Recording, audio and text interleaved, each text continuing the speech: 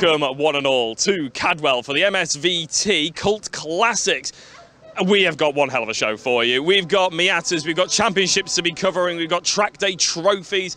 It's going to be absolutely epic, I can absolutely assure you. The first race that we've got coming up for you is going to be the Miata Trophy. And as you can see, a couple of the drivers are starting to get ready behind me, but I'm going to try very quickly to have a little chat to Aidan Hills, because Aidan, you've managed to stick it on pole position by quite a clear distance as well. You are championship leader. There's a chance you can wrap this up today. I'm just adding the pressure for you before you go out there. How do you feel? And let me just get this on. Yeah, that's probably a good idea, actually. They have been called to get in the car, so I am being a bit cheeky with this. So, yeah, I was really happy with the, like I said to you up there off camera, it's probably my favourite quali lap I've ever done. No slipstream, a second up the road, just the car feels unbelievable. So massive thanks to everyone at the team at Hills Motorsport and Dave for getting us to this level and get the car in such a good window. Yeah, you know, quali's important around here because you want to be on the front row, but I always feel like starting on the outside is almost a bit of an advantage to be P2, so you got the inside for turn 2. So if I get a good launch, hopefully I can get into the lead and control the race. But here I've normally been 3rd or 4th coming out of turn 3, so fingers crossed that's not the case and I can get into the lead at the start, but you can't plan a race, can you? So yeah, we'll see how it goes, mate. And then that reverse grid as well, that's a completely different set of rules basically to it, doesn't it? Because around here you mentioned how hard it is to pass. You're going to be top 10 reverse grid, that means you're starting in 10th. Yeah. Oh my days, that's going to be difficult. Yeah, that's always going to be tricky, especially around here. But we'll see, we'll get through race 1 and then we'll see what we've got to do for race 2. But yeah, take one race at a time and just hopefully, yeah. I always enjoy the reverse grid races, you know, starting from 10th or in the lower part of the top 10 is a lot of fun, but I think Cadwell might be a bit tricky.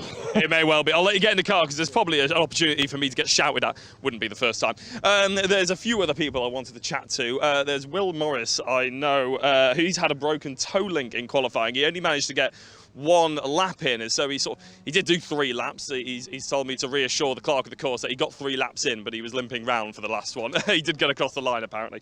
I know that we've also got Declan Lee here, who I'm not going to be able to talk to because he's given us a bit of a wave, but unfortunately I think we're about to get cars getting sent out. Declan Lee is in a car that's very, very similar to Aidan Hills. You might actually notice it says Aidan Hills on his Instagram. That is not Declan Lee's Instagram. That would be a bit of a weird fanboy thing to do.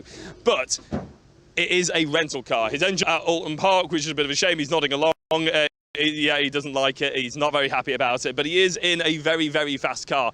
Aidan Hills, actually, it's his team that runs about 7 or 8 of the cars here, the Miata Trophy, and he's assured me that Declan has been put in a very, very quick bit of machinery. One person I did want to mention as well, a little bit further down, John Langridge. He's down in 8th place. I just went and said hello to him off camera, and I said, oh, can we come and have a chat to him? You know, reigning champion and all that sort of thing. He said, well, you can, but I'm quite a far way down. He wasn't particularly smiles. He's looking forward to going racing, as anybody would. Doesn't necessarily mean he was happy with qualifying, however. Like Aidan said, Cadwell Park is notoriously hard to overtake around, but I'm sure these Miatas will give it their best shot. A bit later in the day, we're also going to be covering the MSVT Trackday Trophy. Now, that isn't a championship. That's for cars and for people who really want to just a bit of a taste of what a race weekend feels like. Their own bit of kit. Mainly race cars. You might see some MX-5s, you might see some Clio Cups, you might see other cars along those lines in a couple of different categories. And then, one step higher than that, some would argue, is the MSVT Championship. Now, that one, as you can probably guess, is a championship, and that is for cars that maybe have done the trophy before and they want to act a little bit seriously. They want to commit a bit further into the season, and they're actually going for a championship. I've chatted to a couple of drivers who actually I've known from my old racing in Ginetta days. They're very much looking forward to Cadwell Park. You can see the Miatas already going out now. It's going to be a really great weekend. I hope you guys are looking forward to it. Please do like and subscribe. Stick comments in the chat so we can reply to you. I'll be keeping an eye on them throughout the course of the day. Support your favourite drivers, and we are very much about to go racing. I'm going to pass you over to our circuit commentary team of Jack Mace and Jack Werrell, because they're going to be taking you through the action of all the cars that are out there on circuit while I watch along and enjoy the view like you lot. Have a good fun day.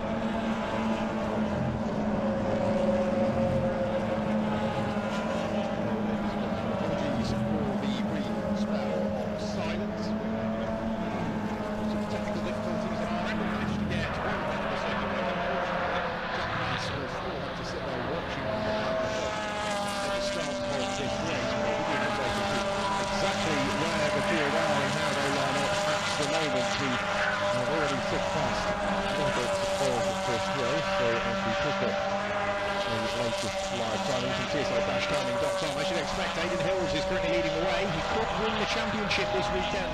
There was an outside chance he could win it in race 1, but that was quite a big problem to finish 17th or below. Aidan will have to have the win, the fastest lap, and lead a lap. Well, currently he has all 3 of what he needs. We're now just waiting on just on James Crossings, but both being hills that motorsport favourable. What that means is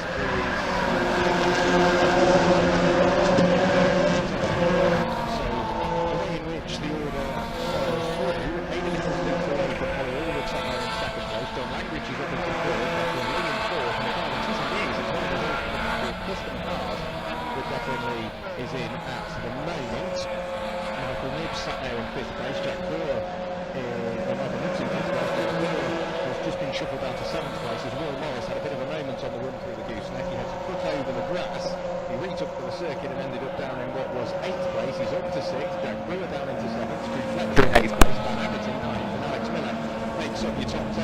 Over the line and back past me goes Aidan Hills. He's currently 3 seconds clear of Holly Allwood. So absolutely flying is Aidan Hills. Will Morris on the recovery drive has just set the fastest lap of the race. So 1 minute 42.149. So really starting to push on.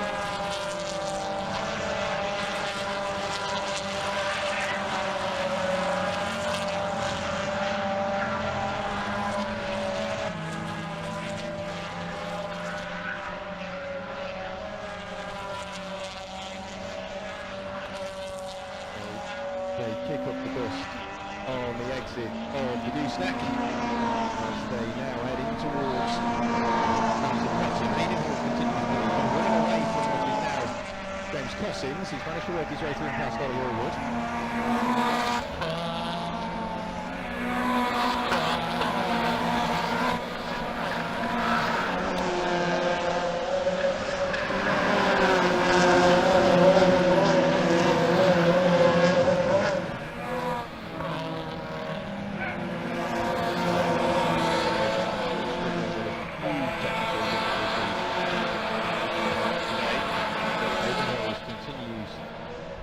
The lead ahead of what is now going to be James Crossings back in albeit with Raymond running wide at times. It meant that he just started to drop down the order. He's managed to fight his way back up through the past on the order. John Langridge is sat there in 4th place ahead of Will Morris, Michael Nibbs and Jack Brewer. After the rest at the moment is effectively Drew Fletcher. He's sat there in what is 8th place as Declan Lee has really dropped down the order. So a moment for Declan Lee. He now finds himself down in what is 11th place. So Drew Fletcher up into 8. Jump 7 altogether. That was Drew Fletcher, Dan Abbott, Alex Miller, Declan Lee and Nico Scott. Nico, who's running himself for Declan Lee this year. Last season he was part of the Hills Motorsport band. This year has opted to run the car on his own. He'll deal with some help from Hills Motorsport as we should expect. The loyalties are still there, but as for Aidan Hills, team manager, 2.6 seconds clear of James Crossings. Absolutely flying. Cars locking up as they stand on the brakes in towards Mansfield. Declan Lee is a major comeback drive now.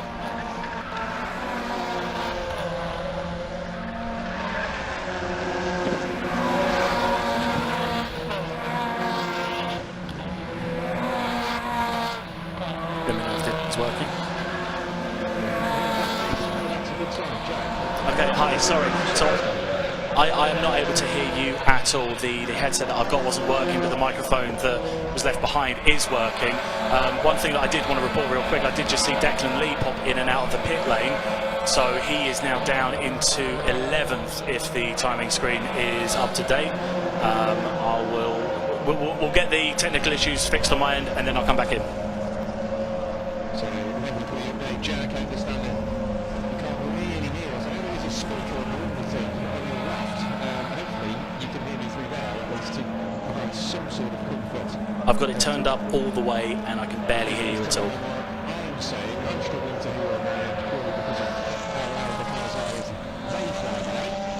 Simon Fleet's down there and circulating as well. He started to fall off the tail end of the order, so for Simon Fleet, he's got to do in the number 55 machine as for David Hills. He continues to lead the way now with a 3.3 second lead. He disappears in towards Mansfield. James Coughlin sat there in second place, has got Ollie Allwood and John Langridge all over him. Jack Brewer managed to get through and past Michael Wilson. Those two are still scrapping away as they hit the brakes and head in towards Mansfield. The reflector still back to the west in Rocky Day's place. Cars continue to lock up. Nico Stock with a big lock up in towards Mansfield, so they disappear out of my sight in towards the England section of the circuit. So I find so to at least give us some visibility over that side of the circuit.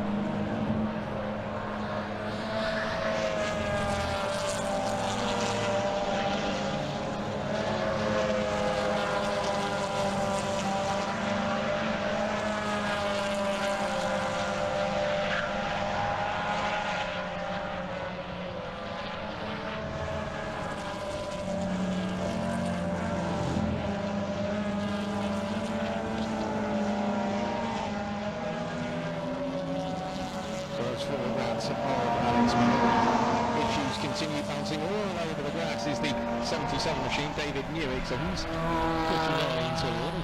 That was on the exit of Charlie's. But David Newig managed to take the penalty from his way. Alex Miller loses the car.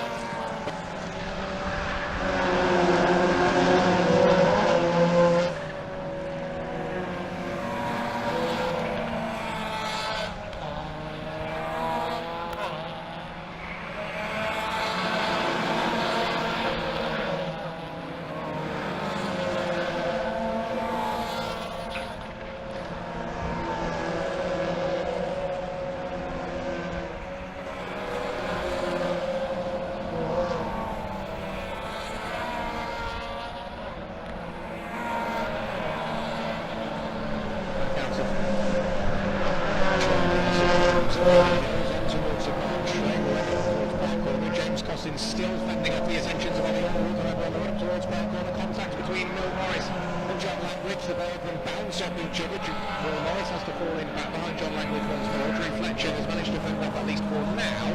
Carl Ben Abbott, but now he's got Hills Motorsports stablemate Declan Lee trapped up behind him. Taking a look to the inside of Drew Fletcher. Drew, you'd imagine, won't really defend Nicola. But as for Aidan Hills at the front, he's just starting to work away with it. James Cotton's still soaking up all the pressure being applied. John Langridge going slightly defensive from the car behind.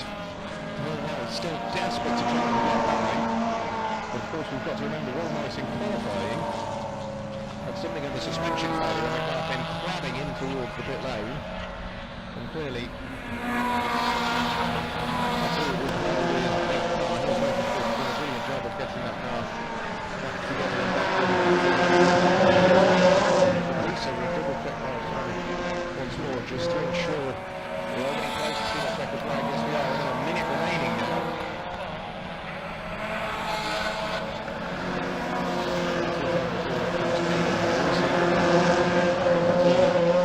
Bring that car home. One further lap of Cadwell Park remains for Aidan Hills. It's who's going to finish in second place. Last time they crossed the line, it was all ahead of James. This time James doesn't hold on to second place. However, the battle in the background between Jack Brewer and Michael Nibbs continues to heat up.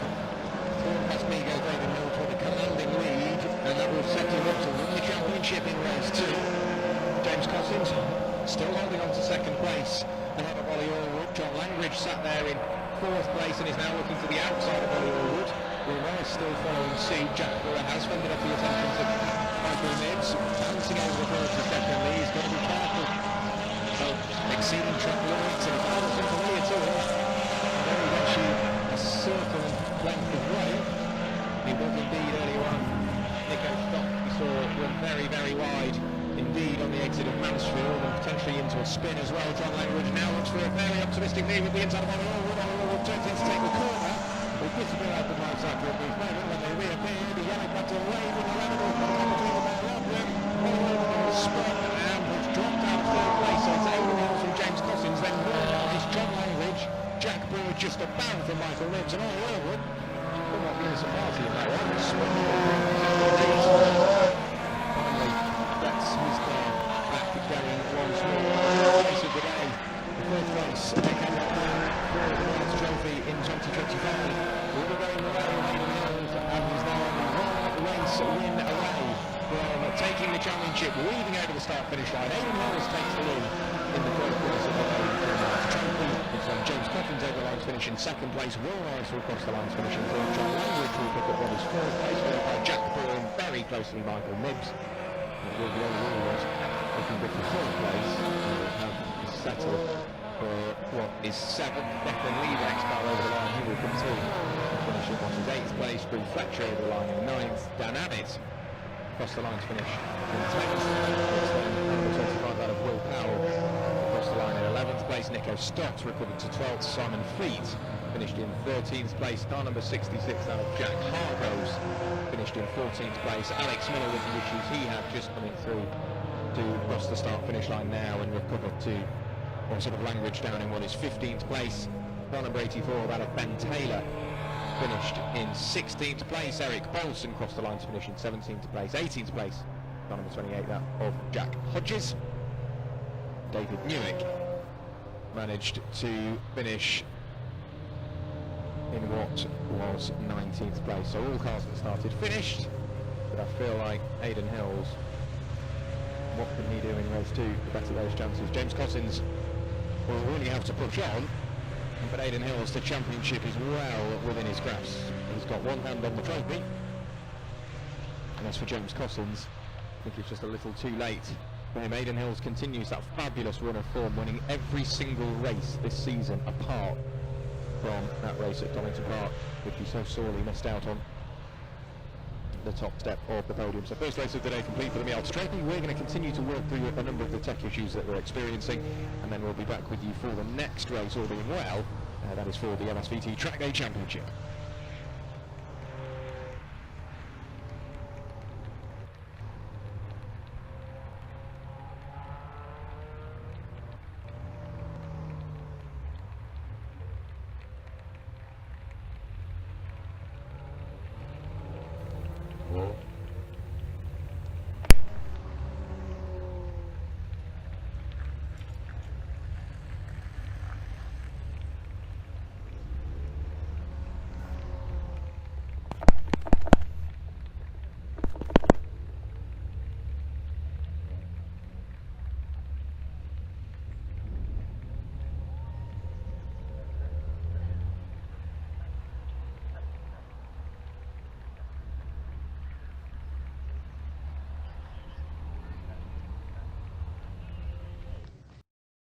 What a race from the Miata Trophy. You can see the podium sitters coming and parking behind me now, actually. Aidan Hills extends his championship lead. He knows he can win it this weekend. We saw, obviously, a little bit of coming together with a few of the other drivers that shook up the top 5 somewhat, but a great race by James Cossins and Will Morris. I had a chat to all 3 of these drivers, actually, earlier on today. It's amazing how the 3 you chat to earlier on end up being the 3 that end up on the podium, isn't it? Very nicely done. They're all teammates as well, ran by Aidan Hills' team. And a couple of chats, a couple of here, there's and everywhere.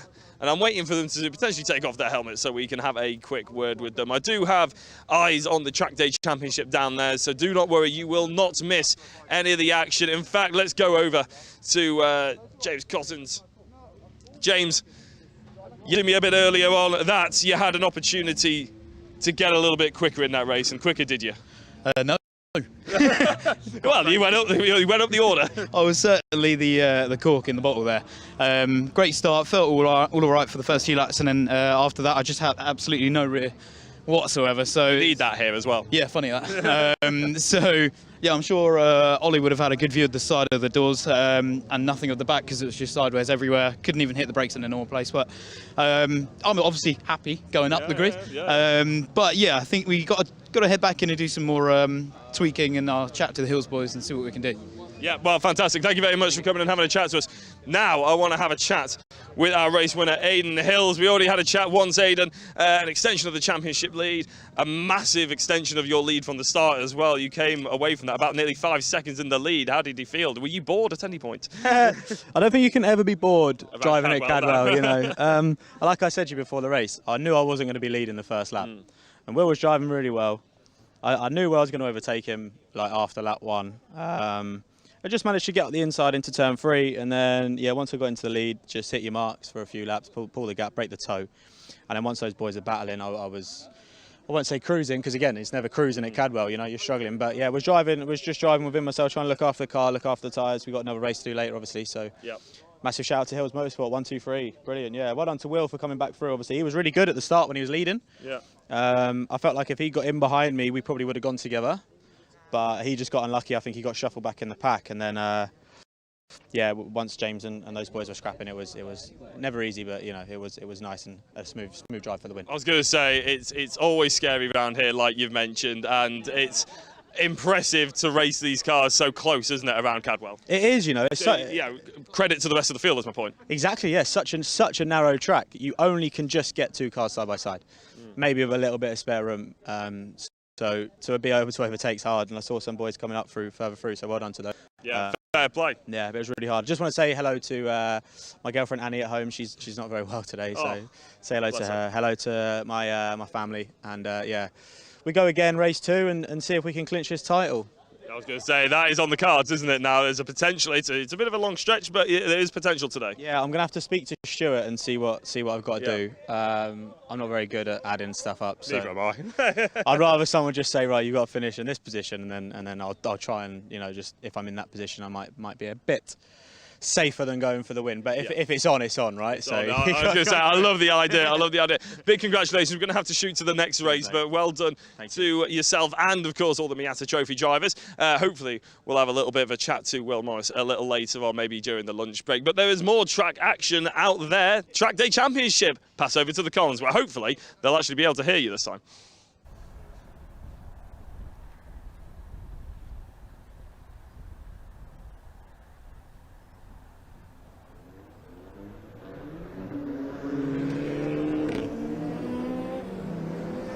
Test. I've got you now. Right.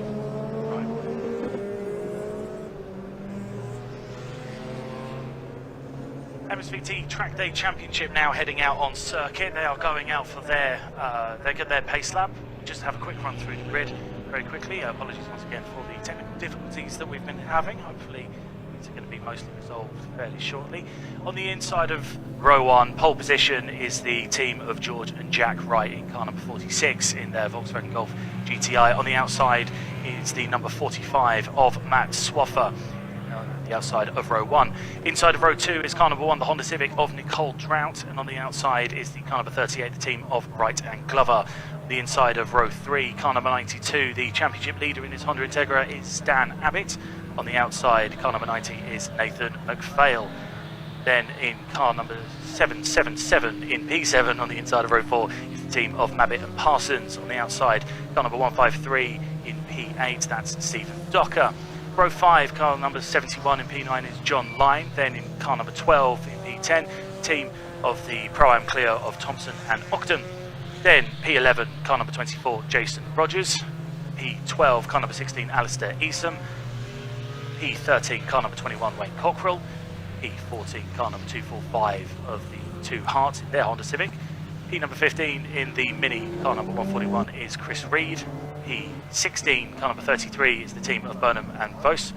P17, car number 77 is James Howes. P18, car number 56 is Stephen Orrent. P19, car number 43 of Sheed and Edison. P20, car number 35 of Colin Murphy. P21 on row 11 is car number 124, that's being driven solely now by Robert Hornigold. P22, car number 95 is Lee Taylor, and in P23 it's Amy Allen in car number 15. Well, hopefully Jack Royal was able to hear me over in the Charlie's box. Are you there, Jack? I can just about hear you. I really need to listen in, but let me try something real quick. If I just take, if I use this microphone instead. so much better. Okay, so I've got a nice little combination thing going on where I've got one headset that I've just switched off and I'm just having to cover with my hand, and the other microphone that you left behind to make sure that I can still hear everything else going on. The cars are now gridding up in front of me. I believe this is a standing start for this one? Yes, it will be. It will be, Yeah, okay. absolutely. Excellent. Well, the front runners have just gridded up. All the cars come through okay from your side? Oh, I've lost you.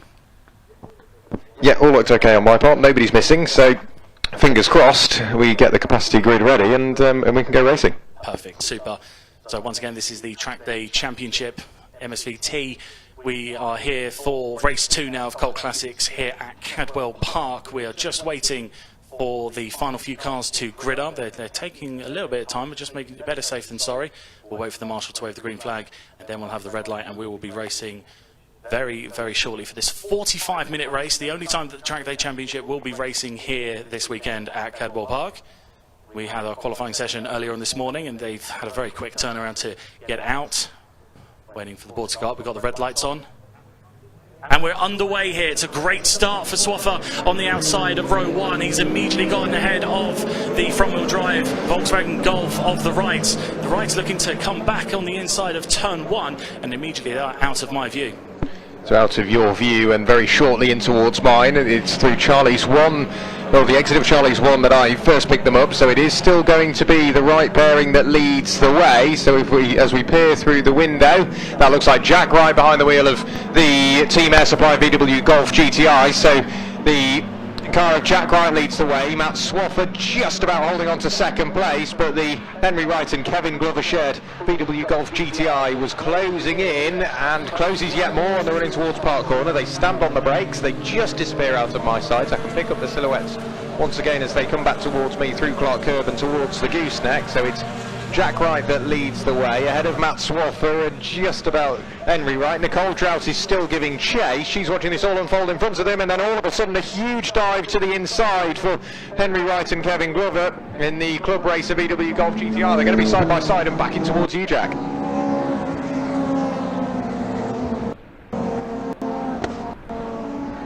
So unfortunately we can't hear Jack just as of yet. They're heading towards the mountain, and Nicole Trout was closing in for what was third place. Watching that battle all unfold in front of her, it's getting very, very close indeed as they head towards the Hall Bends, and I think we've got Jack Mace back. Well, yeah. Okay, excellent. They just came through the really good pass on the inside for the number 38 on Neil Swaffer. Matt Swaffer, Safety sorry, car on the inside. Safety car is now out and just about to be deployed. They've just caught the leaders at the end of the first lap, and it is Jack Wright coming across the line in first. The 38 Club Racer car managing to make a good move through the field up into P2. It's Swaffer third, Trout fourth, and Dan Abbott in P5. Yeah, we'll try and pick out exactly who it was that went missing. Annoyingly, I don't have the live stream on mine, and I'm not sure whether you do as of yet, so we can't pick it up as to exactly where that car is. It's Chris Reed. It is Chris Reed, yeah. He's not come through, shuffled right the way down towards the tail end of the order. Once we've got at least some sort of an idea on where that car is, we'll be able to come back to you. But yeah, brilliant start to the race for the club racer VW Golf. So they managed to work their way through and past Matt Swaffer up into second place. The next target for them is the slightly younger VW Golf GTI in the hands of Jack Wright. Jonathan Ogden in the Pro-Am Racing Renault Clio, working hard and getting some temperature into those tyres, weaving left and right. He's got a Mazda MX-5 in front, a Mazda MX-5 behind, followed by a brace of Renault Clio 197. So he's really going to have to push on now, is Jonathan Ogden, when the race gets back underway. He managed to pick up a spot on that race start, up into 9th overall, 4th in Class C. Not a bad start from the Pro-Am Racing Renault Clio. I didn't know whether you've got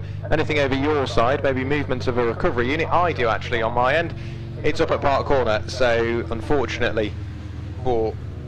I've got a delayed version of the live stream. I've got the YouTube feed going at the moment. I believe it's up towards on the exit of Park. Yes. That Chris Reed went off. The engine was steaming a bit. I don't know if it's related to the issue that he was having earlier during qualifying, because he didn't get a huge amount of laps covered during qualifying earlier on. It looked all right in testing yesterday. Didn't look particularly out of shape. He was sending it quite well through the woodland section, but unfortunately the car's gone steamed up on. Not even after the first few corners, unfortunately for him. No, I can see the CNC recovery unit up there at the moment. So, yes, unfortunately for Chris Reed, that car will go no further. The Wolf Motorsport Mini has had a troubled season so far. I'm not sure whether it's just that one, but the other cars under the Wolf Motorsport banner have had a troubled season up until this point. So a 45-minute race, it is going to be slightly attritional, but for those cars that are sharing drivers, we've not got too many with us this weekend, but for those cars that are sharing drivers, obviously they've got to come into the pit lane and serve their driver swap. Those that aren't need to come in and spend a minimum time in the pit lane, 90 seconds pit in to pit out. And you've got to be very careful on that, because the penalties get rather draconian when you exceed the pit rules. So as for the safety car, it would have been handy for at least some teams to get this maybe slightly later on down the line, rather than sort of first lap into the race. Yeah, but a little bit too early for them, unfortunately. It's come at a bit of an awkward time, because the pit window doesn't open for another, I believe it's another 10 minutes before the pit window actually comes open. By then I can imagine that the recovery vehicle will have done all the work.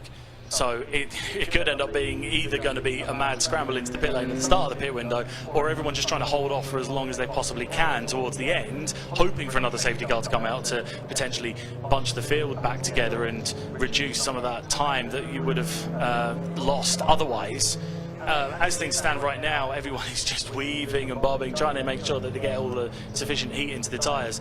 You were mentioning how it's been a rough season for the Wolf Motorsport Minis, but they were going really well at Snetterton earlier on in the year, so it's a real shame that the car's gone up in the way it has. And it was looking good yesterday, so really bad luck for Chris Reed to have gone out this early as well. Yeah, it all seems to have come undone for the Wolf Motorsport team. They run other cars in other championships and series as well, so they know what they're doing. Frank Frostick and the team forever on the spanners as well, working hard to get the maximum amount of power and performance out of these cars. Amy Allen, that car has had plenty of work. The last time I think I saw that car have an issue was at Brands Hatch, right towards the tail end of last year, where it came into contact with the Pro-Am Racing Renault Clio, and I think that was Scott Johansson behind the wheel at the time, but since then that car has run fairly faultlessly as well. So the development that goes into the cars in the winter really does last and do them good throughout the season. But safety car lights are still on. They should extinguish, if they are going to extinguish on this lap, underneath the pedestrian bridge on the run towards Mountain Bottom, so you might get a better view of that than I will.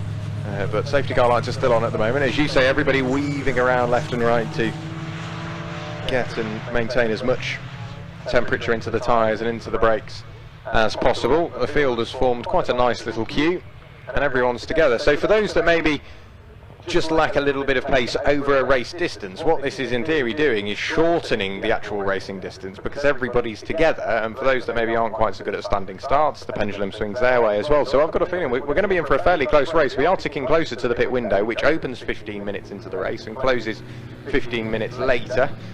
So it's between the 15th minute and the 30th minute of the 45-minute race. So we are getting closer to that, but with the recovery effort well underway and I'd imagine almost complete, we're not that far away from going back under green flag conditions, which then means pit stops will be served under green flag conditions, which are slightly more costly. I think it's going to be one more lap of safety car.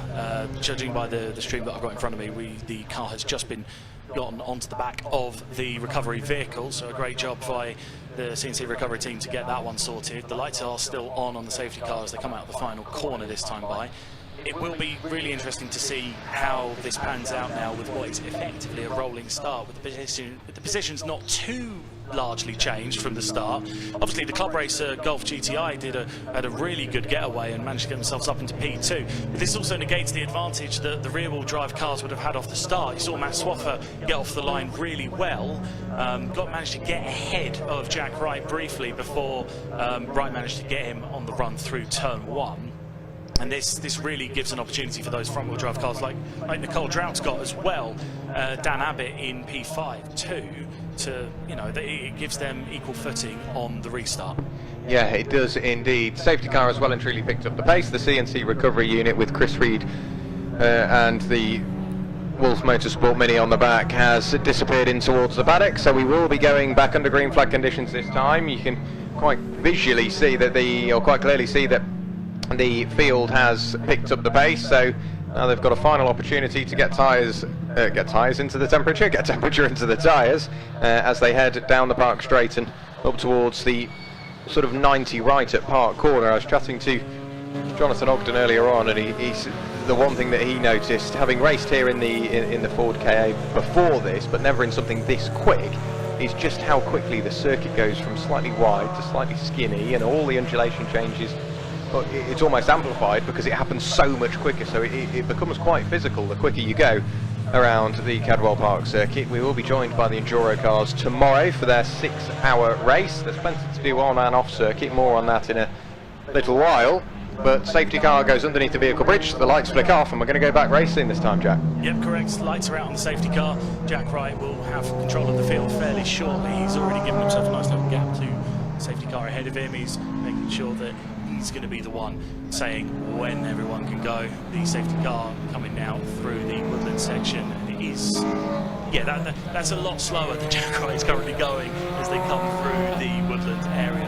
I can imagine that the next time I see them, Jack Wright is going to be absolutely blasting it down the start finish straight, but there'll be another 21 cars behind him, just as eager to get going, I can imagine, after a very truncated first lap. Safety car is now pulling into the pit lane, so Jack Wright he's hit the pedal, he's got himself a nice little gap, trying to get out the slipstream with the 38 behind him, and Jack Wright leads the way as we get restarted here at Cadwell Park. It is Jack Wright in the lead ahead of the number 38 and Swaffer and Nicole Drout.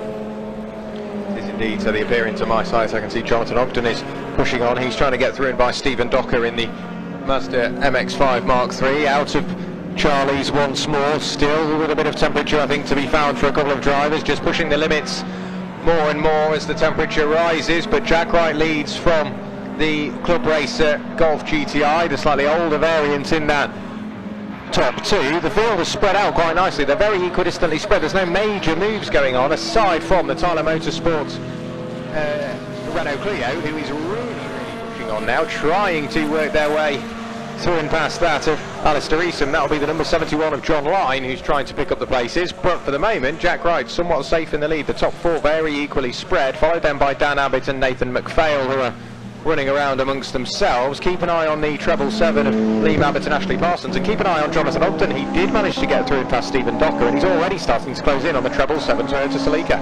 At the front, the gaps remaining about the same as they were when they came across the line. It's not really much of an opportunity for overtaking down here into the mountain bottom and going through into the woodland section.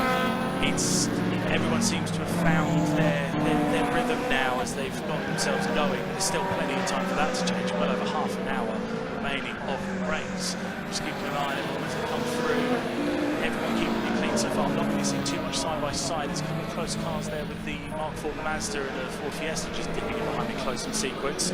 Jack Wright extended his gap at the front of the Club Racer GTI, and Matt Swaffer is keeping very close to that Mark V Golf now. He posted a very similar time, but Jack Wright about a second clear of the rest of them as they come towards you. Yeah, we're already starting to extend that lead margin. As for George Wright, he is still yet to get behind the wheel and will be in charge of finishing this race in the Team Air Supply Golf that leads the way. As for Jonathan Ogden, runs very, very wide indeed coming out of Charlie, so he's pushing the limits, I think, in effort to run away from Stephen Docker in his newly acquired 8th place. Stephen Docker needs to keep an eye on his rear view mirror because John Line is closing, and whilst they're in separate classes, John Line is the only thing separating Stephen Docker from Alistair Eastham. Kicking up the dust was one of the top 4, so they're still pushing on. Matt Swaffer on this occasion has started to fall away slightly from the Club Racer GTI in 2nd place. As for Nicole Drought, she's still running around in what is 4th place, of course last season's champion in the MSVT Trackday Championship. Wanted to follow it up with a good season once more this year, albeit with an incident at Donington Park. That sort of put pay to that. Was then on the back foot and continues to be so for the latter part of this year. Jonathan Ogden still pushing on to catch up to Liam Abbott and Ashley Parsons, but in turn they're trying to do the same to Nathan McPhail. Yeah, everyone maintaining sequence as they come through Mountain Bottom. You mentioned earlier about the Nicole Drought season that she was having a fantastic start. A little bit the issues that were happening, the incident at Donington and the issues at Alton. There is still a drop score in the championship to factor in. That means that we won't really know until we get to Brands what the championship situation is really going to look like. On the major scale, you've got the top 4 still pulling away from the rest of them. McPhail and the 777 of it's either Mabbott or Parsons currently piloting that one are still pretty close to see because the Prime Clio is not too far behind.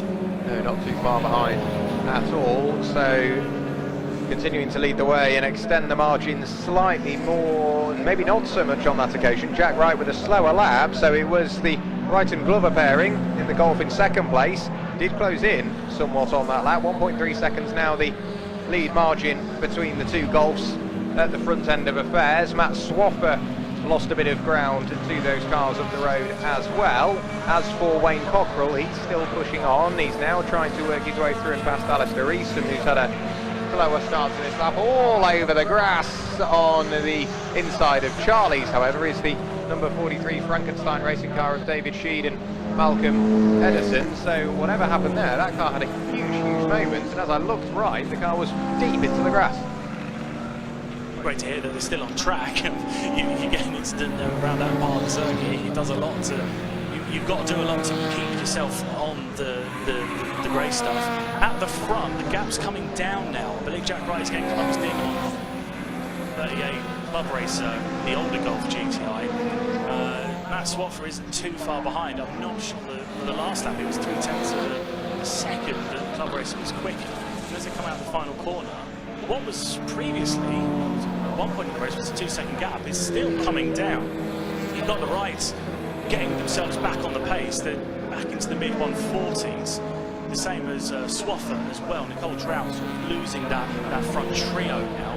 But the gap is closing at the front, down to 1.1 seconds. Yeah, and visually you can see that really pushing on now is the Club Racer GTI in 2nd place, and Jack Wright will see that in his rearview mirror. Matt Swaffer still giving chase, so I think he's just waiting for those two to start battling. Nicole Drought has lost a little bit of time on that lap and has fallen away in what is 4th place. It just seems like that car isn't quite running as quickly and as competitively as it did last year. What of the gap between 7th and 8th place, Jonathan Ogden and the Mabbott and Parsons pairing, that came out slightly. 2.8 seconds separates Jonathan Ogden from Liam Abbott and Ashley Parsons in their Toyota Celica. That would be the battle for the final step on the C-Class podium, so they really are pushing on, and they're going to flash into your sight very shortly. And for Jack Wright, he's really going to start to feel the pressure from this Club Racer GTI because the gap has come down once more. It just visually, like you said earlier, it looks closer. It looks like the Club Racer is pulling in on Jack Wright. It's going to be fascinating to watch George get into the car. See what happens there. There's Club Racer there, the driver change to get through as well. Matt Swaffer could be a major beneficiary of this. He's keeping himself fairly close as well. Not as close as potentially he would like, Nicole Drought, who is the only real life factor at the moment, is dropping off a bit too. Dan Abbott isn't able to quite keep up the pace. He's now coming under pressure from McPhail and that 777 Salika as well. Here they come now out of the final corner, down the start-finish straight. I reckon it's going to be a pretty similar lap time between the two cars on this tour. Yeah, they're into the mid-41, so a bit of a slower lap that time for them. Not sure if anything happened on the other side of the circuit, but they will be back with you now. So back towards me they come. They're just flashing into sight now, and yeah, fairly equal in comparison to the previous lap. But I would say yes, very much pushing the limits there is the car in second place, all over the grass on the exit of Charlie's once again. That was the Wright & Glover Golf GTI, so still pushing on, just dipped the wheel over the curb and that bounced the car back onto the road. There's grass that's been kicked up onto the racing surface. Jonathan Ogden still pushing on, managing a little bit of oversteer on the run through Charlie's. The car whistles by, but the Mabbitt and Parsons Toyota Celica will start to see the Pro-Am Racing Renault Clio get more and more sort of getting bigger and bigger into that rear view mirror. Wayne Cockrell has found himself a little bit of free space and he's just running around somewhat on his own. The Hearts Racing Honda Civic is now trying to work their way past Alistair Eason, but the top two back into your sight, they are sort of stuck now at that bubble. It's like the Wright and Glover pairing can't quite burst the bubble. It might be the pit stop that changes this, and the pit window is open. Pit window's open. We've got our first couple of cars having dove into the pit lane. We've got the number 77 Ford Fiesta having come in, as well as the 56 of Stephen Orens, just getting the tyres sorted on the car, the tyre pressures sorted out on the car.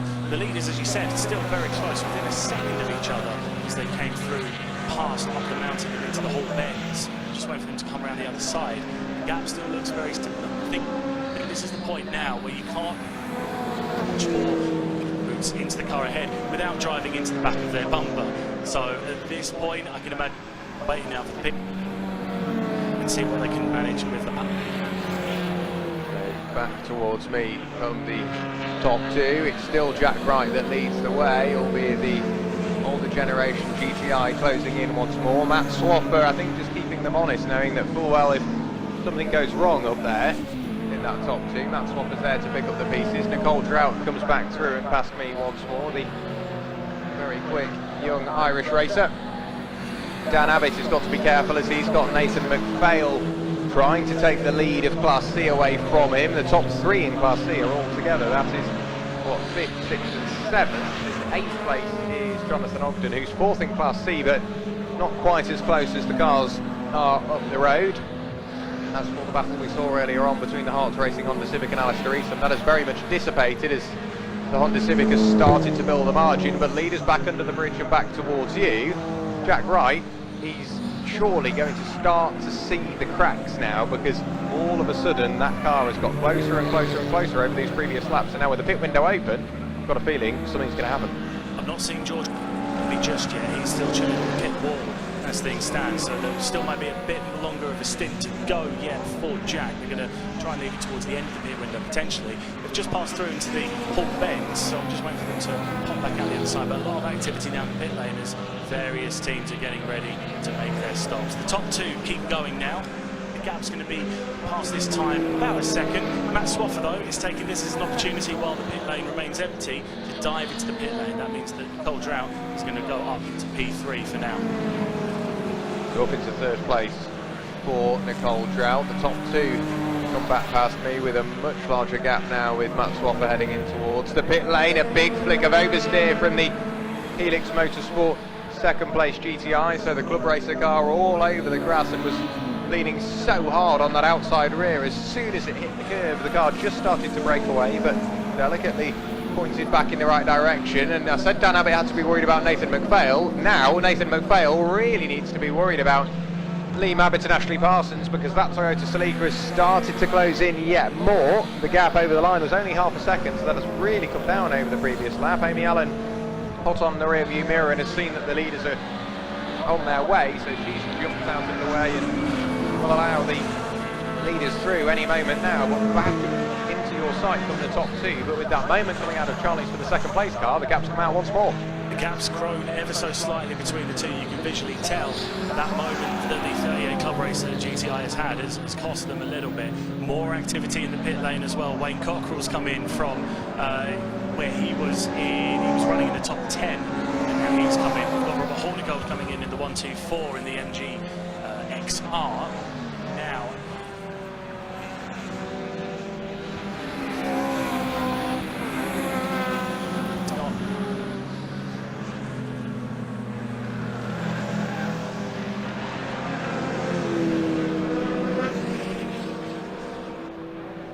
much of an impediment for the gap for the 38 club racer. Yeah, the last time by, the two cars were separated by about 7 thousandths of a second in their lap time, and Nicole Drought actually going quicker than the pair of them.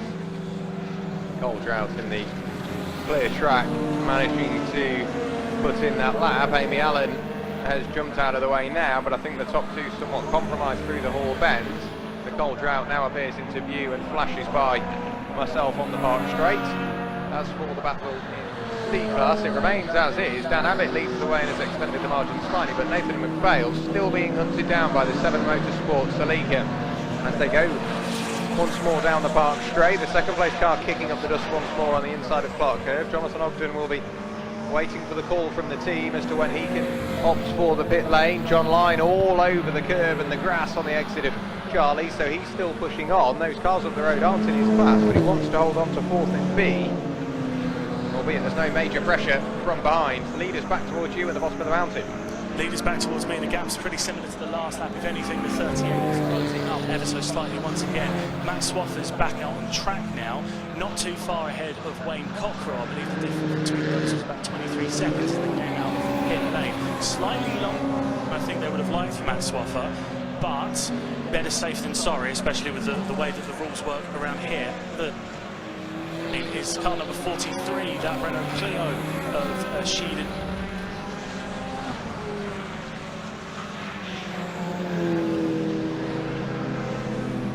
He's now got himself a good, that's a nearly 4-second gap, nearly 3 seconds quicker on that last lap. Something happened in the whole bends, unfortunately we would have missed out on. Indeed, a bit more traffic to deal with. This time it's the Hornigold pairing in the MG ZR, but now with the club racer Golf GTI falling way off the back of Jack Wright, it now means that Jack has got a bit more freedom to pick his moments. Nicole Drought still dealing with the traffic as best as she can and pushing on once more. That car, as I say, just not quite as competitive as it was last year, with the 7 Motorsports Celica opting for the pit lane as well. That has released Nathan McPhail onto the tail of Dan Abbott, but those two still yet to pit as well. So too is Jonathan Ogden to hand over to Scott Thompson later on in this race. Jack Wright still to hand over to George Wright, and the club racer GTI yet to swap drivers once more. This time John Line much more neat and tidy on the exit of Charlie, so he's aware that track limits may start to become an issue once more. But in towards the bottom of the mountain once again go our two leaders. Who's going to be the first to blink? Is it going to be Jack Wright, or will it be the club racer GTI? George Wright has got a headset on rather than a helmet, so if anyone's going to be blinking, it'll be the club racer. This pit lane is very busy. I'm seeing 6 cars in front of me all having work done on them. The number 33 Ford Fiesta have pulled themselves right towards the front of this particular queue to make sure that they're able to get as much room as possible to work in. The other cars that we've got the Tyler Motorsports Honda Civic, we've got the 777 Celica, we've still got the 43 Clio, we've got cars number 153 and 35 still in as well, as the top 2 continue. Club car, but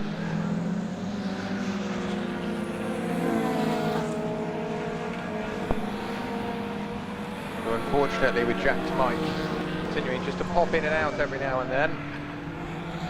Jack Wright back just through. seen it wasn't actually plugged in fully, so that might have been why it was popping in and out. It should be fine from now. That'll do it, yeah, that'll do it. So Jack Wright still continuing on and leading the way. Nicole Drought very, very surgical through traffic, through and past the Frankenstein Racing Clio, which is recovering from the extremely grassy moment in the earlier stages of this race. Nathan McPhail has opted for the pit lane as Dan Abbott comes back through and past me. Jonathan Ogden remains out there yet to hand over to Scott Thompson. What we are starting to see as well is those that have been into the pit lane are now effectively becoming traffic for those that haven't opted for the pits just as of yet. John Line continues on as well. He's yet to come in, just washes slightly wide of the compression on the run through Charlie's. Matt Swaffer having returned to the circuit, he's really starting to push on now, and you can just tell the body language of that car shows he's not hanging around. He wants to do a bit of an undercut here, pit nice and early, try and find some free track and push on once more. I'm going to be very interested to see how that pans out, because it did seem like Swaffer was in the pit lane for a little bit longer than he potentially needed to be. I'm also seeing Motion Motorsport pit crew get ready. I'm seeing George Wright now suited and booted and ready to go. So either this lap or next lap, they're not going to have much more time because the pit window is 3 minutes away from closing. I'm expecting us to see the leaders come in, and indeed here comes the number 46 into the pit lane. Our leaders coming in, and the club racer car is following in behind, a slightly slower Mini, so held up a little bit as they came in on pit entry. And now Jack Wright's going to be getting out, George Wright is going to be getting in, Nicole Drought also, the top three all pulling into the pit lane at the same time. It's going to be a bit more difficult for that Honda Civic because all of the other cars are right at the front, and I think Nicole Drought is actually going to have to reverse into her quote-unquote pit box. They don't have proper pit boxes down here in the pit lane. Dan Abbott is coming as well from 4th place, so all of the front runners, with the exception of the number 12 Pro-Am car, they've kept on going. They're going to do one more lap before they come in, right before the end of the pit window. Matt Swaffer now comes past the start-finish straight, but of course he's a lap down, so it'll be fascinating to see if he's able to make up the rest of that gap. Yeah, let's see what he can do over the remainder of this race. Jonathan Ogden still yet to dive into the pit lane, so he comes back through and past me. So to does John Lyon and Matt Swaffer. So the race continues on, and I guess for the remainder of this race, we've got, or for the remainder of the pit window, we've got to keep an eye on one who comes in terms of the pit times that they've done as well, making sure that they are the right side of the requisite time to be spent in the pit lane. But that has now put Jonathan Ogden into the lead of the race, albeit on corrected times. He will shuffle back down to something like 8th place. All is said and done pit lane wise. Nathan McPhail has returned to the circuit. He was having issues. He was having. He had to get a bump start there because he was being pushed along, and he's not going very quickly on the exit, but hopefully he picks up speed as he comes by you. Now I'm guessing just a little bit of heat soak. That car's been running for the best part of half an hour now, and has been driven in anger. So as soon as the engine turns off, the idea is you keep the engine running, but you have to turn the engine off if you're doing a drive change. So albeit Nathan McPhail's running on his own, so yeah, if the engine doesn't turn off, 9 times out of 10 you tend to be able to get straight back on it again. But if you turn the engine off by accident or you stall, all of a sudden heat soak takes place, and that's it. Jonathan Ogden into the pit lane from what is effectively the race lead. Yep, Ogden into the pit lane. The top three that did come in earlier via the 46, George Wright is now back out. Club racer number 38 is back out. Nicole Drought has just rejoined as well. Ogden in the Pro-Am car has just come in, and Dan Abbott has just led. He's just gone out just behind Matt Swaffer, so that gives us an idea now of what Matt Swaffer has been able to do. He's come out not that far ahead of the Class C at the time leader, so it'll be interesting to see if he has been able to put in some good laps during that interim period. By looking at the last times, it looks like his pit stop was about 15 seconds slower. Right, and yeah, that'll be. Yeah, the 46 and the 38, those two were very close in terms of their actual in and out pit times. 3:42, 6/10 of a second between them. Not exactly sure who's taken over the 7 Motorsport Toyota Celica, but not wanting to waste any time in going forward. The car all over the grass and the curb once more on the exit of Charlie's, but probably one of the furthest away from the racing surface that we've seen so far in this race. The Club Racer GTI has got its lights ablaze now, so they are pushing on. There's been a 1-lap penalty applied to the number 33 machine, so that being the Green Star Racing Ford Fiesta of James Burnham and Ben Vos. So those two have clearly been the wrong side of the requisite pit time, so a 1-lap penalty looming large over there had to be applied post-race. Nathan McPhail is now trying to pick his way through and past Alistair Eastham, so that traffic is not going away. It's going to be a repetitive thing for the next 14 minutes until we see the checkered flag fall. It's not going away, and the gap at the front has definitely extended for the number 46. The Wrights are now 7 seconds clear of the Club Racer car as they went through. I believe that with the Pro-Am car still in the pit, that means that Nicole Drought is going to re-inherit 3rd, and Matt Swaffer is going to take 4th back. Now we've got an idea as the last 13.5 minutes unfurls. Dan Abbott goes past as the Pro-Am car rejoins. To the credit of the Pro-Am crew, it looks like they've gained quite a few places in that pit cycle. Yeah, so clearly not all is well, or something's not quite as quick as Scott Thompson would have liked. Now they've got that going once more. Maybe they have fallen back into somewhere close to where they are. But I know Scott Thompson, at least in the Enduro cars, that Pro-Am Racing team manager is very, very, very efficient indeed. That's the best way to put it. It's something like a Formula 1 pit stop is what it looks like. That's the best thing I can compare it to. All of a sudden, Scott Thompson behind the wheel, he's chasing down the 7 Motorsports leaker and has got close indeed. A flash of the lights from Nicole Trout as she came past me on the park straight to inform traffic she's on her way, really starting to flash the headlights. And I think it's because she can see the Club Racer GTI that's just heading towards you now, and Nicole Trout appears into your view. That gap has really started to come down. Yeah, that's going to be a viable option for Nicole Drown to potentially close down on that 38 Club Racer. George Wright is very much drawing the gap out. The last time I saw it, I saw the Pro-Am car ahead of that 777 Celica, but I'm just waiting to see how they come through the order as they come into Mary Bottom. Dan Abbott has pulled away fairly significantly ahead of, I believe, it was Scott Thompson in the car. No, the Celica is ahead of the 777 has gotten ahead of the Pro-Am Clio.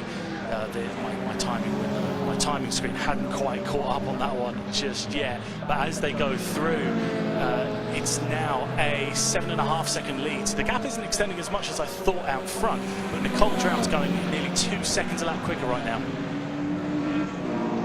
Yeah, Nicole Drown really starting to push on. The gap continues to come down. Again, surgical through traffic on that occasion. That was through and past the Hornigolds in the MGZR. So Nicole with 11.5 minutes of the race to go. She wants to pick up second place overall and second place in B-Class as well. Matt Swaffer still giving chase, albeit, yeah, he went by me, went for a gear, and then all of a sudden started to slow down. Matt Swaffer has got, I think, at least the beginning of a problem. We'll keep an eye on Matt Swaffer. At the moment he's in 4th place overall in Class B. Dan Abbott isn't that far away. I'll wait for him to come back into my sight as once more on the exit of the gooseneck, but it just sounded and looked like Matt Swaffer started to pick up an issue. Yes, he's slowing, he might be into the pit lane or even the paddock this time, Jack. He's just heading through the gooseneck now and then down in towards Mansfield, and absolutely with a problem. I don't think we're going to see anything further from Matt Swaffer. I'm going to keep an eye on him. I'm going to see if he pops up on the stream as well. As they're coming through the mountain bottom, the leaders just passed through. The gap between second and third is absolutely coming down. I'm yet to see Matt Swaffer. I'm seeing Dan Abbott come through in the Integra. I haven't seen him. Oh, there's Matt Swaffer. Yeah, you're right. He's going very slowly indeed. He's going to be overtaken. Slight lock up there from one of the minis, the Graves minis. And just seeing if he is going to be going straight into the... So I think he's gone straight into the assembly area now. Such a shame for Matt Swaffer because he was starting to push on and really start to close in, but yeah, he just went for a gear and nothing really happened. So something has gone wrong mechanically with that car. George right back through and past me, pulling away yet more from the Club Racer GTI, and Nicole Droud really pushing on, millimetre perfect on the exit of Charlie's. Just nibbles at the white line, but nothing more. Last time through, Nicole Droud closed in yet more, almost by, what, 3/4 of a second onto the Club Racer GTI up the road. So still pushing on more than adequately. Dan Abbott is somewhat safe in the lead of Class C, 4th overall. As for the Mabbott and Parsons Toyota Celica, they've started to pull away from Scott Thompson as well, so they're somewhat safe in what is second in Class C. Scott Thompson piloting the Pro-Am Racing Renault Clio, yet to appear into my sight. He does so now, 3rd place in Class C, and hasn't really got anyone around him that's going to change that. He's got John Lyon closing in, but he's in Class D, so he can in theory let him by. The next car in class for the Pro-Am guys to worry about will be Wayne Cockrell, who will be just going through turn 1 now. Just keeping an eye on the blue flags that are being waved to let George right through at the front. We want to see how close that gap is between the Club Racer and the Motion Motorsport Civic. They are close. It was 3 seconds last time by as they came across the start-finish line with 9 minutes to go. With the times as they have been so far, about 3/4 of a second a lap, I could see a very good battle for D2 happening. They're just going to have to do well to negotiate the traffic, as George Wright was doing past the start-finish line. His gap now is up to... Just waiting for the refresh. Down to 6.1. George Wright on that time getting caught up in the traffic through the Hall Bends has lost 1.6 seconds on the 38 Club Racer and 2 seconds on the Nicole Trout. If the traffic is going to continue to play a factor, this could set up for quite a finish. Yeah, the one thing to bear in mind, of course, is that if George Wright has had to go through the traffic, It's not that long before Wright and Glover have to go through the same part of traffic, but it's where they catch it is the important bit. George Wright calls it at the worst point, heading through the Hall End. So the Glover Race GTI, they'll be hoping they catch it somewhere nice and easy along the Park Straight and in towards Park Corner, maybe just before you get to the bottom of the mountain getting cleared.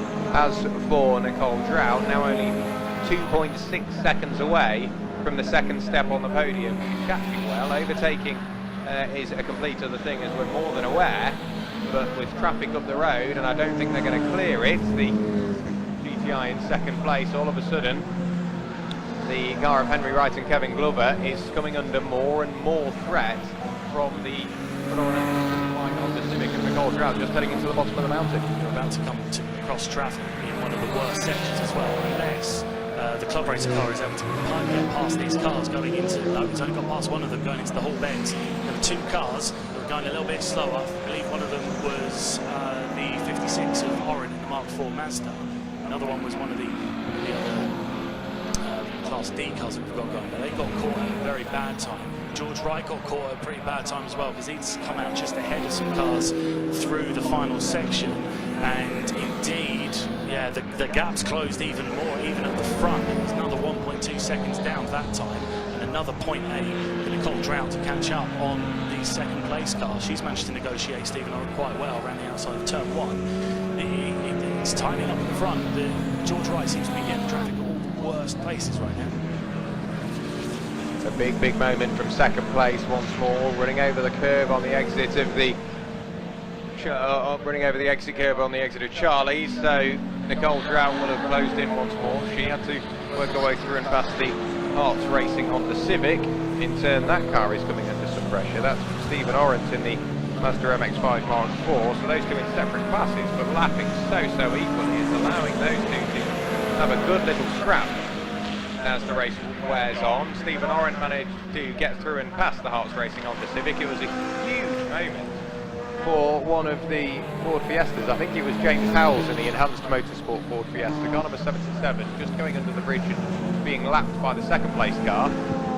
He appeared into my sight absolutely sideways and managed to get the car back under his spell. The lead gap continues to fall slightly, and I think Nicole Drout doing the same. All the top three are going to come together here. 5 3/4 minutes of the race to go. I've got a feeling we're going to see a real fight for this top three. I keep seeing George Wright getting traffic in really awkward spots. They seem to be working quite well for the other two. That said, going into the Hall Bends once more, the number 38 Club Racer car was getting caught up, and the rear end stepped out. In fact, as they got towards Mountain Bottom, the gap is visibly closing now between the Club Racer 38 Golf and the number 1 Honda Civic of Nicole Drout. Out in front, the gap will remain pretty similar between Wright and the number 38, but the gap is closed up another 0.3 of a second for Nicole Drout. It's not quite enough. She's going to need a bit more. She's going to need a bit more help from the traffic as well, I can imagine. George Wright really struggling through Charlie's, and when I say really, it's just bags of understeer, so I don't know whether the tyres have started to overheat or where, but whatever's going on, he just seems to wander more and more towards the exit curbing at an increased rate lap on lap. So we'll have to keep an eye on that over the next 4.5 minutes. As for the car of Henry Wright and Kevin Glover, they've continued to close in on the leader, but another quicker lap from Nicole Drout has brought that gap down between second and third to only 1.6 seconds, and she's now got no cars separating them, with a bit of respite from the traffic as well. So the lead is just going underneath the pedestrian bridge and back towards you. Second and third are really starting to close in on each other. They're just flashing into your sight now with 4 minutes left in the race. There's still opportunity for Nicole Drout to close in. It's absolutely an opportunity, but there's also an opportunity just slightly up the road for George Wright to hit more traffic going through the Hall Bends. There's a trio battling away through those corners, and I don't see an opportunity where you're going to be able to pass them easily, if at all, because if they're in their own battle and they've got their own race going on, how are you supposed to just pull to one side? I'm looking at them now. I believe Alistair Eason is one of the cars involved, and then it's the 33 Fiesta. Looking a little bit further back, you've got the Tyler Motorsport Honda Civic, and then it's George Wright coming across the line. He's putting another 43, and then you've got the Club Racer and Nicole Drout very close to each other. There was another, the gap's contracted from third to first by another 0.8 of a second. So if there's traffic that's about to come up for George Wright near you plays a factor, well, I mean, anything can happen. George Wright has to deal with Amy Allen on the run through Charlie's. This time, Henry Wright and Kevin Glover's Golf GTI is much more neat and tidy on the run through Charlie's. Nicole Drought doesn't quite close in as much as she has done over the previous lap. So, but now, first, second and third are once again sort of in that bubble. They're congregating, but not quite quick enough. If it was an hour race, we'd absolutely see it. It's only 45 minutes with, what, 2 minutes and 50 seconds remaining. So we're running out of opportunity here, but there's still traffic to play a part. The Club Racer GTI will close in on Amy Allen, but should just about work their way through and past on the run towards the mountain. Nicole Drought can do the same, once again back flashing the lights to let the traffic know, but I think there's going to be a car between second and third. Yes, there is. That's exactly what Nicole Drought didn't want. Yeah, it's very bad timing, but Nicole Drought has the opportunity between the top of the mountain and the whole bends to make a move on Amy Allen to get past, and indeed she does so before they get through to the whole bends. The blue flag being waved and allowing her through, which means that there's now not too much of an opportunity for traffic to really have it. We've got 2 minutes to go, so it's going to be 2 laps there. It's a car running wide over the 33 Ford Fiesta and just running wide out the final corner. How much that impacts George Wright behind it's yet to be determined as he goes across the start finish line. He's going to be looking on the inside of turn 1 to try and get through the lap traffic. The traffic wasn't quite compliant, the traffic had to stick to his line, so that's going to have held up George just a little bit more. Yeah, George Wright flicked the lights on straight away, or started flashing the lights. He's still not managed to get through and by the Fiesta, so they go through and past me, now deal with the 33 Green Star car of James Bunham and Ben Bose, with that 1 lap penalty still looming large. Down the park straight they go. As for Nicole Drought, not quite close enough. I feel like that's all she wrote for this race. So as we're closing in on the final lap, I'll make ways towards the podium to cover off not only winners overall, but potentially winners in class as well. And I'll allow Jack Mace to run you through the final lap and a half of this race. I'll do my best, I'll see what I can do. We've got the cars now, we've got a few of the lap traffic. I believe that is Wayne Cockrell who's just going to interview. I'm keeping an eye down at the bottom of the mountain to see what the order is. The order's remained the same. That's pretty likely. What I'm really looking out for is to see how close that gap is in the front, because we've got this lap and then 1 more afterwards for the leaders to negotiate. Coming through to mountain bottom now, you've got one of the lap cars, Alistair Eason, just in front of George Wright, and he's not too far ahead at all. That number 38 Club Racer Golf. And then not too far behind the Golf, you've got as I mentioned, 33 Fiesta, and then Nicole Drought in that number 1 Honda Civic just behind. As they come through the whole bends, they're going to be coming around. They have to go through as quickly as possible, because there's going to be 1 more lap after this. The last lap board is being prepared at the marshal flag post. And the gap, that's visually less than a second now for the battle for the lead. Alistair Eason is going to have to make way here to allow the cars through and to make sure that there's not as much impact as possible. But George Wright is leading by 7/10 of a second ahead of the number 38 Henry Wright, Kevin Glover. They go out of my sight, so I have to rely on the stream just to make sure that nothing else has happened. We're operating on a slight delay. The clock ticks down to 0, so the cars that once the leaders come across the line, that will be the end of the race. Everyone else is now starting their final lap. Just keeping an eye on the cars as they go through. On my screen here, they've gone through turn 1. The Alistair Eason, Mazda MX-5 in between them. He's providing a bit of a cork in the bottle, just waiting for them to come down towards mountain bottom for the last time in this round of the Trackday Championship. Anything else has happened whilst they were around the top half of the track, looking all over the place as I can.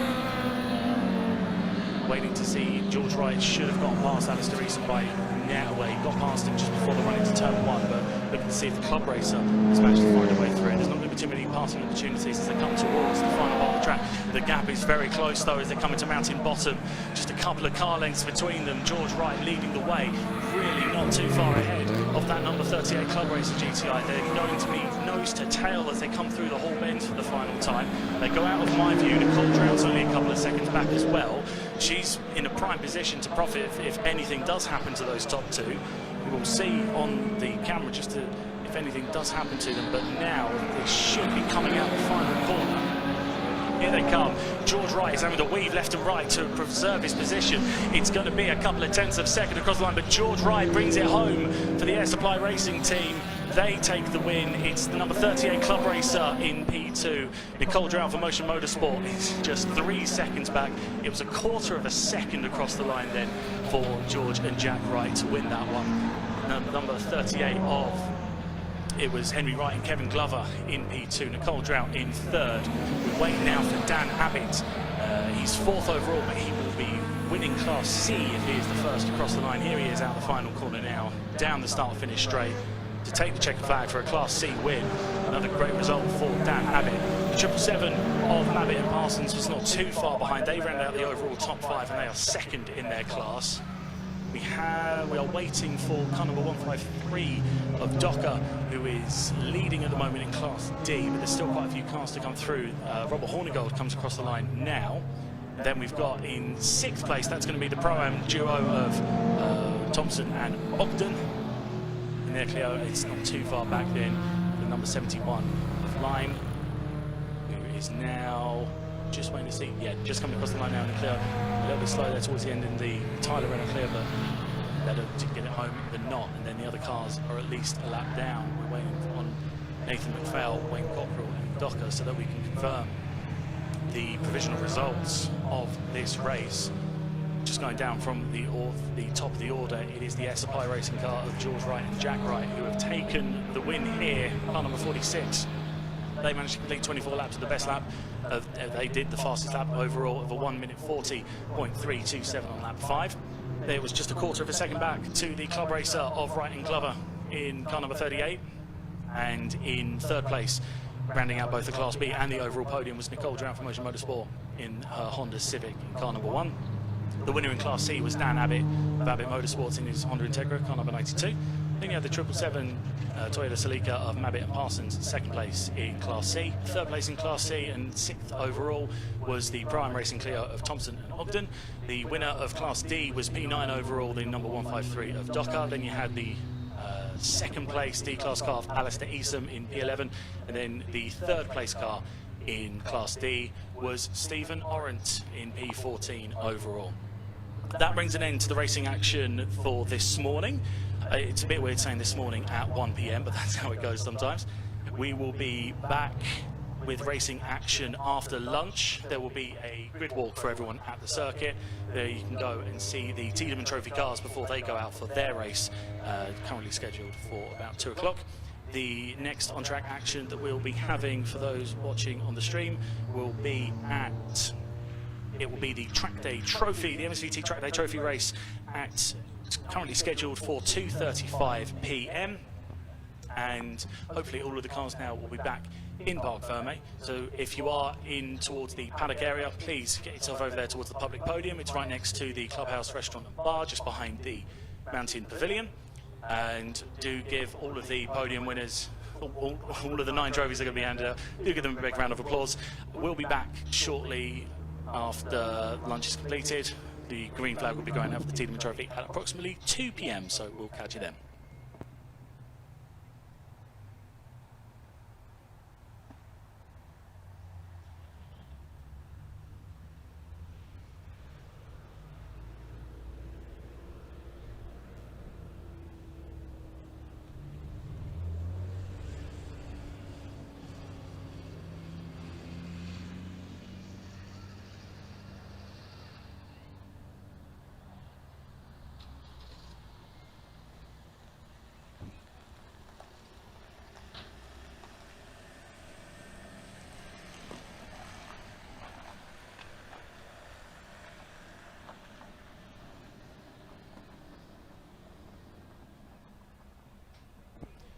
For those watching on the live stream, hope that you've enjoyed all of the action so far. Apologies for the technical issues that we had earlier on during the Miata Trophy race, and we're hoping to have gotten them all resolved now for the rest of the action. We're just waiting for the podiums to get underway, and then we will be able to pass you over to back to Jack Werrell and Jack Oliphant.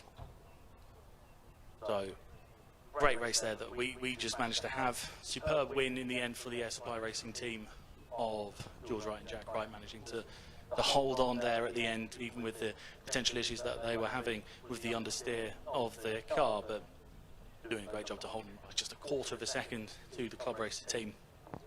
championship leader going into this one was Dan Abbott down in P4, but due to the positions that he's going to have gained and the fact that he's in the lower class car, he will have done a really good job and should be preserving his lead as they go to get ready for their next round at Croft later on in the autumn. That's going to be towards the end of October.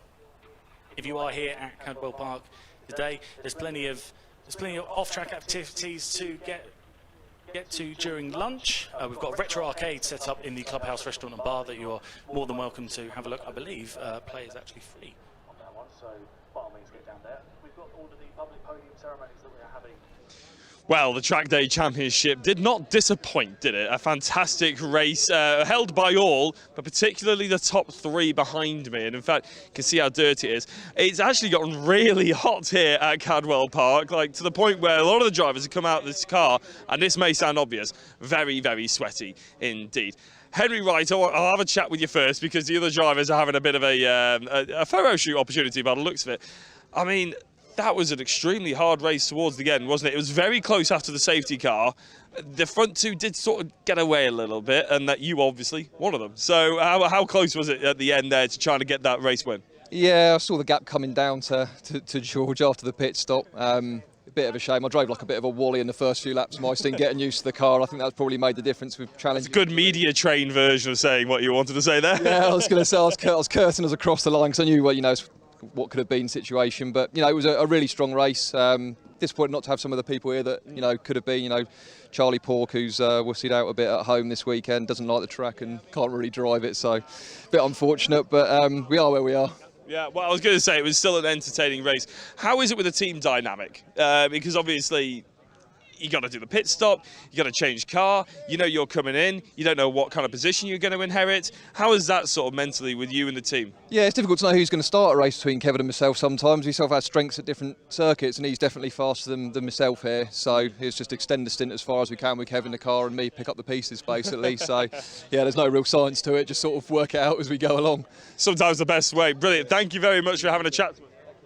Right, I'm going to talk to Jack and George Wright. In fact, actually, I think Jack Werrell, who you've been hearing the voice of.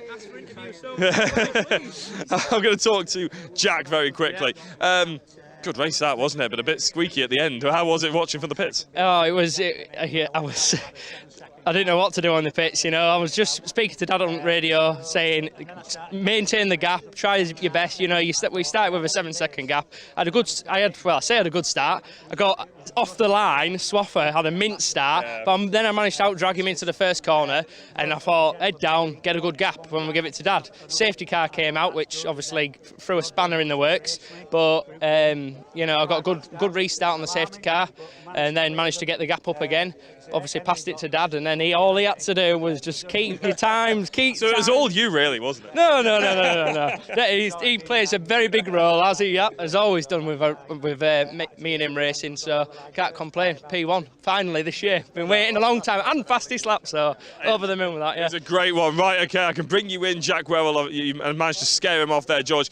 He just said that he gave you basically an easy job, and it was just plain sailing from you there. Is that what it felt like? Yeah, I mean it's an automatic car, but you do have to be there at some point. I can't just send it out with no driver. We haven't got that much technology yet, but no, to give him his due, we came in with about 1 second gap, and then by the time we went out, we had a 7-second gap, which must have been the pit stops or something, which was always handy. I extended the lead. He said you're up to 7.5, so you're gapping. So I thought, fine, the pace is there. Then we hit the back markers. Yeah. So after that, it was Russian roulette. Who could get past the back markers fast enough? Most of them very gentlemanly, waved me through, so I was off. Presumably they did that to the cars that were chasing me.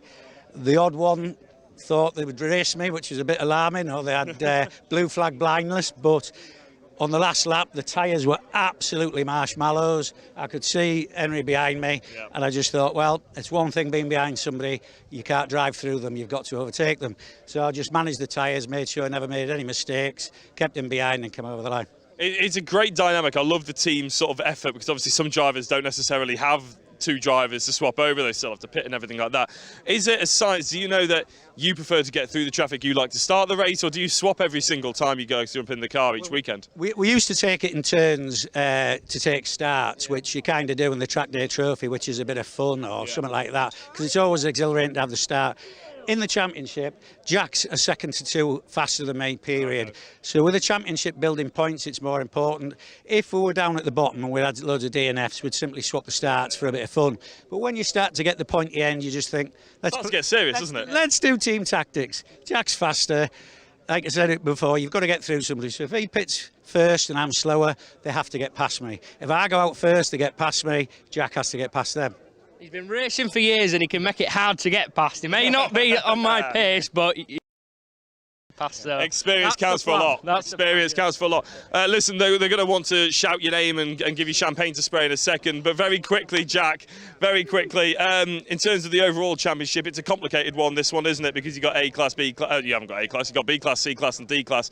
How do you feel going into the last couple of rounds of the season? Well, this is our home track, so we knew we would have always going to be strong. A good chance, and then we've got Croft. That's even closer. So it's all to do. I know obviously Henry and Kevin in that are quick. I don't know what happened to Swaffer, but he was leading Class B and he's not finished. So that's just thrown, the championship out the water. Really, it could be anybody's game. Yeah, we're very much looking forward to it. Eyeliner's running. It's an emotional moment for all involved, don't worry. Right, okay, fantastic. Well done to you guys. I want to have a bit of a chat, if we can, to a couple of our other class winners. And there we go. There's one I can see now, Stephen Docker. Sorry guys, I'm going to try and squeeze through you to chat to our D-class winner, and John's just there. Hopefully he can get through with the camera. Stephen Docker, a driver who I've known through the years, obviously. You mentioned that you were very pleased with your qualifying lap. You must be very pleased with your race results as well at the end. Yeah, perfect weekend. Nothing went wrong. Brilliant pit boarding from Chris and my dad on the pit wall. But yeah, I can't push like that like I did in qualifying. I'm very happy with that lap, but very happy the car held together. A few people had problems, but yeah, managed to bring it home. Very pleased. And in terms of championship points, that puts you in firm standing in the D class, so you're already pretty high up, weren't you? But in the overall championship, you said it's hard as a D class driver to manage to push up, but you were operating in the top 5. That's something not to be sort of shone away from. Yeah, we get bonus points for beating the classes above. So where I can, I'm trying to beat those C's and B's, but obviously a bit more power for them. I need to be able to hear the director. Yeah. Apologies about that. Carry on. Yeah, no, great championship points. Beat a few C's and B's, we think. So yeah, brilliant for the championship. And then we head on to Croft in a few weeks' time, mid-October. Yeah, no, that one's going to be a scorcher. Right, congratulations, Stephen. I'll let you go because I do want to try and catch our C-class winner, Mr. Abbott, I think it was, wasn't it, who is leading the overall championship. Now, I know John doesn't want me to go this way because his camera will end up shining in the light, but I'm just trying to see if I can see him. I cannot see him. Anyway, there we go. John's operating the right way around now. Is that him over there? We're going to go towards the overall podium. There's a lunch break now, basically, so there is a bit of time. And I think, there we go, I've found him, Mr. I was going to say it's Dan Abbott, but yeah, I was going to say I got mixed up between yourself and your brother then from the Miatas earlier on. Good strong result that, but you mentioned when I chatted to you off camera, it was going to be close. The pace between the two of you at the top end in those Civics was always going to be hard. I tell you what, for 45 minutes, that was hard. Yeah, particularly that first half before the pit stops. It was the 3 of us running together, nose to tail, and you could not make a single mistake. We were all so close, so evenly matched. By the time every lap, we were the same. And then I think both other cars had an issue in the pit stop, so I was able just to relax into the second half a little bit. But it's a very hot, very physical race out there in those cars. That's one thing I didn't mention. Now, they're doing the podiums over there. I think they're doing the D-class first, so you're going to be sort of in the middle. 2 minutes' time. How physically demanding is it to drive that for 45 minutes? It's absolutely brutal. It's not super hot today, but it's pretty hot. And in a car with a closed roof with a boiling hot engine, it gets pretty warm. I can imagine. Right, I'll let you concentrate and have your moment of glory. What we're going to do for the lunch break, I think, is to try and give you a replay of that Mazda, or the Miata trophy, I should say, actually, because at the moment we've got a full podium. Now, I think what we'll do actually is we'll keep the camera on the podium, shall we? Because, happy faces, spraying champagne and whatnot, and there's quite a full there's quite a full crew here to be able to watch the podium as well, so it's a pretty good atmosphere. And then we're going to show the Miata trophy, of course, as well. There is the D-Class category. That, of course, is Stephen Docker on the top step, Alistair Essam in second place, and Stephen Orrance, who was in third. No champagne sprayed for the time being, even though they only have one race today. Normally, the rule of thumb, I would say, for champagne sprayed is if you have another race, don't spray the champagne, because your race suit will absolutely reek of champagne for the rest of the day. I wouldn't be surprised if we see some sprays, though, as we see the championship organisers start to put the champagne out. And the B category, who we just heard from the top step, Dan Abbott. We just heard from him, but here it is. Thompson and Ogden, 6th overall on the road, 3rd in category. It's a bit of a small podium to fit 2 people in, but they seem to be doing a good job of it. Interesting to see that none of the D-Class podium actually had teammates involved, but quite a lot of teammate partnerships in the B-Class and C-Class. Mabbitt, and Parsons, 2 more partners. 2nd place, 5th overall, of course. Handshakes all around. Not 2 trophies. I'll have to squabble over who gets to keep the trophy, who gets to keep the champagne. Jack Rowell, who you heard the lovely tones of throughout the race, announcing this podium. And Dan Abbott, the only driver on the tops on this podium who is running solo. He still has to take the pit stop, of course. Doesn't get an advantage running solo. The minimum amount of time that he has to be in the pits. And Dan Abbott, who we just heard from there, I chatted to him earlier off camera, and he was very adamant that it was going to be very, very close between the top 3 cars, and that came to fruition in the end. There's a couple of people already shaking the champagne as one presenter walking away from the splash area as well, and myself, because this iPad, I need to work for the rest of the day. And there goes the champagne. Great scenes. John walks away from the camera as well. And look at that, Dan Abbott. This is why if you only do the champagne if you got one race. Oh, that is karma right there. Fantastic stuff. Right, B-Class up next. C-Class showing them how it's done. And a lovely shower. That's going to be a fun ride home, isn't it? Fantastic stuff. Right, well done to that podium. There is another podium to come, of course, and then we're going to be showing the Miata trophies. So Jack Wewell starts to build up the action. We can point you back towards the podium because 3rd place is Nicole Drought. Now, Nicole, I did see walking away. I'm not entirely sure where Nicole is, unfortunately. In the, I'm sure, pick up the trophy a little later on.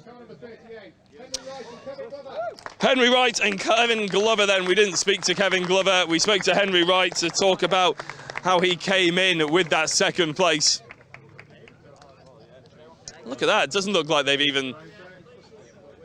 Doesn't even look like they've actually sweated. We may well have a chat to Kevin Glover since, have his moment in the sun as well. We got the team partnership on the top step of the podium. It's only fair to get the team partnership in 2nd as well. They look like they haven't even raced. They look like they're about to go to a photo shoot, but there we are, top step of the podium. George Wright, Jack Wright, handshakes all round. And of course, we saw them, we chatted to them, they were absolutely buzzing. They've still got massive smiles on their faces, big thumbs up. And I don't think they'll mind saying they look like they've worked for that. Nearly the top step for Wright and Glover, but held off by George Wright and Jack Wright right at the end. And champagne is to be sprayed. Here we are at Cadwell. That is the end of the podium celebrations. Luckily, it wasn't too sticky, and I'm going to try and have a chat to Kevin Glover. Kevin, we didn't have a chat to you before. You look like, I've just mentioned actually, sorry, John likes to be with his back to the sun. Just mentioned that you two don't even look like you've worked very hard and you're about to walk to a photo shoot. It's hot today all of a sudden, but how did you find it in the car at the beginning? Under that safety car must have given you a bit of a break, but again, you almost had to do 2 race starts. The worst part's walking up the hill after the race. It is a hill round here, isn't it? Hill. Yeah, look, I was really happy to get from 4th to 2nd in that first lap, and then it just felt like it was all to do again with the safety car restart. As it was, we got a good start. George and Jack got a good start in their car. and we just kind of maintained that gap, and it just slowly built up to third place. So I was happy with that. Fourth place quali, second place finish. Yeah, more than that. I was going to say, in terms of the qualifying, were you slightly disappointed by the qualifying then, or were you more elated with the race pace that you had? Not particularly. It's a new car to us this year, and kind of we're happy with any podiums at the minute. But in terms of quali, everybody ahead of us was testing yesterday. We've rocked up this morning, jumped in the car, so to be there or thereabouts on the pace without any testing prior is more than ample for us. Yeah, no, fantastic. Congratulations on the second place. I'll let you go and celebrate in style. Right, and as my earphone starts to fall out, 1 second. So I can hear my producer in my ear. There we go. We're going to show the Miata trophy. Now, there's quite a long lunch break, so we didn't get much of a chance to chat to the Miata drivers after their race because, of course, we had to go and cover the championship. So at the end of the replay you're about to see, me and John are going to walk up. We're going to have a chat to some of the Miata drivers and have a bit of a wander through the paddock and just see who we can pick up along the way. See who's happy with a microphone being shoved in their face, basically. It's going to be a good one. Please do enjoy the replay of the Miatas, and we'll be back for more MSV Trackday trophy and the second Miata race.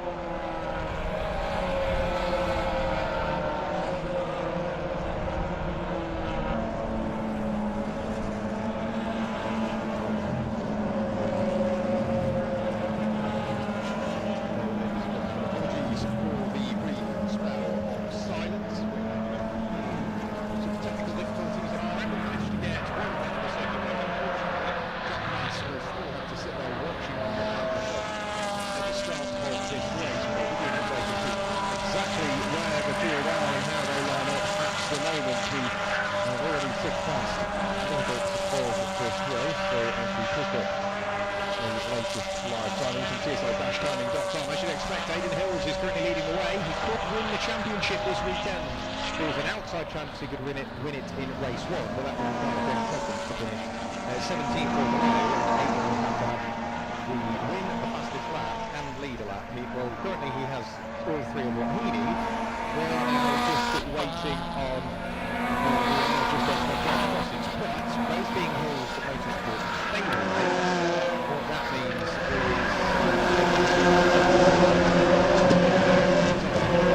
so the way in which the order follows through, Aidan Hills leads the way from Holly Allwood sat there in second place, Don Langridge is up into third, Declan Lee in fourth, and the car that isn't his, it's one of the Hills customer cars that Declan Lee is in at the moment. Michael Nibbs sat there in fifth place, Jack Brewer Michael Nibbs in fifth place, Jack Brewer has just been shuffled down to seventh place as Will Morris had a bit of a moment on the run through the gooseneck. He had to put over the grass, he retook for the circuit and ended up down in what was eighth place. He's up to sixth, Jack Brewer down into seventh, Drew Fletcher in eighth place, Dan Abbott in ninth, and Alex Miller makes up your top 10. Over the line and back past me goes Aidan Hills. He's currently 3 seconds clear of Holly Allwood, so absolutely flying is Aidan Hills. Will Morris on the recovery drive has just set the fastest lap of the race, so 1 minute 42.149, so really starting to push on.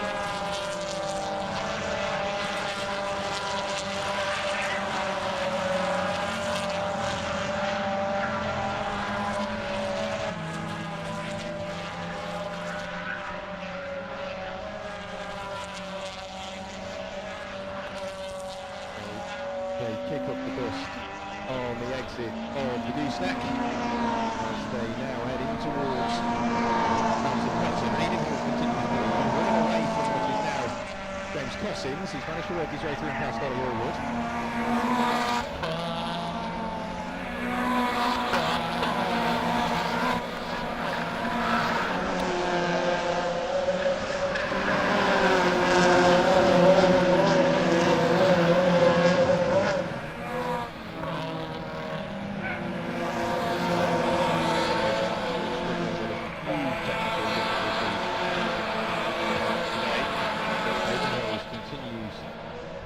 The lead what is now going to be James Cossins back up albeit with Raymond running wide at Charles. It meant that he just started to drop down the order. He's managed to fight his way back up through the past on the order. John Langridge is sat there in fourth place ahead of Will Morris, Michael Nibbs and Jack Brewer. After the rest at the moment is effectively Drew Fletcher. He's sat there in what is 8th place as Declan Lee has really dropped down the order. So a moment for Declan Lee. He now finds himself there in what is 11th place. So Drew Fletcher up into 8. Jump 7 altogether. That was Drew Fletcher, Dan Abbott, Alex Miller, Declan Lee and Nico Scott. Nico, who's running himself a couple this year. Last season he was part of the Hills Motorsport band.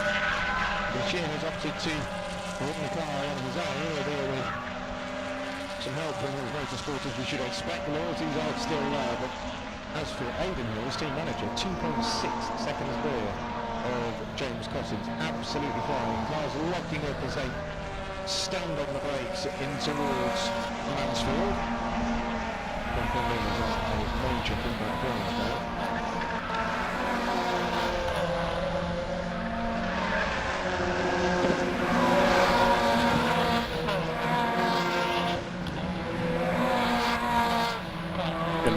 Working.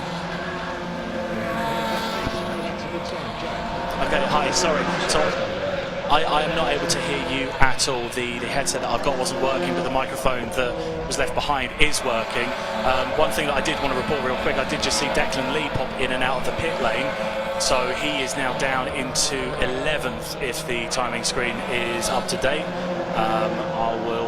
We'll get the technical issues fixed on my end and then I'll come back in.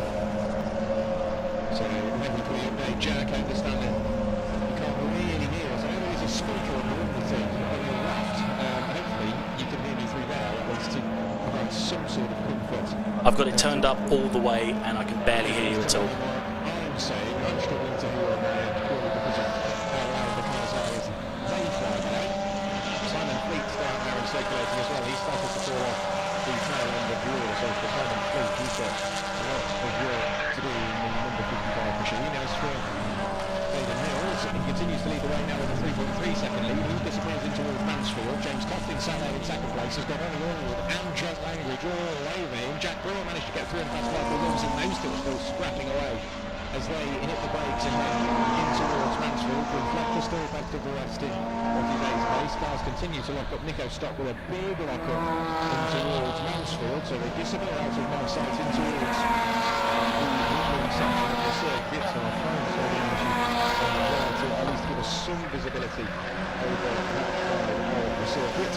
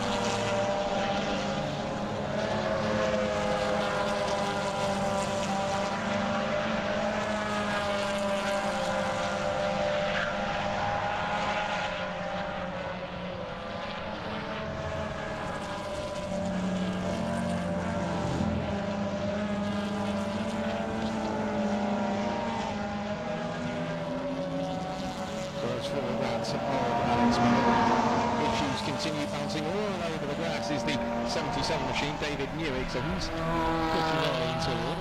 That was on the exit of Charlie's. But David Newig managed to pick up the pieces from his race. Alex Miller limping that car.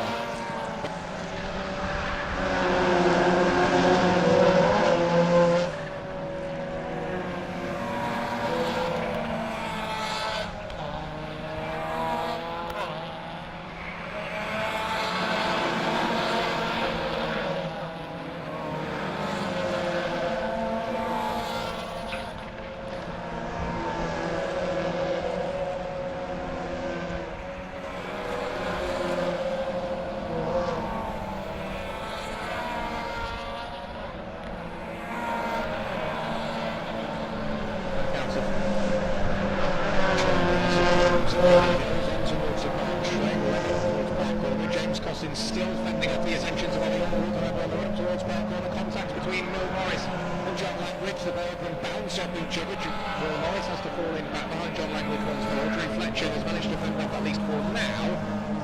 Bad habits, but now he's got Hills Motorsports stablemate Declan Lee trapped up behind him. Declan Lee looks to the inside of Drew Fletcher. Drew, you would imagine, won't really defend this one. But as for Aidan Hills at the front, he's just starting to work away with James Cotton still soaking up all the pressure being applied. John Langridge going slightly defensive from the car behind. Will Morris still desperate to try and get that way. But of course we've got to remember Will Morris in qualifying had something of a suspension failure when the car came crabbing in towards the pit lane. And clearly that's all it was well with the car. Hills Motorsports has done a brilliant job of getting that car back together. So we'll double check that once more just to ensure we are getting close to see that checkered flag. Yes, we are. We've got a minute remaining now.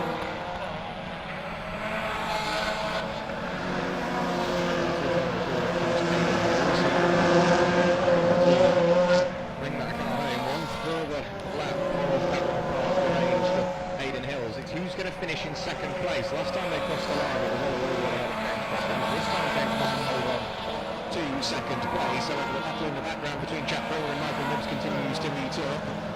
Forward past me goes Aidan Hills with a commanding lead, and that will set him up to win the championship in race 2. James Cossins still holding on to second place ahead of Ollie Allwood. John Langridge sat there in 4th place and is now looking to the outside of Ollie Allwood. Will Morris still following suit. Jack Brewer has fended off the attention to Michael Nibbs, bouncing over the board to second lead. He's got to be careful.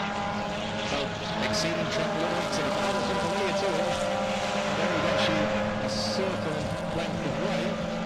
He was indeed earlier on. Nico Stock we saw went very, very wide indeed on the exit of Mansfield and potentially into a spin as well. John Langridge now looks for a very optimistic lead with the inside of Ollie Allwood. Ollie Allwood turns in to take the corner. We disappear out the miles after a brief moment when they reappear. The yellow flags are waving around the between the pair of them. Ollie Allwood on the spot and has dropped out of 3rd place. So it's Aidan Hills from James Cossins, then Will Morris, John Langridge, Jack Brewer just about from Michael Nibbs, and Ollie Allwood will not be in a party in that one.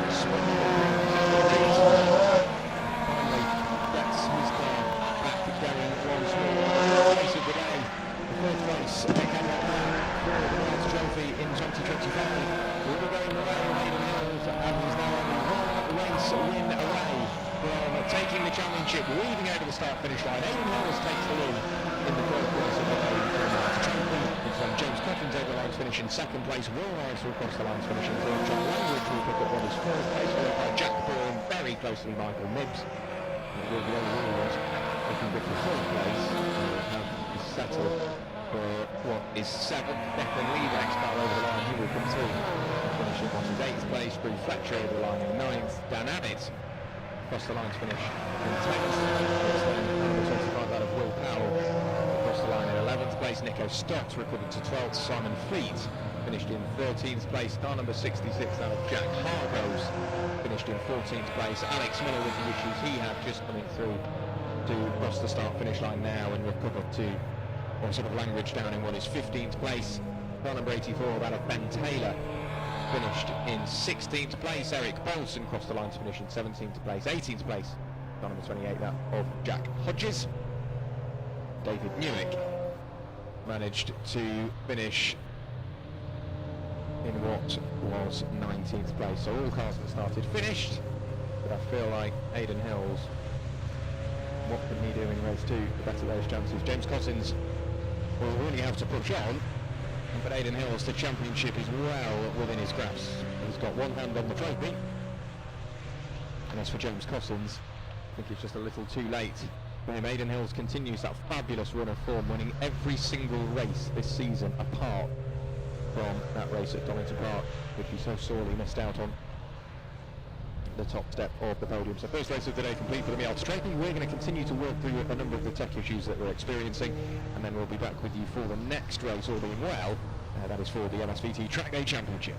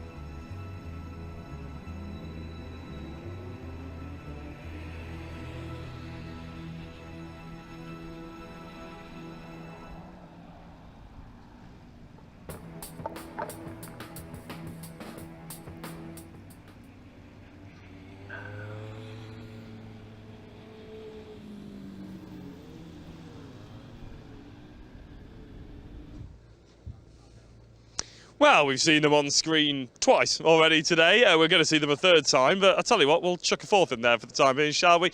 You can't get enough of these Miatas, let's face it. And behind us, we've got the busy work of the paddock going on now. A lot of people are at lunch, so we're not entirely sure how much of this we're going to be able to do, but we're just going to chat to anybody and everybody who wants to have a talk to us, and probably some people who don't want to have a chat to us, but I'm going to make them anyway. You, sir, yeah, there we go. He's volunteered myself, haven't I? I love that, I love that. Sorry, you haven't got your suit on, but I'm guessing this is your car. Guilty, yeah. Yeah, okay, fantastic, right. Talk us through your first race a little bit first before we get into anything else. Terrible start. Yeah. And then after that, just sort of watching the carnage unfold in front, really. Plenty of it at Cadwell as well, isn't there? Oh, this place is wicked. It is such a good circuit. I can't speak highly enough of Cadwell Park. It's just such a buzz to drive the car around here, and you're just on the limit all the time. I was going to say, you're looking strong in the championship. Jack Brewer, if you didn't, if nobody knew. You're looking strong in the championship, aren't you, at the moment? But that wasn't the race really to talk about. So let's talk a bit more about the wider scope of the Miata Trophy. How's the season been going? Really good. The Miata Trophy is brilliant. The whole way it's run, the competition is fierce. I mean, you see how many cars we've got just in this awning alone. But everyone drives on the absolute limit, but fairly well behaved all the way around as well. So it's a real credit to how it's run, and yeah, it's a really good series to be part of. And going into race 2 then, obviously you'll be starting probably pretty much bang on the same position actually, because it's a top 10 reverse grid from qualifying, not the race of course. So do you think you can do something differently, or was it just a case of you in the wrong place, wrong time in race 1? Well, I think it does help actually being one place lower around here, because you start on the out turns 2 and 3. Those even numbers then? Yeah, so I'm actually not too upset about being 6th rather than 5th. So I'll definitely take 6th place. Yeah, no, fantastic. Right, and last thing, it's back to school this week, last week, at some point this year they're going back to school. And apparently it's at this moment. Do you remember, what was your favourite subject back in school? Sports, probably. Or, sport? Yeah, or probably maths maybe. I was a bit of a nerd. I'll go for sport then. If I was to flex my bicep, if I was to bring my iPad up to my nose, right, what muscle is the antagonist and which one's the agonist? Oh, you've... There we go, come on! That's a fail. Is anybody? I thought they were shouting out the answer. Just so anybody at home is aware, the agonist is the one that's in agony when it cramps, and the antagonist is the one that relaxes, the tricep. There you go. I'm pretty sure I'm right. I have no idea, to be honest. Right, let's move on to anybody, as I mentioned, who will chat to us. I'm looking for drivers, but I will take mechanics. Now, there's an awful lot of mechanics circling around the bottom of this car, and since there's one person trying to take his glove on and off, I'll probably ask you, sir.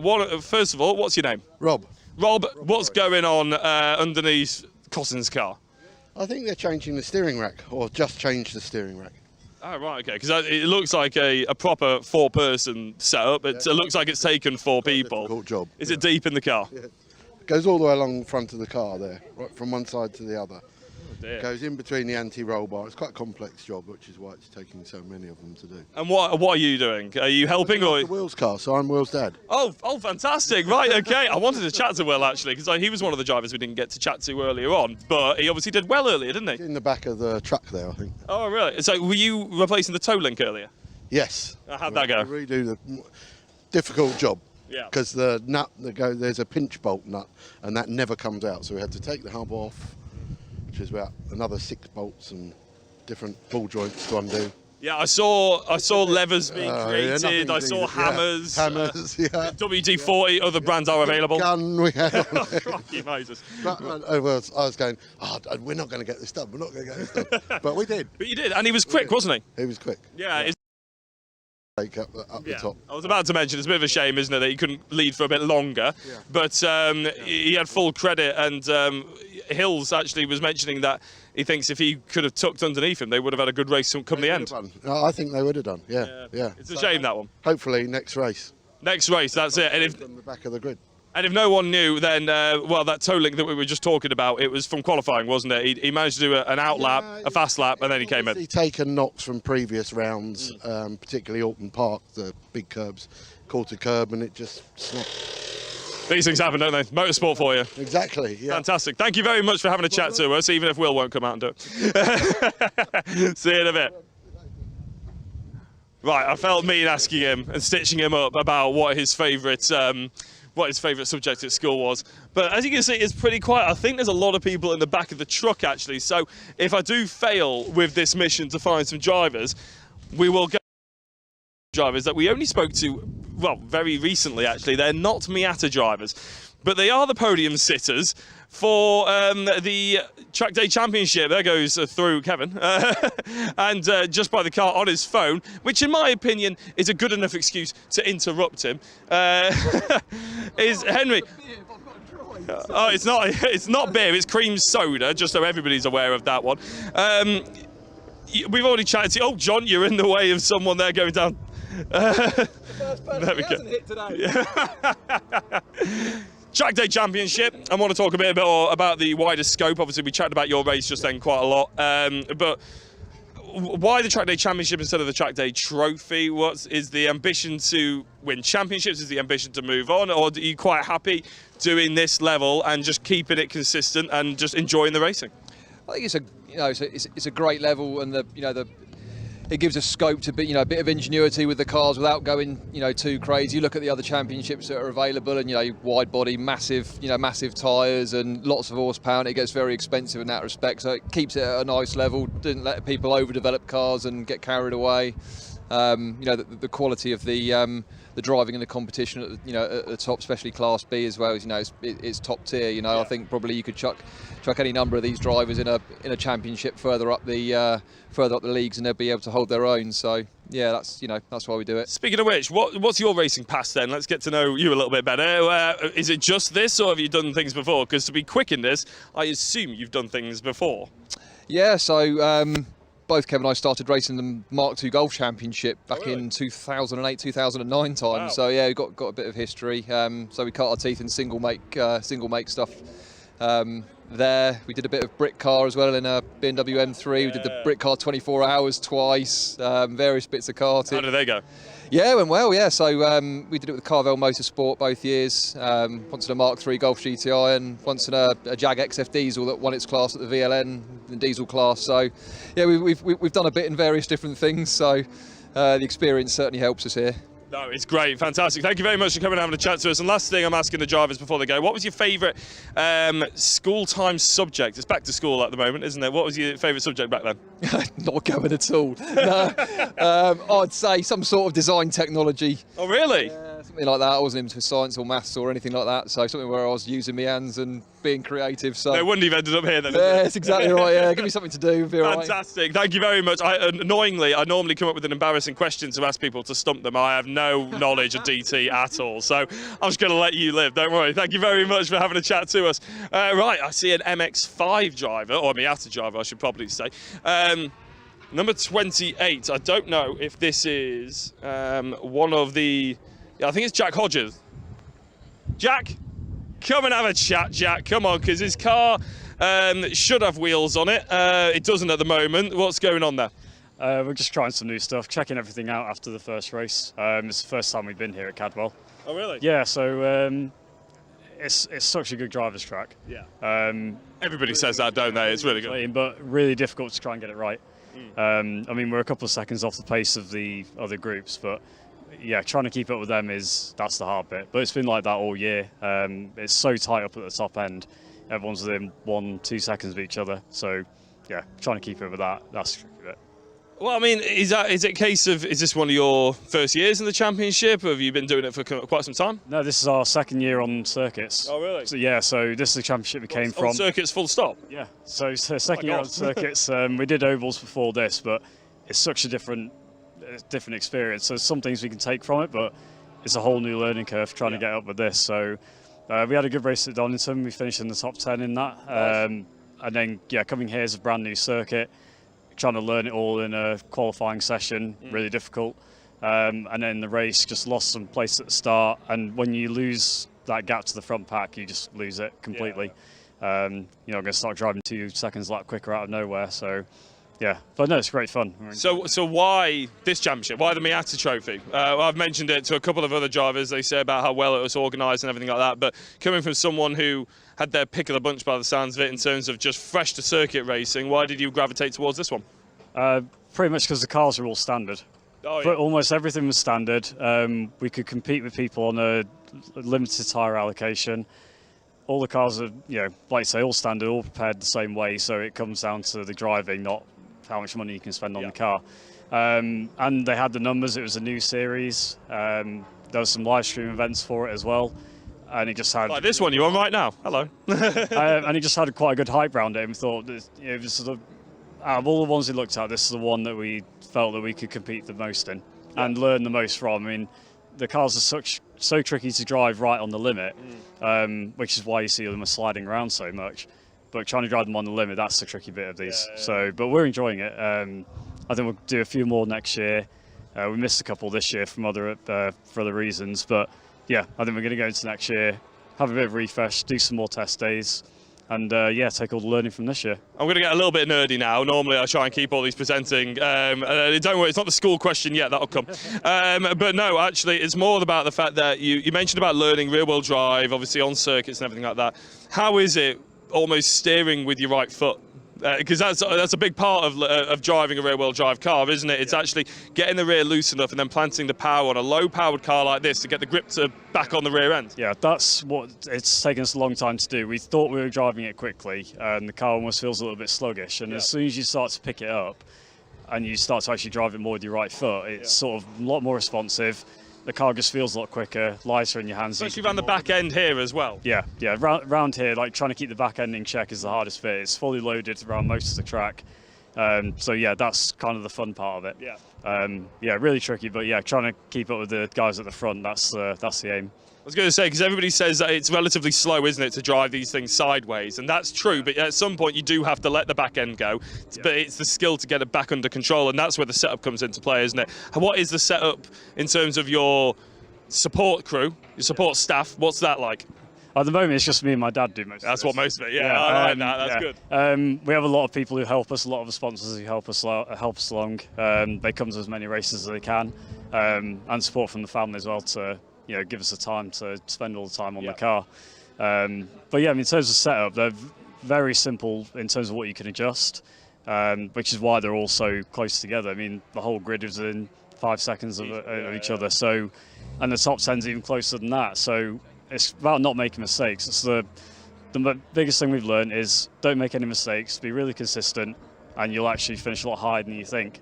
It's when you start making mistakes is where you drop all the time, and that's where it strings out. Absolutely right, fantastic. Thank you very much for having a chat to us. Very quickly, before we let you go, it's back to school time, what was your favourite subject in school, if you can remember? It's actually PE, although I'm an engineer now, so it's kind of completely the opposite way around. Did you do GCSE PE? A-level, actually. I don't know why. You're going to ace this then, right? I've already asked Jack Brewer over there, and it's, to be honest, the only A-level GCSE sport question I have. But if I was to lift this microphone to my nose, which muscle is the agonist and which one's the antagonist? Oh, God. God, you got it in bicep is the antagonist, I think. No? Oh, no. It's the other way agonist. round. I don't know. It's the other way round. I'm going to give you half a point, because at least you said bicep. Right, fantastic. Thank you very much for having a chat to us. Right, we're going to go back along this way, because do basically another lap. Now, I'm waiting for Elliot in my ear to say whether there's cars out there on circuit. I know there are cars out there, I can hear them, but we've got to make sure that we've got 6 minutes left on this race, which means the Trackday trophy is probably down in the assembly area right now. That's something we're going to have to go and capture. So what I'm going to do is I'm going to very quickly stop, John, right in your tracks. We've had a chat, we've had a look. These guys are going to be out there on circuit in probably about an hour and a half's time, to be honest. I don't have my watch on me. But we're going to have the second race of the Miatas. It's the third time you'll be seeing them out on circuit. But coming up next is the Trackday trophy, and me and John are going to go down into assembly area, and we're going to have a chat to some of those drivers, considering all of these guys are hiding away from me.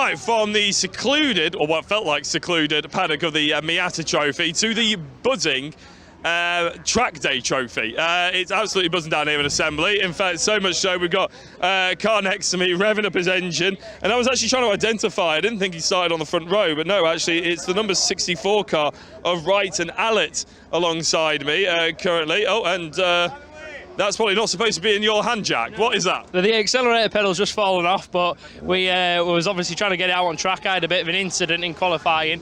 Bent the steering rack, track rod end, rear arm and drive shaft, so we've managed to just get it back on track and minus the accelerator pedal. Oh, so you're the Wrights. You're right. I thought there was a lot of Wrights on this weekend. Yeah, right, okay.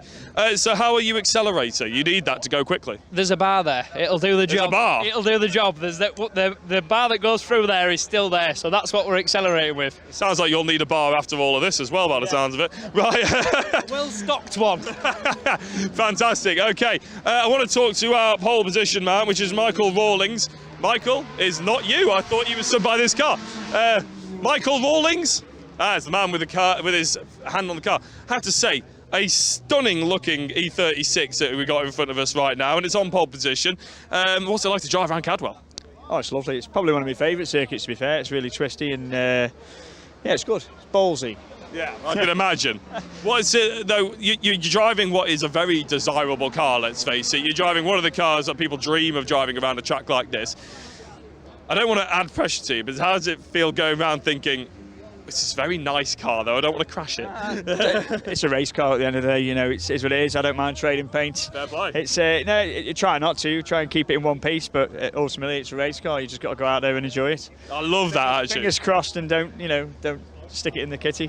Well, no, I don't imagine you've done it very often because it looks pristine, doesn't it? How's the season been going? I know it's not a championship. No, I've had a bit of a tough one. It's I think it's the third engine we've had in. We've gone back to a 2.8 because 3 litres kept on giving us problems, but this is the first outing. In fact, on qualifying, I'd not even drove the car since putting the engine in, so yeah, we'll see how it goes on the race. Fingers crossed, eh? Well, you seem pretty quick considering you haven't you've changed engines multiple times and everything like that. I'm guessing there's no punishment, unlike Formula 1 and stuff like that, is there? No, definitely. This series is about getting people out on track in whatever they want to drive, isn't it? Yeah, exactly. It's a really good series, really, because you've got a mixed bunch of guys and girls. Loads of front wheel drive, rear wheel drive, all from all different periods. Yeah, it's a really good series. I think I've been doing it for like 4, maybe 5 years now, and yeah, it's great. Yeah, it's good for getting people out. So yeah. Haven't fancied going up into the championship yet then? Potentially next year. What put me off last year, if I'm honest, is the tyre choice, because the tyre choice for the championships are the Toyos, and they're not a great tyre, to be honest. So I think if I'm right, they're changing to the Yoko. So potentially next year I might go to championship, but we'll see. I look forward to it. Now, I reckon. Good luck for the race. Thank you. Right, I want to chat to third place driver Alistair Essam. Alistair, I know you look taken aback, but that's what happens when you come at the sharp end. Yeah. Am I right in saying that you were driving in the championship a little bit earlier on? I was, yes. Yes, it was second, wasn't it? Second, yes. Oh my goodness, that's the best memory I've had all day. How was that, and how come you're out so quickly in this? I mean, I know you've had lunch break and everything like that, but it was a case of just trying to maximise track time. Yeah, no, just to enjoy it. Now, when I'm here and paying to be here, I may as well do as much racing as possible and get the practice in, so yeah.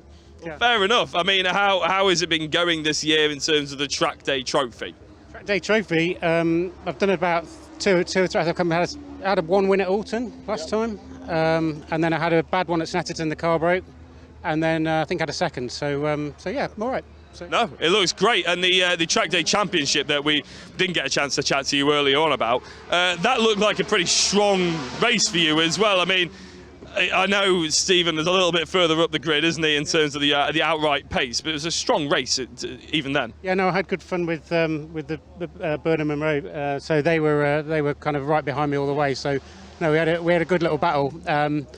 Except he started to push a bit too hard and he started to disappear at that point. But he did get by me at one point, but then he went off and I went at the inside, so yeah. This grid looks a lot more varied than the other one as well. Does that keep it more interesting from your perspective? It's tough because you've got a lot of novice drivers in this as well, right, and a lot of beginners. So you'll find someone in a B class will go by you, and I'm at the front of the grid, and I'm with the Bs and the Cs, and on that first straight, I'm expecting a few to just get blasted. And then you hit the corners, and I'm going to be quicker through the corners, but you know, that's harder to overtake. It's like the classic Mustang versus Mini situation. Exactly that, yeah, it's exactly that. So. Yeah, well, I don't know if that was a whistle to get you back in your car. No one else seems to have jumped to the attention, has it? So we're going to leave you to go get ready anyway. Enjoy yourself. I think it's just the Wrights behind actually just shouting their heads off. One driver I wanted to go and have a chat to. I don't know if they're all in their cars. No, we've got one over there. The reason I'm singling them out, this is the number 42. Sorry, I've made John just go through the smallest gap there. I do apologise. The number 42 of Reese and Reed. One of them's in their car, one of them's not. The reason why I'm coming over to hunt them out is because, there we go, he's rolling his window up. It's because I used to race in a Ginetta G40, and to be honest, it's just really nice to see them back out there. Because to be honest, now are they? Now the Ginetta GT5 Championship and the G40 and the GRDC's gone by the wayside. Keeping them alive here, though, aren't they? How's it been going? It's been pretty good. It's been pretty good. They're nice cars, nice and easy to drive, and it's been a nice dry day, which has been good. Yeah. So that really helps. But yeah, it's a fun car. I'd say pretty easy to work on, pretty easy to maintain. So altogether, good to get them back out and racing, I think. I was going to say, and it's not like parts are hard to come by or anything like that. Ginetta are more than happy when someone calls up the repairs department. The prices they charge, they're more than happy for people to come and get parts off them. I can imagine so. Right, I don't want to distract you any further than I need to. Yeah, I was going to say, you've got to run to the pit lane. Because, of course, drivers, they do have a pit stop. This is a multi-crew, well, multi-driver anyway, race series. So if you can turn around, John, I don't know if you can turn to see all the drivers and all the pit crew going down towards the pits, because of course at Cadwell Park they haven't built a bridge yet, so you have to walk across the track in between races, which is why they have to plan about a 15-minute gap between one of the races finishing and one of the races starting before the cars can get let out on assembly. It makes our job in the broadcast crew a little bit more difficult, but it does mean that it's got its own unique charm to it, does Cadwell Park. So as everybody goes down there, I think I'm about to drop back over to the comms team, which of course is Jack Mace and Jack Werrell. You've seen enough of me, you heard enough of me. It's time to go racing. Over to those guys.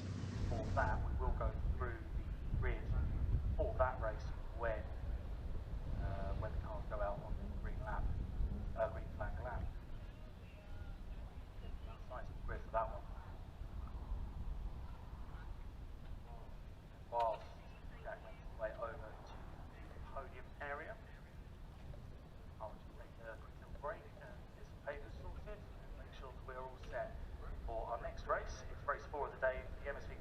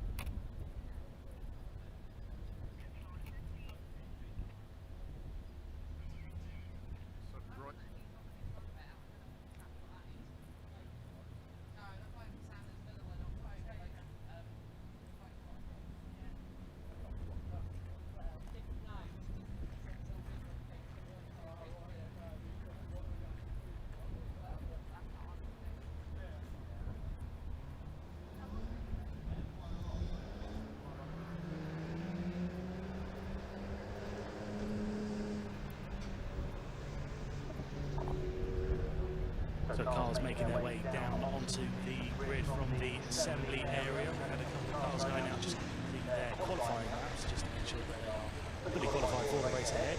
This is for the MSVT Trackday Trophy. We've got a 45-minute race coming up, and such is the size of the grid, I shouldn't really wait until they're going out for their green flag lap to get through the entirety of it. So on pole position, we've got car number 34, the BMW Paddock Performance car of Michael Rawlings. Outside on the front row, we have car number 88, the DC racing car of Damian Krupczulski. P3 is car number 16 of Alistair Easom in his Mazda MX-5 race car. Position 4, car number 126 is Cameron McLean in his Renault Clio. Inside of row 3, we've got car number 21, the Toyota Celica of Wayne Cockrell. On the outside of row 3, we've got car number 251, the Porsche Boxster of Jamie McHugh. Inside of row 4 is the 155, the Burton Power Racing Ford Fiesta of Tommy Valentine. And then we've got the 2 Adams in car number 3 in P8. Car number 64 of Wright and Allett is scheduled to be in P9. I will check to see if there is an amended grid very quickly, because he has not taken his slot. He's going to be caught at the back of all of the other cars. So just want to make sure that I've got the right grid before I continue on. It's the same grid that I've got, so we are expecting that Porsche 944 to appear 9th on the grid. As it stands right now in the 10th spot on the grid, we have the Frankenstein Racing Renault Clio of Sheed and Edison, car number 43. In P11, car number 56, the Mazda MX-5 Mark IV of Stephen Orant. And then on the outside of row 6, we have car number 144, the Toyota Celica of Sarah Hobson. Supposed to start in P13, unfortunately not able to make it to the grid, was Jordan Honeybone in car number 44. That is a withdrawal. So there on alongside taking his spot potentially was car number 33 of Burnham and Vocci in the Ford Fiesta. Car number 35 in P15 is Colin Murphy. Then we have Aaron Malarkey in car number 25 in P16. Car number 42 starts P17. That is a combination of Preece and Reed in the Ginetta G40. Then we have car number 63, Andy Burton, in another one of the Burton Power racing cars. Car 19 is in P19. That's Michael McKeegan. Just seen now making his way to the grid in P9 is the car of Jack Wright and Mattiello. P20, car number 143, Trevor Hurrell, is 20th on the grid. Then we have in P21, car number 73, the combination of Brace and Ratford. And then we have the Hearts Racing Honda Civic in P22, car number 245. On the inside of row 12, P23, car number 77 of Gilbert and Baldacci. On the outside, row 12, we've got P24, car 50, that's Murfitt and Buckle. Row 13, we've got car number 26, that's a combination of Malarkey and Smith. P25 is car number 83 of Fletcher and Langston, so they are combined for row 13. Row number 14, car number 82 in P27 is David Griffiths, and then car number 5, P28, Jack Spooner. Row 15, we've got the combination of Payne and Headley on the inside in car number 116, and P30 in car number 805 is Michael Snape. There'll be a 10-second delay back to there are a couple of rows being held back. They'll be held back for 10 seconds. On the inside of that is car number 711 of Glenn Pocklington in his BMW.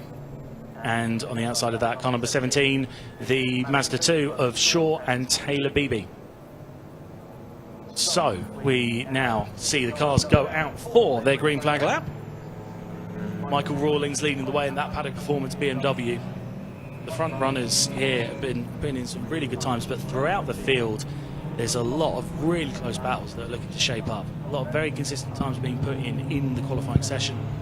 A lot of them able to keep things very close. And it looks like we've got a good race ahead of us. Yeah, it does indeed, and keep an eye on the Martin and Rob Adams MX-5, mainly because they've got Jack Wright and Matty Allett in that Porsche 944 behind them.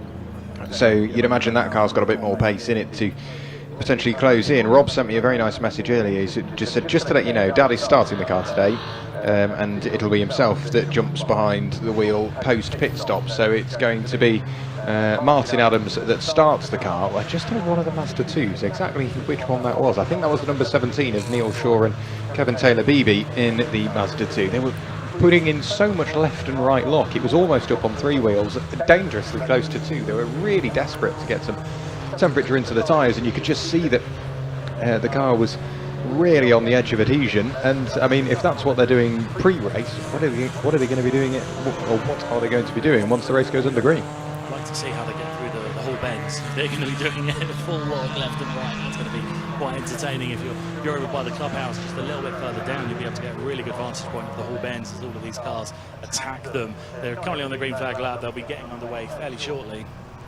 Michael Rawlings leading them around at the moment. You've got Damian Krupczewski, who's putting up a fantastic performance to get himself second on the grid for this one. Just seeing all the other cars come through. Alistair Easom in that Class D Mazda MX-5, really punching above his weight to get the car that high up on the grid. Did a superb job in qualifying to make the most of that. A little bit further down the field, we also had some very close times. I believe it was around about the P18 mark. Yeah, Andy Burton and the number 42 of Priest Reed, Aaron Malarkey, that sort of area from 15th to 18th was all very close in qualifying, so it'll be fascinating to see how that transpires over the course of the 45-minute race that we've got coming up. The cars are now filing their way, well, the back of the field are filing their way into the whole bends, and the front of the field are now forming up onto the grid. It'll be a little while before we get all of the cars formed up on the grid. We're going to be starting literally side by side with this one. A small grid in terms of the actual size here at Cadwell Park, but we've got 32 cars ready and raring to go. Marshals at the front now clear out of the way. We wait for the signals from the back to make sure that everything is okay. One of the cars has potentially just slightly overrun, expecting the Renault Clio of the Apple Car Centre Renault Clio to have appeared, which unfortunately hasn't been able to make this one.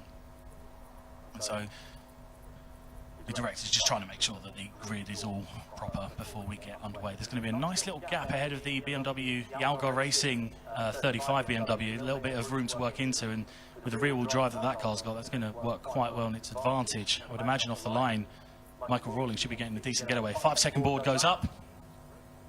The race is about to get underway. We'll wait for the red lights to come on. They're on now. And now they're out, we're away. Michael Rawlings gets a great start. Damian Krupczewski bogs down and is immediately swung by Alistair Easom in the Mazda MX-5 race car. The Clio that was behind Krupczewski hasn't been able to make a move. There's a 10-second delay for the other cars further back, and now they make their way through. There's a lot of action going on with turn one. Yeah, it's going to be very, very busy by the time they arrive at myself, but David Rawlings has started to build out a nice gap between himself and Alistair Easom. Damian Krupczewski finds himself in third place after that poor start, and it's absolutely everybody else thereafter. What about the Wright and Allett 944? That started to fall away already, sort of 5 or 6 places lost on the opening lap of this race. Everybody else is filing in. There was a poor start as well from the number 5 NJM Racing Ford Fiesta, Jack Spooner. He's dropped right towards the tail end of the order, so he's got a lot of work to do. But as for the race leader of Michael Rawlings, he's just starting to extend that margin more and more and more. As for Damian Krupczewski, as you say, with that bogging down on the start, he's now on the chase, trying to close back in on Alistair Easom. As for Jamie McHugh, he's really pushing on, somehow has managed to find himself in a fairly tidy position. I think he's up into, what, 4th place. He started in 6th, so he's really starting to turn up the wick in that Porsche Boxster, which was an amendment to the programme, a late entry. Very late entry, transferring over from the TDC to the TDT, making a really good run of it as well. So up to P4, I would expect Kuchelski to, I wouldn't say necessarily make quick work of Alistair Eason, but he's going to have the power advantage as they come down the start-finish line. The order is maintained as they come through the mountain and the Hall Bends. Another pass there on the 64 by, I believe that was Aaron Malarkey in the 25 just before they got to the Hall Bends. Michael Rawlings has got a sizable gap out front right now from Alistair Eason as they complete the end of their first lap. Running wide was I think that's Tommy Valentine, who's made a good start as well, up into P6, but he was briefly on the grass as he went through, and now they come through towards turn 1 once again. Yeah, Tommy Valentine in the Ford Fiesta ST, backed by Burton Power. As for Andy Burton, he is joining us this weekend in the Ford Focus, car number 63, but as you say, Tommy Valentine really starting to push on now, just dipping a wheel over the curb and onto the grass. He's being hunted down by the 126 CM racing car of Cameron McLean, who's just lost that place. The next target for Tommy Valentine will be Wayne Cockrell, who's a little bit further up the road. He's got plenty of time in which to find him. A huge spit of flame from the number 73 Asbo Motorsport Master RX-8 of Darren Brace and Charlie Radford, as you'd expect on a rotary engined car. It sounds brilliant as it goes by, but a huge spit of flame. We'll keep an eye on that as the race wears on. Wayne Cockrell now with a big look to the inside of Jamie McHugh. That will be for what is 4th place. And Wayne Cockrell already leading Class C. He doesn't want to hang around too much because Tommy Valentine, who's closing in, is sat there in second. We've got Kuchelski up into P2. I'm not sure if that happened around at the other end. I was having a look at the times as that was happening. Michael Rawlings miles out in front now, but Damien Kuchelski is up into P2 overall. Alistair Eason obviously still leading Class D by a decent margin. It's the two Adams in car number 3 that is second place in that class at the moment. Tommy Valentine is flying at the moment, really putting a gap away from the cars behind. Just keeping an eye as the rest of the field trickle through the bottom of the mountain and coming up through. Everyone seems to be in a fairly similar order, but Michael Rawlings has pulled out a huge lead. He's gone through now. He'll be coming through turn 1 into your vision very shortly. Damien Kuchelski has just crossed the line in P2, 7.4 seconds behind. And it's looking pretty imperious right now from Rawlings. Yellow flags up at the Hall Bends, waved yellows as well. We'll wait to see what's happened up there. Yeah, well, as you say, wait and see as to what exactly has gone on through the Hall Bends. Michael Rawlings a commanding lead, as you say, with Damien Shrupchalski in his newly inherited second place. He's running away from Alistair Eason, who's falling into the clutches of not only Jamie McHugh, but also that of Wayne Cockrell, also with Tommy Valentine closing in, and you still can't rule out Cameron McLean in that Renault Clio. He's not that far away either. As for Martin Adams, he's defending as best he can from Stephen Orrance. That's for 2nd and 3rd in Class D, 8th and 9th on the road. So those two are in a good little scrap, not only overall but in class as well. Back through and past me goes the number 73 Aspo Motorsport RX-8 as another spit of flame kicked out the back of that car. Keep an eye on Martin Adams. The leading pack is working its way towards you any moment now, but Martin Adams is fighting valiantly to keep Stephen Orrance behind, but also one of the orange Ford Fiestas as well. One of the orange Ford Fiestas, something's gone wrong with Aaron Malarkey. That was the cause of the yellow flag. He was running slowly through the Hall Bends and it's going to the pit lane, looking a little bit, a little bit worse for wear, a little bit shaky as it was coming in. So something that happened to Aaron Malarkey, which is such a shame because he was running really well, made a great start. He's just found himself back into the pit lane. Michael Rawlings is asserting his dominance in this race right now. Had a performance BMW coming across the line, and the chasing cars are yet to be in sight. Damien Kuchelski is bridging the gap back to Alistair Eason, and then there's about 4 cars in fairly close sequence behind his Mazda MX-5. We're going to get a bit about him. McHugh is looking to make a move on the inside into turn 1, and he's made it stick. Just the sheer power of the Boxster powering through.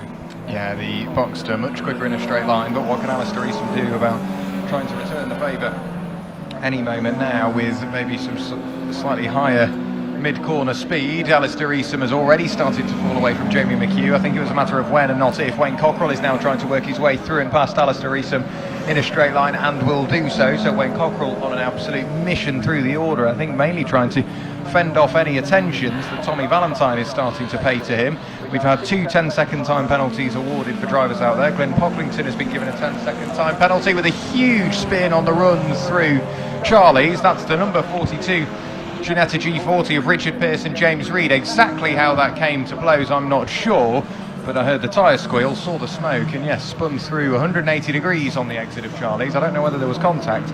But back to the original point, Glyn Pocklington in his BMW Compact has received a 10-second time penalty. So too has the number 17 Mazda 2, Neil Shaw, and Kevin Taylor BB, which makes you think, is that jump starts? Did they not listen to the 10-second margin? No, they went straight away. There was supposed to be a 10-second delay, but they went straight away and have now got their 10-second penalty added on later on, which seems to, I mean, that could work in Glyn Pocklington's favour, because he's already got himself up to 22nd overall in the order. Shaw and Taylor Beebe haven't quite got the same progress as of yet. Michael Rawlings comes through to complete the lap. I did see the tyre smoke and the spinning Ginetta from my position, so that must have been a bit of an incident. Damien Kuchelski's now being chased down here by McHugh. We've got Wayne Cockrell that you mentioned. He's up into P4 ahead of Alistair Eason, so he's bringing a couple of cars in between himself and Tommy Valentine. Tommy Valentine was passed by the 126 of McLean during that lap as well, so Valentine himself has come under pressure and succumbed to it. He has indeed. Alistair Eason now under big pressure from Tommy Valentine, as you say. Tommy should be slightly quicker in a straight line in the turbocharged Ford Fiesta ST. Up the hill they go. Tommy Valentine position made. So it's Michael Rawlings that leads from Damian Shrubchalski, followed then by the 251 of Jamie McHugh. Behind Jamie McHugh you've got Wayne Cockrell and already the 126 of Cameron McLean, as well as now Tommy Valentine before we get to Alistair Eason. So 2 positions lost on the previous lap, 2 positions already lost on this lap for Alistair Eason. He's only going backwards and will continue to do so because traffic will slowly start to play a part. Depending on where he catches it, there may be an opportunity for him to close in once more, but leader's already back with you, and now all of a sudden Jamie McHugh is slowing, and that allows Wayne Cockrell to go all the way around the outside on the brakes in towards the mountain. But McHugh has held his position. Not sure if it was just slow on the exit. Sorry, I'm just going to jump in again. The 42 Ginetta of Richard Priest and James Reed off again at Charlie's. This time it was much later into the corner, leaning very hard on that rear left-hand side, spun almost into the barrier, managed to keep it out of the barrier just about, got going, but has dragged a load of grass back onto the circuit. Kudos for keeping it relatively on the tarmac then for the 42 to keep things going. The last time when you handed over to me, McHugh has actually managed to hold on to that P3. He held it on the inside of the bottom of the mountain and is now pulling away. So Mike just had a bad exit as he came towards the mountain.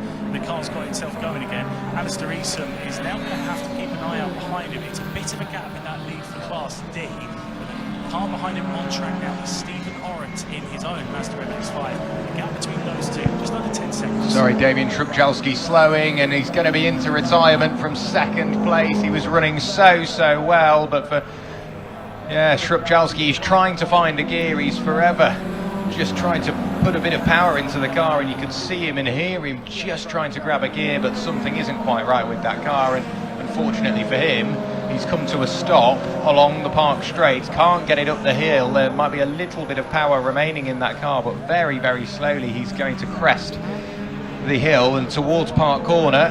He's got to try and find a relative place of safety to get that car pulled away. The leader slowed. Rawlings has slowed as well, coming down towards the bottom of the mountain. Sorry to cut in, but we've lost second place. It looks like we're about to lose the leader as well. Rawlings is coming to an absolute crawl now up the mountain and is going to be pulling away. So that'll be this fight here between McHugh and Cockrell has very quickly gone from the battle for the bottom step of the podium to the fight for the lead. Rawlings is out of this race as well. Yeah, that car had a few issues earlier on this season. I think it was at Donington Park Michael Rawlings had issues. Got them somewhat sorted at Alton Park and went as he meant to go on, really, picking up a podium there. But at Cadwell, clearly not all is well, and the same goes for Damian Shrubchalski, but good spot with Jamie McHugh. All of a sudden, he's not just defending the final step on the podium, he's defending the top step on the podium. So we've got 2 yellow flags, one on the run up towards Park Corner, one that I can see from my perspective on the run towards that to the bottom of the mountain. I can see a change of surface flag being displayed, so I've got a feeling Damian Shrubchalski has deposited some gearbox oil or something of the like. And another car retiring as well is car number 126. That's the CM racing car of Cameron McLean. He's gone between Marshall Post 5 and 12. That's along the Park Straight and down in towards Mansfield, so we'll see no further part in his race either. Well, that's a massive shame. He was running in P5 well, so now we've just lost a swathe of cars in the space of a single lap there, unfortunately. That's Rawlings, Kuchelski and McLean. unfortunately not able to make it. I don't think Rawlings has been able to make it back into the assembly area. That's what the double wave yellows at the bottom of the mountain are for. It gets clear once you go through. We're basically on a full course yellow because we've got single yellows and a double waved yellow up towards Park. We've then got double waved yellows in towards the gooseneck. We've got double waved yellows in towards the bottom of the mountain. I think the only section that's clear is the start finish line. Start finish line and the famous overtaking spot of the Hall Bends. Yes, that bit where everybody goes for a move.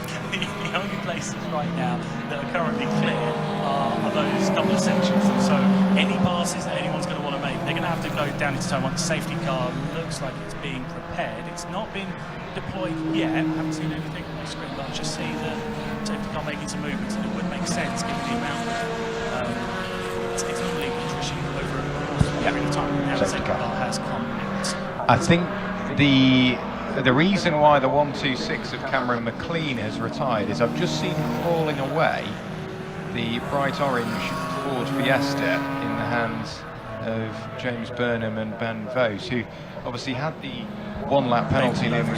Yeah, they crawled away from Mansfield, so I think there's been an incident between the pair of them. They've tried to get it back, and have they made it back to the paddock?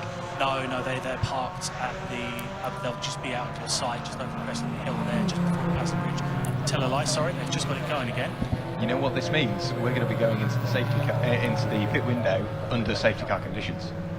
Right, I'll do my best to keep an eye on everything down here because it's going to get quite frantic quite quickly. We've got 2 minutes until the pit window opens. The 25 of Aaron Malarkey is still stranded down here, but it's behind the line of traffic cones that we've got to denote that this is the main working area as opposed to this is the driver change area. 1 minute and 53 seconds until that pit window opens, and I would imagine this is the best time to do it. This is when you're going to lose the least amount of relative time in terms of going quickly. First, everyone has to be elected behind safety.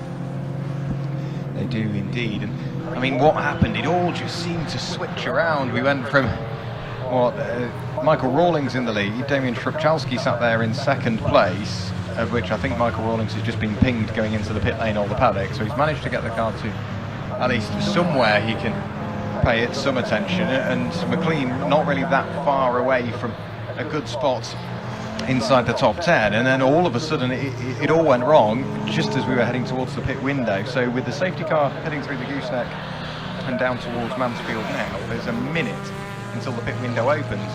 Now begs the question, is it going to split the grid? Are we going to get the front half not there with the pit window open, but the back half there with the pit window open? I've got a feeling we might just be okay, and we could see the leaders into the pit lane this time. The safety car is only just going through underneath the passenger bridge towards the bottom of the mountain now. I can't imagine he's going to be going too quickly, so there might be a minute to get back around the top of the mountain through the Hall Bends and down into the pit lane. What this does mean, that I've just realised, is that I've looked down towards the pit lane. I'm seeing Jack Wright fully suited and booted. We're going to get half an hour of Jack Wright making his way up from 9th in the field. If they manage to do a good pit stop for the SI Racing team, as the number 17 car comes in, realises, pit window's not open yet, and just passes straight through, no harm done. It's going to be fascinating to see what Jack Wright is able to do under that Porsche. It will indeed. So now only 5 seconds remaining. Pit window will well and truly be opened by the time the field get round. So pit window now opens. The safety car just emerges through the final corner. And are there going to be any takers? Wayne Cockrell goes in. So too does effectively the rest of the field. There was a car with black smoke on got a delayed bit of the live stream about a minute behind. But there was one of the Clios that was going around with a lot of black smoke coming out of it. It's very busy in the pit lane. That shouldn't shock anyone, but we've got a bit of they've come to a stop at the pit lane entry to try and get everyone into position. Wayne Cockrell is going to be A-OK. McHugh, interestingly, has kept on going. Now would have been the time for him to come in and just make sure that everything's okay. But potentially just waiting, because there is not going to be enough spaces for everyone that's come in. We've got 1, 2, 3, 4, 5, 6, 7, 8, 9, 10, 11, 12, 13, 14 cars. Maybe a clever move, actually. Yeah, just to avoid all the... But he would have had the space completely free at the front, I think. Yeah, but it's then trying to leave. How busy would it have been? And just trying to make sure that your mechanics can chat to you, can check pressures, whatever it may be. he might. I mean, he's got the best view really, because he'll be able to see all of the recovery efforts going on around the circuit and go, right, okay, no, that's fine. There's going to be more than a couple of laps at least. So let the first batch go through and serve their pit stops, and then if he comes in next time, he might be able to file out exactly where he was, or it will go incredibly wrong, and then he will join the back of the safety car queue, having already served his pit stop. I think he should be okay. We've got another car coming in now to join the fray. There's not enough room, guys. You can't come into the pits. We've got cars parked all over the pit lane. Wayne Cockrell was one that came in. He was just half a second behind McHugh when the safety car came out. He dived into the pit lane. He's got a completely clear route ahead of him. He was the first one into the pit lane, so he will be completely okay with regards to making his pit stop. I can't imagine that he's going to have any real interference when he does go back out. Very calm and collected inside that car. The pressure checks were already done. We've got the the Mazda 2 Racing guys trying to make their way through the pit lane. We've got the NJM Racing car, and I'll tell you what, you were right. Wayne Cockrell did get held up just a little bit there, and in fact he's been jumped in the pit stop by Alistair Easom, who's going to be moving up into what is not quite the effective lead, because McHugh still has to come in. Stephen Orrin nearly got past Cockrell as well. Cockrell was just trying to get back out and then got caught with a couple of cars, and they're doing a driver change in not quite the live part of the pit lane, but not quite behind the line either. Similar with NJ, they just ran out of room. Now there's tons of room. Now there's plenty of room for McHugh to come in and make that stop. Yeah, so he will be in any moment now, because he's just behind the safety car. Safety car emerges, and into the pit lane he should peel, which he does. Yeah, very clever move from them, because they've now got a really clear pit stop whilst drivers are out there and trying to close back into the safety car. The thing is now, whilst they're closing into the safety car, they're lapping quicker than safety car pace in comparison to Jamie McHugh, who's just done a lap at safety car pace. So it could swing back the other way. I think it's going to hurt Jamie McHugh more than it's going to help him, but then you've also got the opportunity to work your way back through the order, which makes it good for us. Maybe not for Jamie, but good for us. Did the Adams Borum Motorsport MX-5 dive in? Yes. So it will be Rob Adams now behind the wheel of that car. Expect that car to go incredibly quickly as well. We're sizing up for a good, 20-minute sprint race with new drivers in the car, returning drivers in the car. It's going to be good, isn't it? Very good, very good. This is very much looking forward to this one getting back underway.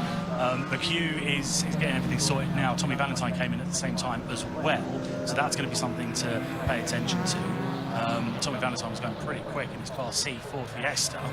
Although that said, we're now looking at leaders coming through. So McHugh has been passed in the pit cycle. You were dead on, and the effective leader of this race after the pit stop cycle is Alistair Easom. So we have the Hearts, who have yet to pit in car number 245, and the number 26 car of Malarkey and Smith. They haven't come in either. So it was a much simpler method in terms of it's nowhere near as condensed in the pit lane. Now, don't get me wrong, it's still busy, but it's nowhere near as bad as it was. But getting in early has really paid off for those front runners. It really has, and as much as everyone wants to win some silverware, there's no points that you can earn in the Trackday trophy. It's purely that, a trophy to celebrate the win, but no major sort of championship milestone come the end of the year in terms of, if you've won the most races, obviously you've got an idea that you would have won the championship, but the reason behind that is to take away from the major part of competitiveness, to again blur the line between track day and racing, and then racing and championship. That's the end goal that clearly works with the MSVR. So for Jamie McHugh, obviously a late entry, he's maybe thinking, you know what, let's just play my part, get out of the way, and then he can have a good fun trying to carve his way back through the order. He's just coming back through and past me now with Tommy Valentine in tow. But yeah, as you say, I think the main talking point is, one, how Alistair Easom has gone from dropping down and outside the top 5 to now being in the lead, but also we get Jack Wright behind the wheel of a Porsche 944 Series 2 fighting his way through the order. That's the one that really excites me. We get to see that because it's all, there's 3 Class D cars in this. He's currently the first place Class B car. Is what I can say, because McHugh was the leading Class B car until he came in. He's going to be a few places back from from Jack Wright on the restart. So it's all just Class C's and Class D's ahead of Jack Wright. So he's going to have the power down the straights, in theory, to get past as Alistair Eastham goes to... Is he the effective leader? I'm not sure. No, he must be. The others are a lap down. Okay, Yes. I was losing myself there for a sec. Malarkey and Smith continue. They are the ones directly behind the safety car. There's a lot of cars in between the 26 and the 16. The gap is 32 seconds. They're all behind the safety car. Yeah, I feel sorry for the safety car in race control, because only now coming past me is Alistair Eastham. Already going through Chris Curve is the safety car, so they've got to try and figure out, one, are they going to let the field through and pick up the leader, or are they going to leave it as it is because everyone's been diving into the pit lane? No, they have picked up. Say what? They have picked up the leader. Malarkey and Smith, the current leader, they're the ones that have been picked up behind them. Yes, of course they have, yeah, but they've got so many cars, as you say, separating themselves from Alistair Eastham, but still to dive into the pit lane. If Malarkey dives into the pit lane now, all of a sudden it gets a bigger job, and they've got to try and pick up Alistair Eastham, who's on the tail of one of the Mazda 2s. So it becomes a very tricky job. So they must be hoping and praying that the number 26 Renault Clio doesn't opt for the pit lane this time. I'm getting a bit of a suspicion that that car might just be running like a direct 50-50 split in terms of track time. So if they do come in this time, that'll probably confirm that. But right now, the safety car is coming up over the mountain and into the Hall Bends. Yep, there it is. It's going a bit slow. The lights are still on, so I don't think we're getting back underway this time. It'll be interesting to see what happens if the leaders do come in car number 26, because it is then... That was a lot of cars that passed through before I saw Alistair Eastham go into the Hall Bends as well. It's going to be about 9, 10 or so, thereabouts. Just waiting to see what happens when the cars come down on the other side of the Hall Bends in and out the final corner. There's the safety car now, lights still on. And yeah, car number 26 is now coming in. So this should, in theory, allow for the 1, 2, 3, 4, 5, 6, 7 cars directly behind the safety car, in between them and Alistair Eastham, potentially to go through. But I don't know what the regulations are for instances like this and how that is directly communicated. So we will keep an eye out for any hands out the window. The safety car, we might get that. Yeah, normally what you see is they will swap around on the park straight to try and minimise or try and maximise the space that drivers have to overtake, but the safety car hasn't ran at a reduced rate, so I've got a feeling we might just set them off as is. As for those back markers, they would have been hoping that they were given the opportunity to get through, but no, the safety car is not going to let them through. And in terms of the recovery effort, I'd imagine we're not that far away from getting it complete. So for Alistair Eastham, what he needs to really focus on is a good start. Obviously no overtaking until they pass the safety car control line, which here at Cadwell Park is the start-finish line. He needs to build a bit of a run-up, nail the timing, and get as many cars between himself and Wayne Cockrell as possible in an attempt to hold on to the lead of this race. He's going to have to do his best, because he's not going to have too many, I believe. You can see those two will follow each other in sequence, and then it was Stephen Oren and the Adams car pretty close in tow. So it's going to be those 4. 3 of them Class D, by the way. Phenomenal performance from those 3. Class D really hitting above their weight, above their power, to get 3 of the top 4. Wayne Cockrell, the sole representative of the Class C. The aforementioned Jack Wright in P8 overall is the highest placed Class B car, so should be best positioned to make the most of Safety car in this lap. Safety car is in this lap, the lights are out. There are a lot of cars still yet to come through. So we've got the 711 Glim Pocklington as the first car behind the safety car, but the leader of this race is Alistair Eastham in the number 16 Mazda MX-5. Right behind him is indeed Wayne Cockrell, and then right behind Cockrell is Stephen Oren. The number 26 car has just rejoined. It's Malarkey and Smith. So they shouldn't have... They lose a full lap. I'm not 100% sure what the thought process of that was, but I'm not doing anything out there. But we now just await as the cars are following very closely behind the safety car. Safety car pulls away. Pocklington leads them away. There's no overtaking until the safety car line. Number 42 has timed it quite well, but now Alistair Eason is going to have to wait a minute because he's caught alongside one of the Mazda 2s, and that gives Wayne Cockrell an opportunity. He's got a fantastic run. Is he going to try and make it 3 wide? He is, around the outside, going into turn 1. That's Wayne Cockrell moving into the lead. So Wayne Cockrell into the lead of this race, really starting to push on already, not wanting to wait around. So Wayne Cockrell into the lead. Alistair Eason is there in second place. It's then going to be Stephen Orrent in third, and all of a sudden it's going to be that of Rob Adams in fourth. So we've got Toyota Celica leading, then 3 Mazda MX-5s, 2 Mark 3s, 1 Mark 4, all scrapping away, trying to figure out who wants those final 2 steps on the podium. I'll tell you what, the safety car, the retirements and the pit stops, it's all come together rather nicely, hasn't it, there? It's a massive shake-up, and we've still got just over 18 minutes to go, so we've still got plenty of time for other stuff to happen and to keep this thing going. We've got just seen the green flags wave, so it means that the leaders are going to be coming down this way fairly shortly.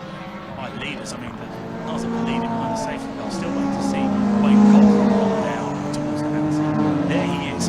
That is a gaggle of cars really close, fighting each other as well. A bunch of MX-5s coming into the bottom of the mountain. Easton just ahead of Orange, just ahead of Robert Adams, who's piloting that one below. Cockrell is now having to deal with traffic as well. The other cars that everyone's having to deal with traffic, in all honesty, because these cars that were leading it effectively at the front of the safety car queue are getting the blue flag now. So it doesn't really serve to benefit them too much. They were hoping to get the 7th round of the safety car, but it just didn't end up happening. You know, it's a bit of a gap between Pocklington and the 42, and now we've got nose to tail. It's Cockrell versus Eason, and then you've got 2 MX-5s virtually bump drafting each other, trying to get around the lapped car. It's really close coming into turn 1. Really close coming into turn 1. We wait for them to appear on the exit of Charlie's, so it's still Cockrell from Eason, from Orange, from Adams, and then it is the Renault Clio that seems to be closing them down all together. The number 77 car of Stephen Gilbert and Matt Baldici in the Renault Clio 182, but then we need to keep an eye on that of Jack Wright, who he's not hanging around at all. He's already cleared past all of the lapped traffic that he had to. The only cars up the road are now moved for position. Keep an eye on Jack Wright, he might be good for the win here, still with so long left in this race. He gained 3 positions on that restart lap. He was P8 when the safety car pulled in and managed to get himself up to P5 to set the car's best lap of the race. With all the traffic going on, we've got a spinner at the bottom of the mountain. Car number 26 has gone round, hasn't made any contact with the barriers, but there will be yellow flags, so you cannot overtake here. The car has just rejoined the circuit in front of Pocklington. Enough of a gap to not really interfere too much with that one. Cockrell still leads the way at the moment. Then it's Eason, Orange and Adams, 2nd, 3rd and 4th. It's really not a massive gap back to Jack Wright in that Porsche 944. That is going to be the one to look out for. That is the car that has enough power and belt to get ahead of these Mazda MX-5s. And then it's going to be a hunt on to try and chase down Wayne Cockrell. They've all gone into the hall bends now. Traffic is still a major factor here at the moment. It's so difficult, even when you're being waved through, it's so difficult to make the moves around here. Wayne Cockrell now having to get around the outside of that number 26 Renault Clio, and just ahead of him is Pocklington in that BMW. I don't think they've realised that this is the battle for the lead that they are now directly involved with as they go through the exit of turn 1. All 4 of them still really close, and there goes Jack Wright through turn 1 as well. Yeah, Jamie McHugh will have dropped down on this lap as well because he had to straight line the gooseneck with some sort of issue, and we've had a car into the pit lane as well. Wayne Cockrell working his way past a little bit of traffic. We've still got yet more traffic to be served to those cars, so Wayne Cockrell leads from Alistair Eason, from Stephen Orrent and Rob Adams. Then it's going to be that of Jack Wright, who's on that mission up through the order. It all seems to have fallen apart for Stephen Gilbert and Matt Baldici. They were closing in on those cars up the road, and as you say, it all just started to fan out with whatever happened down at the bottom of the mountain. So driving to be done behind the wheel of that Clio. As for Wayne Cockrell, everybody behind him is something of an afterthought now. He's built up enough of a margin to not need to worry. Stephen Orrent, however, having to go super defensive from Rob Adams because Rob is there or thereabouts, desperately trying to work his way onto the overall podium spots. And for Rob Adams at the moment. He's sat there in third in Class D. He's wanting to get into second in Class D, working his way through and past Stephen Orrin, but Jack Wright is on his way. Jack Wright is on his way. I wouldn't be surprised if it took too long to catch up to the back of this group. Problem for the Stephen Orrin and Adams have got, they're trying to get past Clint Pocklington, who is a lap down and being blue flagged, but they're just not able to find a way through. That's giving Alistair Eason an opportunity to pull away as well, to try and maintain a bit of pace to Wayne Cockrell. Cockrell this lap has not had as much trouble with the traffic, and we might finally see a bit of a representative lap time from him. He goes across the line now, it's 44th flat, it's close to his best. Third and fourth, Orrins and Adams have just gone through. They have a very, very, very quick Jack Wright moving on the inside of the pair of them. He's got past two of the cars, one of them was a lapped car, so that's Jack Wright up to P4 now, and you should be able to see him attacking Stephen Orrin. Now wait for them to appear. There goes Wayne Cockrell and Alistair Eason, all the way around the outside by Jack Wright at Charlie's. You don't see that move happen very often at all, but Jack very, very confident behind the wheel of a racing car. We see it at Brands Hatch and at Donington. We've seen it at Brands Hatch and Donington Park already this year. We've seen it once more here at Cadwell. I think more importantly for Rob Adams, that didn't compromise Stephen Orrin, which is what he was hoping for. So Stephen's managed to hold on to what is fourth place. Rob Adams has shuffled down into fifth overall, but now he doesn't need to worry about those cars behind him. Jack Wright is through and gone, so he can just focus on attacking Stephen Orrin for the final 12 and 3/4 minutes of this race. Rob Adams now with a look to the inside. Stephen Orrin defensive once again. And you can just tell that Rob wants to get onto the second step of the podium. I think Wayne Cockrell, whilst he's forgotten about Alistair Eason, very quickly there'll be a blue flash that appears in his rearview mirror, and that's the very swift arrival of Jack Wright. Yeah, those MX-5s you rightly called them an afterthought, but that Porsche is definitely not an afterthought now. Cockrell still leads the way. He locked up a little bit coming into the bottom of the mountain. The gap to third place, because Jack Wright is the car that we've got to focus on at the moment. He's going to be the one that really is the main threat to Wayne. Wayne's managed to bridge the gap a bit more to Alistair Eason on this lap. He's keeping it as clean and tidy as he can, apart from that little moment down at the bottom of the mountain. He comes across the line now to put in his best lap of the race, 1:43.1. It's the best lap of his race for Alistair Eason as well, and it's the best lap of his race for Jack Wright. Interestingly though, Jack Wright with the traffic to negotiate was slightly slower than Wayne Cockrell on that lap, the gap up to 6.1 seconds. The yellow flag being waved as well. I'll just try and find out what that is. Yeah, you can't really complain when it's Jack Wright, given all the overtaking good on the previous lap, so he's clearly been working hard. Now Rob Adams gets a really good run out of Charlie's, but the Mark IV of Stephen Orrin seems to have that little bit more power. He places the car in the middle of the road as the circuit really starts to get quite skinny into the braking zone of Park Corner. They disappear out of my sight. I'm not sure whether it's going to be Stephen Orrin or Martin Adams. I think for now, looking at the roll cage colour, we get a very brief flash of it. It is Stephen Orrin ahead of Martin Adams. Wayne Cockrell continuing to extend the margin from Alistair Eason, but behind Alistair Eason you have that of Jack Wright really starting to close in. Once again, Stephen Orrin goes defensive, and Rob Adams has to give way to that defence. He can't dive up the inside as of yet in towards Mansfield. He's tried it every other lap. He needs to try something else. This time it's on the exit of Mansfield. They're going to be side by side as they run towards the bottom of the mountain, but Rob Adams again decides discretion, the better part of valour. He's running out of time now, 10.5 minutes left. There's also a yellow flag as McKeegan is pulled over to the side of the road at the top of the mountain, so the bottom of the mountain is not really valid overtaking. So might have seen that yellow flag, just decided to back out, on the side of caution, which is entirely fair. So McKeegan over the left side. I'm not sure if it's just over the pine crest, but at the moment that's not the best place for a car to park. The green flag is being waved at Hall Bend, but I don't see that car getting recovered very quickly. The car that has recovered very quickly is Jack Wright, who's just flown up the inside of Alistair Eason to take P2. The sheer power advantage that he has on top of, the talent that he's got under his feet as well. He's just posted another fast lap. It was a 1:42.362, and the hunt for Wayne Cockrell is now on for him. Yeah, so it means over a second quicker than Wayne Cockrell on that previous lap. Wayne will see him coming, but Wayne's been around this form of motorsport for a long, long while. He'll know that they're in separate classes and not want to fight him. He might just let Jack Wright go through, take the overall win, but he will still pick up the win in class whilst doing the podium for the MSVT Trackday Championship. I did hazard a guess at the time, and I said maybe not for the first time today. Jack Wright onto the top step, and all of a sudden Jack's trying to make that happen. Wayne Cockrell pushing hard, using all of the circuit and a little bit more beyond the curb, beyond the white line onto the grass on the exit of the gooseneck. A very scary thing to do indeed, because it can spit you back into the inside wall.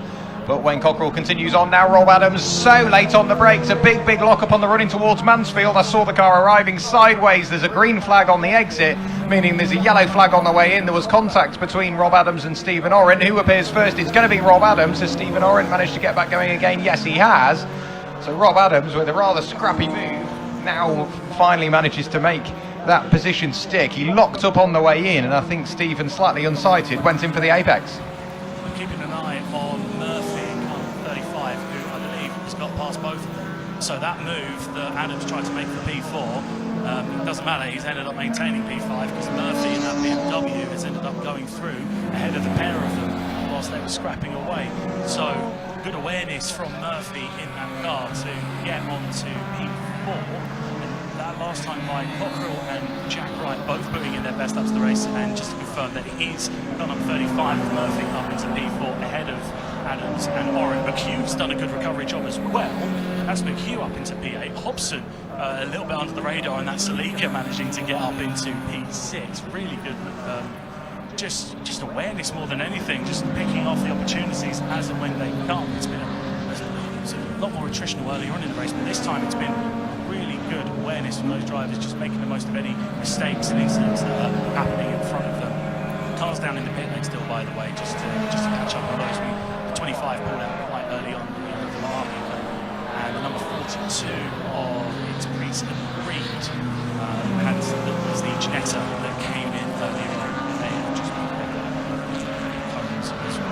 It's still Cockrell leading the way, but he was 8/10 of a second. He was caught up by Jack Wright by 8/10 of a second last time by.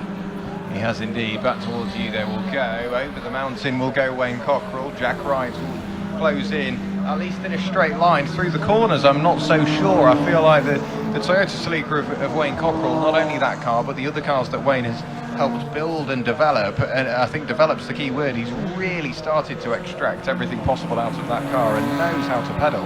So I think through the twiddly bits, it will be Wayne Cockrell's game. But as soon as they come out of the final corner at Barn now, you can see just Jack Wright closes yet more. And as they go through Coppice at turn 1, that gap has well and truly fallen. Another quick lap from Jack Wright, 41.3. However, Wayne Cockrell has just set his personal fastest lap of the race as well. So he's pushing on, trying to make the job as hard as possible for Jack Wright. If he wears the clock down and keeps the gap at a comfortable point, it means that Jack Wright is simply going to run out of time to make the move. But we've still got plenty of time left in this race, over 7 minutes still to go. So, or over 6 minutes, pardon me, 6.5 minutes of the race still to go. It means that Jack Wright is running out of time, but given the rate of closure, I've got a feeling Wayne Cockrell is fighting a losing game. All over the grass on the exit of Charlie's is the number 35 of Colin Murphy in the Algar Racing 3 Series Compact. Rob Adams, since the incident has started to slow down somewhat, so he might have slightly knocked his confidence, but he's now being caught back up to by the recovering Stephen Orrin. In the meantime, Wayne Cockrell and Jack Wright just heading towards the pedestrian bridge and back towards you. Just keeping an eye now on these cars is indicating to bring himself back in. It's either that or it's just left the indicator on by mistake. Cockrell and Jack Wright are now nose to tail. They've come across the number 5 NJM Ford Fiesta. Just keeping an eye on them as they go into the Hall Bends. It's going to be Cockrell still ahead for now, meaning that the positions are going to have to be maintained for Cockrell and Wright at this time. I need to give a little bit of a shout out to Alistair Eason, who's given himself a 12-second gap back to these cars behind of Murphy, Hobson and McHugh, because those three would be the ones that would be most likely to threaten his position, the cars with the more power. But they are really close as well as they go into the Hall Bends. And 6th, and there's been a pass for the lead as well.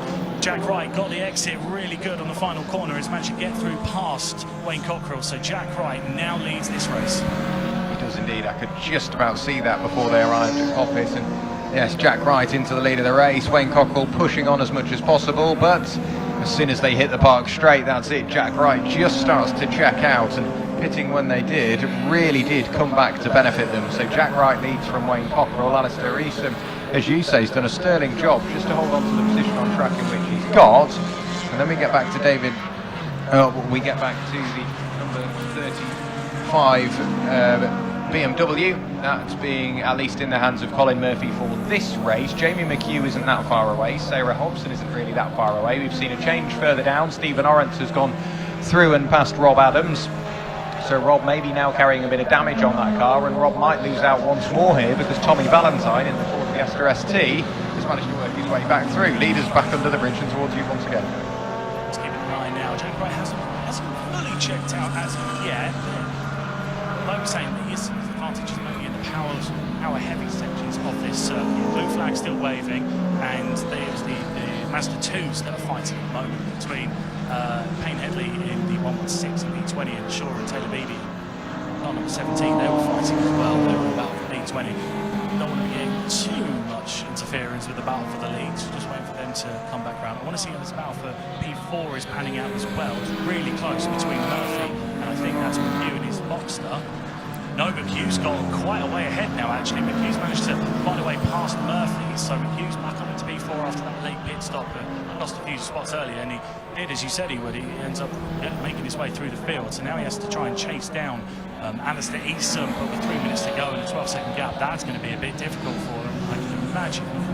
Just want to give an eye though, yeah, because now Murphy is under big pressure here in the 144 Celica of Hobson. Going to keep an eye on that battle for P5. Just to see if Hobson's able to make a move either side of into turn one. Not on this occasion. Stephen Orrin really isn't that far behind either.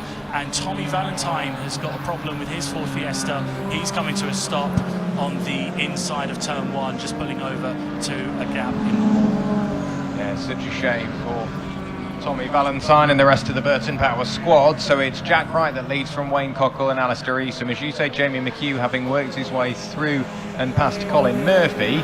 He's still second in Class B, but up into fourth overall. Colin Murphy, fifth overall, second in Class C. Sarah Hobson, whilst chasing down that pack, has managed to pick up what is the final step on the podium in Class C. Stephen Orrant and Rob Adams fall 7th and 8th on the road, 2nd and 3rd in Class D, mainly because that of Tommy Valentine started to fall down the order. So there's not too long left in this race now. 2 minutes to go. Whereabouts are the leaders? Just heading through the Hall Bends. There's around about a lap left. It depends how close it's going to be. It depends on whether I need to run round to the podium. If you need to run round to the podium, by all means go and do so. I don't mind seeing this one out. It's been a fantastic race so far in the MSVT Trackday Trophy.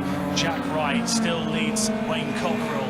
The gap now has increased slightly to 2.2 seconds. Jack Wright seems to have lifted off a little bit.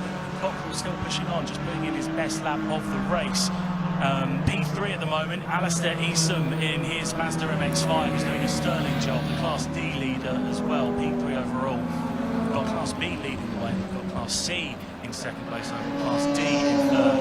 We've got McHugh having just come through in fourth place, and this battle for P5 is still raging on between Murphy and the Celica of Hobson. There's no passing at the moment, though, the start-finish straight as a result of this retirement from the Burton Power Racing Ford Fiesta of Tommy Valentine. Keeping an eye a little bit further back, there's still a very close battle happening for P7 between Stephen Orrin and Rob Adams. There's been a pass for position between, P9, you're going to have the 43 now having made place up, and then after that, we have the lap vehicles that got caught up in the safety car from earlier on. So we're trying to keep an eye on the leaders. Here is Jack Wright coming through the bottom of the mountain now, having bridged a bit of a gap this time to the Wayne Cockrell.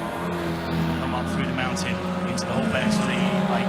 This will likely be the penultimate time. I think we're going to get enough time for one more lap after this. Wayne Cockrell still trying to keep in close proximity. Hearts Racing Civic formed across, paying attention to that yellow flag because it's going to be in it's a difficult position, so we're not going to see any real passes this late stage of the race on the start-finish straight at least. The last lap board is now being held out. Jack Wright crosses the line with 8 seconds to go, so we're going to have one more lap here at Cadwell Park for the MSVT Trackday Trophy. It's Jack Wright leading the way with the team of Wright and Allett in the Porsche 944 from Air Supply. It's Wayne Cockrell in the 21 Toyota Celica. It's a bit in second place, 3.5 seconds back. It's a bit of gap back to Alistair Eason in his Mazda MX-5. You've got McHugh in the Porsche Boxster. Car number 251, Jamie McHugh is putting a great job, but it's going to be a could be a little bit too late. It's brought the gap down to just under 7 seconds. And this battle for P5 is still raging on between the Algar Racing 35 of Murphy and the 144 Celica of Hobson.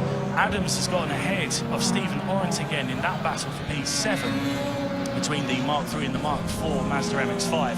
So that's still going to be one worth keeping an eye on. And other cars are still filtering through. We've got Pocklington, who started towards the back of the grid, having just passed underneath me to into P15 now. I believe he is a lap down. There's still a few more cars on the lead lap.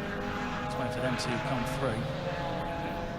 I think this is one of them now. This is the 143 of Hurrell in 10th place. So managed to get himself up into the top 10. And the 73 of Grayson Bradford, 4th place in their class in the rather flame-spitting Mazda RX-8. Put out a bit of fire, put out a bit of fire as well. Oh, and I've just seen Wayne Cockrell pull off to the side of the circuit on the stream, so that would have happened about 40 seconds ago. That is a dire shame for the man who was leading his class. It was such a good race, and the car is unfortunately on the final lap. As Jack Wright has come across the line to win this race, it's such a shame for Wayne Cockrell as well. So the Class B winner and the overall winner will be Jack Wright for Air Supply Racing. Getting caught up in a few different things at once. Waiting now for it should be Alistair Easton coming across the line to take 2nd overall, and it will be the Class D win as well. Alistair Easton in the MX-5 comes across the line to take the checkered flag. 3rd place is going to go the way of McHugh in car number 251. Slow cars here towards the end. The battle for, it was P5 at the time, it's ended up being the battle for P4. The 144 of Hobson managed to get ahead of the Algar Racing of Murphy. Adams comes across the line in P6. It's Stephen Orrent in his Mazda MX-5 in P7. I'm gonna wait to see if anything comes up for Wayne Cockrell. It really was just a lot of attrition there at the start of the race and towards the end as well. A few cars just not able to quite make it the full 45 minutes. Now that is the JM 5 coming across the line. We're still just waiting for the final few runners on the lead lap to come across the line so then we can do a full rundown of the order. We're just waiting on, I believe it's 4 cars. There's the first of them, Hurrell across the line in 7th, number 73 of Grayson Bradford, rounding out the top 10. Here comes the Ginetta, number 82 of Griffiths, just ahead of the NJM Racing Minis. That was Murphy and Buckle very close to the end, 0.3 of a second separating those two. So a quick rundown of the order. The winner was the Air Supply Racing Porsche 944 of Jack Wright and Matty Allett. They came across the line after 24 laps with a best lap of 1:41.385. The fastest lap of the race was set quite a bit earlier on by Michael Rawlings at 1:40.477, completed 24 laps in total after 45 minutes. 2nd place overall was Alistair Easton. He was also the Class D winner. It's car number 16 in his Mazda MX-5. P3 overall was Jamie McHugh in his Porsche Boxster, car number 251. Car number 144 of Hobson in the Celica. Sarah Hobson in her Celica. She came across the line in 4th place overall and a Class C win. It's car number 35, and that is the car of Colin Murphy. Started 15th, so great drive from the Algar Racing driver. 2nd place in class as well. P6 overall, and 2nd in the Class D class was the Adams pair in their MX-5. P7 overall, and 3rd place in Class D was Stephen Orrent. 8th place overall was the Frankenstein Racing Clio, number 43 of Sheed and Edison. They were also 3rd in Class C. 9th overall was the car number 143 of Trevor Hurrell, starting from P20, so made a great lot of progress through the grid, and ending up in P9. P10, rounding out the top 10, car number 73 of Grace and Rafford in that Mazda RX-8. P11 was the number 82 car of Griffiths. P12, car number 50 of Murphy and Buckle. Wayne Cockrell has been classified as P13 in car number 21. P14, car number 245 was the Haas Racing Civic. P15, car number 711 of Glenn Pocklington in his BMW. P16, car number 77 of Gilbert and Baldacci. P17 is car number 26 of Malarkey and Smith. P18, car number 83 of Fletcher and Langston. We've got P19, car number 116 of Payne and Headley. We've got P20, car number 17 of Shaw and Taylor Beebe. And then the last of the finishers in car number 5 was the 21st. Car number 5 was Jack Spooner. Oh, that was an absolutely fascinating race. Really good battle great battles all through the entire race. Wherever you looked, there was always something going on. Really close fights in the end as well. That battle for fourth was absolutely superb. The fight at the front as well. My heart goes out to Wayne Cockrell because it was a sterling effort. He hadn't put a foot wrong, and then from what I saw on the stream, and I didn't see too much unfortunately, it was over on the other end of the circuit just after Jack Werrell had gone over to the podiums. It looked like, unfortunately for him, it was just the engine just decided to give way there right at the end. So we should have the podium ceremonies happening quite shortly. I can imagine that everyone is getting always more or less back. Just waiting for confirmation of that before I hand over the proceedings to Jack Werrell so that he's able to continue with everything going on there. A really good race though. I sincerely hope that everyone that's here at the circuit enjoyed it, because I certainly did. There was so much going on. The early safety car really shaking things up quite early on. And if you are here at the circuit, there's still plenty of activity left throughout the rest of the day. We've got another, I believe it's another 4 races coming up at a little bit later on at 4:10. We've got the second of our Miata Trophy races happening, and then surrounding that as well, our next race coming up once we've completed the podiums here will be the Snetterton Saloons, and then after the Miata Trophy race at 4:45 we'll have the final of our Tiedemann Trophy Monoposto races, and at 5:15 our final race of the day will be our second Snetterton Saloons race.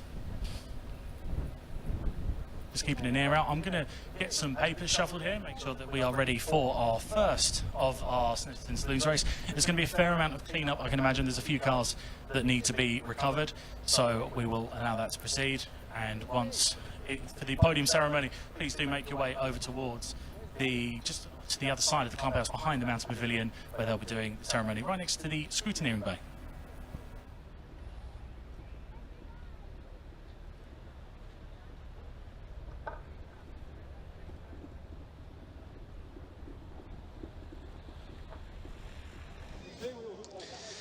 Well, I think everybody has just fallen in love with the Trackday trophy there, and specifically the car that came in first place. I know the commentators were waxing lyrical. Our producer, Elliot, was waxing lyrical about it as well, and they didn't even know the story of this car. I'm just trying to put my earphone back in. They didn't even know the story of this car. The drivers beforehand didn't even have an accelerator pedal, and I'm going to bring him in, Jack Wright, the person who came home at the end of that race in this car as well. I mean, my goodness, how do you drive it without an accelerator pedal and that quickly as well? The accelerator pedal wasn't the hardest part of it. Obviously, I had a bit of an incident in qualifying and put it in the barrier. So, oh, sorry, no. And so we put a new steering rack on it, a new trap rod, but the rear arm is that bent. We had to pry the gearbox to get the drive shaft in, so it's handling like a bar of dove. So the accelerator is the least of our worries. I thought you were going to say something else then, but I'm glad to see the media trainees come out on top. I knew that was going to happen. Oh. I'll put that in my pocket. I don't need to hear the producer, he's fine.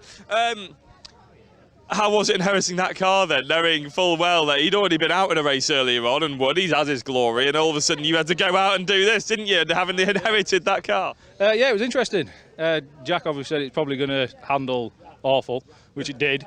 But yeah, it was just get used to it, especially that accelerator pedal. Just get used to it, just keep it going, hand it to Jack and let him do the rest. You guys kept it pinned though, didn't you? I mean, there wasn't any fear out there. A lot of people turn up to Cadwell and are relatively intimidated by it.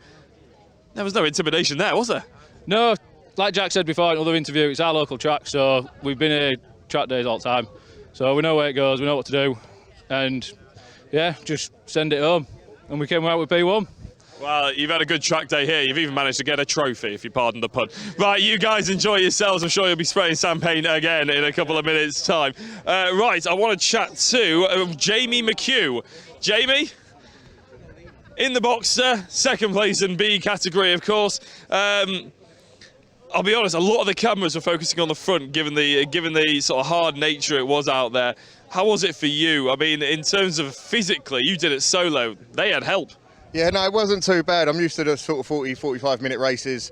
The start was okay, and then literally on the safety car, the guy on the radio said, like, pit open. But I was like, the first car just past the pits, and then I'd see everyone peeling behind me. So after I'd done a lap and done the pit stop, I come out of the back of the chain, so I had to try and fight the way through from there. It's always hard, isn't it? And that sort of pit stop strategy is what makes this so interesting to race, but also it can be so heart-wrenching when you realise the safety cars come out when it hasn't favoured you. Yeah, definitely. And then when you're coming from the back, it's quite tight track round here. It's not very wide, so trying to get past people, especially when you come up past the straight here into the chicane bit, it's just tight. So you have to sort of hold by it or try and do a dive up the inside, which you don't want to sort of hit people. So trying to race as cleanly as I can, and that was it really. Well, I mean, there's no championship involved. Obviously, this is just a series, isn't it? A series of races. There's no real need to lunge and make those sort of harpoon opportunities, is there? You just sort of want to make sure that you get the car home and that you can get to the next one. Yeah, definitely. Like, we've got a few more rounds to go, so we want to make sure the car comes back in one piece. Well, it did this time. Big congratulations on that one. A second place in B class. Right, second place overall, and first in the D category was actually a driver who's already been seen on the live stream before. We've actually already chatted to him as well just before that race, and it's funny how these storylines have a tendency to follow themselves, because Alistair, a second place overall in a D class car is pretty damn impressive, isn't it? Well, how do you feel? I'm pretty good about that. Yeah, I'm pretty positive. So we're not used to being up here at the front. Right, so yeah. Right, well, I've just realised that the podium has started. We'll have a chat to you properly afterwards, because we want to film the podium. We want to live stream the podium as well to make sure that you guys are getting the best experience and give these drivers the big shout out that they deserve. And of course, we are starting with the D category. So the Adams family getting announced up there. In 8th place, they qualified in 8th place overall. Second place, obviously, on the D category. Stephen Owens has been already up there. And at the top step is Alistair Esom. My apologies, Alistair. I wonder if there's only going to be any champagne sprayed this time round. If so, I'm going to take 3 steps back and let John get splashed. Poses a smile zone. What a great race for the Trackday Trophy, especially in the D category. Very close all across the field. If anything, it was probably closer than the championship, and that was an extremely good race. Yeah, there you go. Uncorking the bowl. This may take quite a while. There we go. Alistair's the first one. And yeah, that's going to be a smelly race suit tomorrow morning. That's the D category. Trackday Trophy done and dusted. Up next will be the C category with Sheedon Ederson on the bottom step. I've just had to double check to my left-hand side, someone nodding away. Yes, that's correct. Thank you very much. There's a lot of names are coming up here that I don't know. Malcolm Edison. Yeah, David Sheedon, Malcolm Edison. I think they heard my announcement, and considering I have a microphone, they probably thought that, oh, I've been called up, but actually Jack Werrell is the commentator announcing it here. Car number 35, Colin Murphy. And Colin Murphy getting called up onto the second step. Oh, just walking straight past. I thought he wasn't going to shake the hand there. We'll take the trophy. Again, another driver doing this race solo. Must be a hard feat. Doesn't even look like he's red faced. Don't know how he looks so calm. And Sarah Hobson on the top step of the podium in the C class, number 144.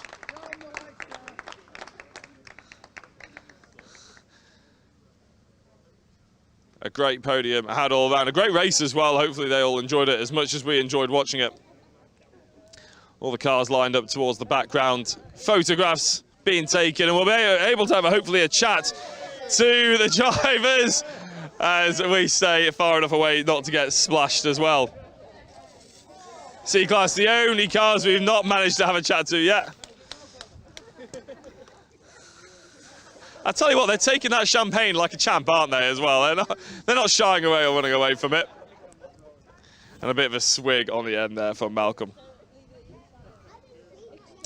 So that is the C-class category, I should say, actually.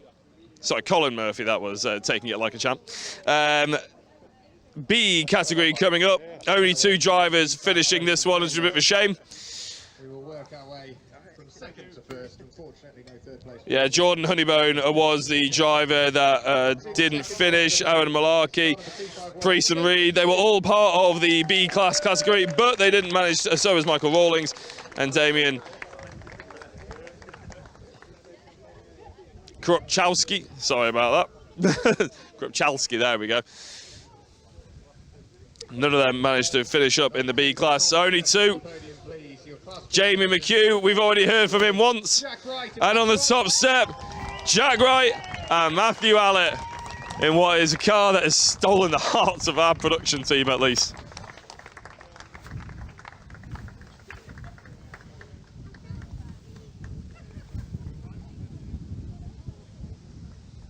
I finally managed to put my earphone in as well, so I can hopefully hear Elliot, our producer, letting me know if there are any cars going out on the circuit. But I think we've got a little bit of time. We'll have a lot more of a chat to the other drivers as, now there is a celebration. A lot of people running away as well this time. Right. I believe Colin Murphy is stood next to me, so therefore, you are the first person who I'm going to talk to. Colin, that looked like a hard race all round. Safety car is always difficult, isn't it? How's the pit stop specifically? Because that looked like mayhem in there. Actually, we worked out pretty good. We just dived in on the safety car, so I think we got it pretty as good as we could get. You got a car parking space, because a lot of people didn't. No. We nipped in nicely and got out just on time, so we were well happy with that. Yeah, I can imagine. What was the race like after that? Because it all got very, very close for quite a few number of laps as well. Quite often it's maybe close for 1 lap, maybe 1.5, and then it all spreads out. But actually, really tight. I had a hell of a battle the whole way to the end, to be honest. A really good battle, and literally just lost the place on the last lap. There was an oil slick on the top corner. Yeah. But no, I really enjoyed that. Tough going, tough fight, really good. No, I'm glad it looked enjoyable as well. I will let you enjoy your celebrations and enjoy your trophy and get back to your car and everything like that while I move on to try and find, I can just about see her actually, class winner Sarah Hobson. I'm going to wander through the crowd because it's actually quite a good atmosphere here. Sarah, come over and have a chat. No, not that way, not that way. She's running away. Very rare I have a driver running away from me. It's quite often I have a woman running away from me, but that's a bit different. Right, shall we see if we can find somebody else, someone who's more willing to chat to me. Where's Rob? Rob, you can chat to me. Rob, can't see you one. Sorry? Adams. We're part of the Adams family. Oh, you're sorry. That's why I was going to say I was looking for a Rob on the first names, but when there's 2 names anyway, it doesn't matter. A good podium then from you there, isn't it? I mean, it's a successful race day. Yeah, I mean, had a bit of a coming together in the battle for second place, which I wasn't particularly happy with, really. From my side, you know, it was I thought I got a decent run on Stephen in the Mark IV, and I think he got far superior braking than me. Maybe I hadn't seen me coming, but it was too late for me, really, anyway. And at that point, I tried to pull out of it. I couldn't. We had to come in together. So I did slow down. I've apologised to him, so hopefully he still likes me. But and let him back past, and then it said it's knocked his tracking out, so I did get back past again. But yeah, I guess it's racing, but it's not really the way we do things here, is having come together. But we'll take getting a podium out of it anyway. So I was going to say, I mean, a lot of people have said, I've asked a lot of people, oh, why Trackday Trophy, why Trackday Championship, and the other sort of the likes, and they always say the racing is very respectful. There's going to be contact in motorsport, isn't it? But in terms of how you react from it, is the respectable bit, and do you feel like that's, you know, what the atmosphere in this championship is like, and that's what you've tried to portray just there? Yeah, I think that's the whole, you know, we're doing this for fun at the end of the day. We're not making a career out of it. And, you know, the whole point is that it's a community paddock and we're here to enjoy motorsport and going racing. And I think you got to be the bigger person sometimes and stand above these situations, particularly when it's your own fault and you hold your hand up and say, maybe I did that. I mean, contact's inevitable when you're this close, really. I mean, must have only been tenths apart as a fastest lap time, so it happens. But I'd hold my hand up and say it's definitely my fault in that place. So yeah, but that's the way it goes. But I'd say 99% of the time, Trackday Trophy is a very clean, fun place to be. So yeah, definitely recommend it to anyone. Yeah, absolutely. And you're part of a team, but you're part of a family team, I believe, aren't you? Or what's the relation between? Is it brothers? It's my dad, actually. Your dad, yeah, fantastic. Father, son. You take that from that. Just watch your back. There's Essam's coming through. Yeah. Or Esam, I should say. Actually, I keep saying Essam.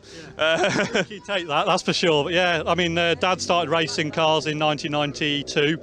And I wasn't born until '97, so I've grown up with it, really. And then, I've sort of been lucky enough that he's helped me get onto the ladder and get started with him, and that's again what it's for, really. I mean, both me and him prepare the car at home, and that's what it's all about, really, at the end of the day. So. What racing have you done before then, leading up to this one, obviously? I've only ever raced in Trackday Trophy, really. Oh, really? I've done 3 races in the Classic Sports Car Club, Future Classics. Dad used to have a Triumph TL7 that we raced in that, but other than that, I think I've done about 40 races now in Trackday Trophy. So 2017 we started here, and then been coming back ever since. So yeah. Any ambition to do anything else, more endurance style stuff, one-off events or anything like that, or is because your car's eligible for a lot of different series? It is. I mean, the whole point we do is to keep it cost effective and do it with the two of us, really. I mean, I think I don't think either of us want to go much further with it other than making. That's absolutely brilliant, though. So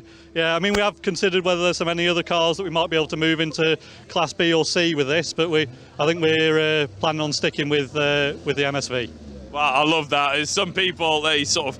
A lot of the time I'm interviewing people, they say, oh, we have ambitions to be the next Formula 1 driver, and that's what we get most of the 90% of the time.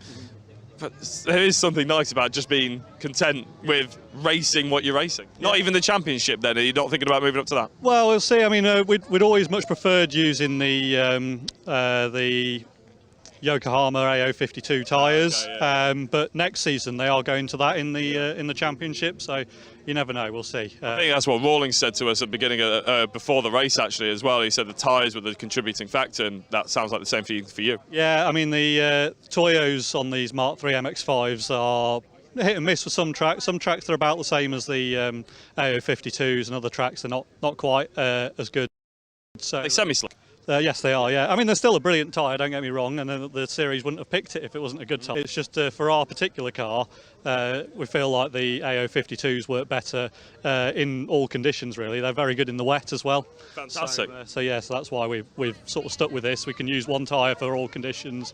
Yeah. And again, it keeps the costs down. So brilliant. Well, thank you very much for having a chat to us. A lot of drivers are starting to go past. Let's get back in the car, I think. So thank you very much. I wanted to chat to Owen, but I ended up having that conversation probably for far too long, which is a bit of a shame. So a couple of the other drivers have all disappeared. We've already had a chat to Jack, Wright and McHugh, so I believe we're probably going to throw to a very quick holding slate, and then I think there's going to be some on-track action in a little bit's time as well. If there's a little bit of a break, don't worry, I'll be back. I'll try and keep you entertained.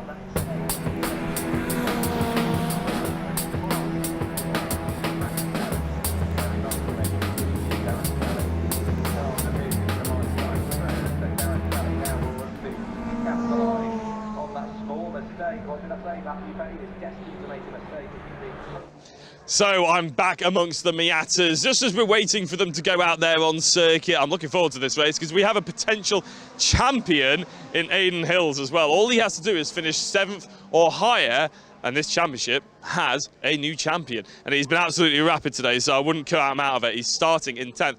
But I decided, you know what, before the race, I want to have a little bit of a walk round. Give a shout out to some of the people that maybe don't always get the shout out. Maybe because they were towards the tail end of the order. But that's okay, we want to hear their stories as well. So we're going to start off with Dave Newick. Dave, do you mind me interrupting your conversation for the live stream? Sorry, guys. We're doing a bit of a walk around. How was your first race? There are some scuff marks on there. I feel like you could probably categorise it under could have been cleaner. Yeah, it could have been cleaner. Look, Cadwell's a tight, twisty circuit, isn't it? Things like that happen in racing, particularly in the back markers when the cameras aren't on you. There's probably more likely to have these sorts of things happen. They're not ideal, but that's the way it goes, right? So you just got to roll with it. It's not always the case, though, in this championship, is it? I mean, it's normally very clean and very respectful from everything I've heard from all the other drivers. Yeah, that's right. Yeah, look, I've been in every race all the way through this year. I've not had anything like I've had here. Yeah. So, you know, it just goes to show it only takes one driver. Well, and if he's decided that that's the way he's going to race, then that's the way it's going to go, right? So, but look, you know, hey, what a circuit. It's great fun. The 99% of people here are just absolutely brilliant. The paddock atmosphere is fantastic. It's a very tightly competitive series, and you get really, really good drivers here, and they get frustrated when they can't get past on a narrow circuit, and different people deal with things different ways. So, I'm guessing by the accent, New Zealand or Australian? I'm a Kiwi. Okay, New Zealand. You raced over there? No, I didn't race. No, well, a lot like this, the circuits. let me temper that by saying I didn't race legally. Oh, right. Okay, yeah. So, like most Aussies and Kiwis. Yeah, there's just zero motorsport scene over there. So, you know, back when I grew up, there was a lot of stuff that you just found a way to, you know, create an outlet. Get the adrenaline pumping. Exactly. Yeah. So you never did Phillip Island on? Is that Kiwi soil? That's in Melbourne. That's Phillip Island. Then there was another one in my head. Pukekohe, Hampton Downs. Might have been Hampton Downs. North, yeah. Hampton Downs, great circuit. Yeah, I was going to say, I feel like I raced it on the simulator once. That was all. I was trying to rake through my knowledge of things, and that's as far as I got, I'll be honest. That's modelled on Brands Hatch, of course. Oh, was it really? Yeah. Oh, I didn't know that, actually. Now, when you look at a track map, you probably see that, actually, yeah. Yeah. Fantastic. Good luck for race number 2, and I'm going to move on to a couple of the other drivers. Thank you very much. Right, that's brilliant. That's Dave Newick, and we've already had a chat to Jack Hodges. So, Jack, I'm going to relieve you this time because we had about a 10-minute chat earlier on. And I'm going to move on to Jack Hargraves. And is it Hargraves? Hargreaves, right. Okay, I bet you get really annoyed at people making that mistake. Okay. I apologise profusely. Jack, how's your race weekend gone? Because the car is looking mighty clean, I have to say. Thank you very much. Yeah, it's been really good, thank you. I've had some quick times, or quick for me anyway, so I'm really pleased. What's the championship been like? How's it been feeling for you this year? Has it been sort of like you've been enthused to keep going again? Yeah, definitely, yeah. Every time I feel like I'm improving, so that's what keeps me going. I love that. Right, I'm trying to do these quite quickly because we've only got 10 minutes. Sounds like a long time, but it's not when you want to talk to drivers. It's back to school this sort of month, shall we say. Can you remember your favourite school subject? Engineering, I think it was. Engineering. People keep telling me that, and I probably should have seen this coming. I don't have any engineering questions off the top of my head. And it's probably lucky because you'd probably hate me if I did ask it. So I'm just going to say good luck for the race. Thank you very much. Thank you. Right, brilliant. Okay, Jack Hargraves. Right, moving on. There's a couple of drivers not in the car next to me. Not Will Powell. He's not here. I'm pretty sure I've commentated on Will Powell before. It'd be interesting to know if it's the same driver, but I can't see him for the life of me. So I'm going to move on to Nicholas Stott. Nicholas, fantastic. Nicholas, your car looking fairly clean, I have to say. Very proudly chatting over it. A little bit of bumping and scarring at the front end. Is that from this weekend or is that from a different race? Yeah, I put a brand new front bumper on it, painted it all last week, wrapped it. I was very proud of it. Got through qualifying without any issues, and then I went to the race. I was having a half-decent race, and then I managed to lock up and go on the grass and hit the bump on it, and it knocked it up. And it's that's heartbreaking. Yeah. So another bit of filler and paint before the next one. There's nothing wrong with a bit of filler and paint. I have to say, The cars are fairly. I like the design and everything. I like you've carried it on with the lid as well. That looking very smart indeed. You'll be able to catch them on the live stream actually, with the yellow and blue lid. Good luck for the race. But first of all, what is your favourite subject in school? History. History. Do you know which Archduke was assassinated before that sparked the World War One? Ferdinand. Yeah, Franz Ferdinand. I've asked that for many people and nobody actually ever given me the answer. Congratulations, you're the first one. Good luck. Thank you very much. Right, moving on.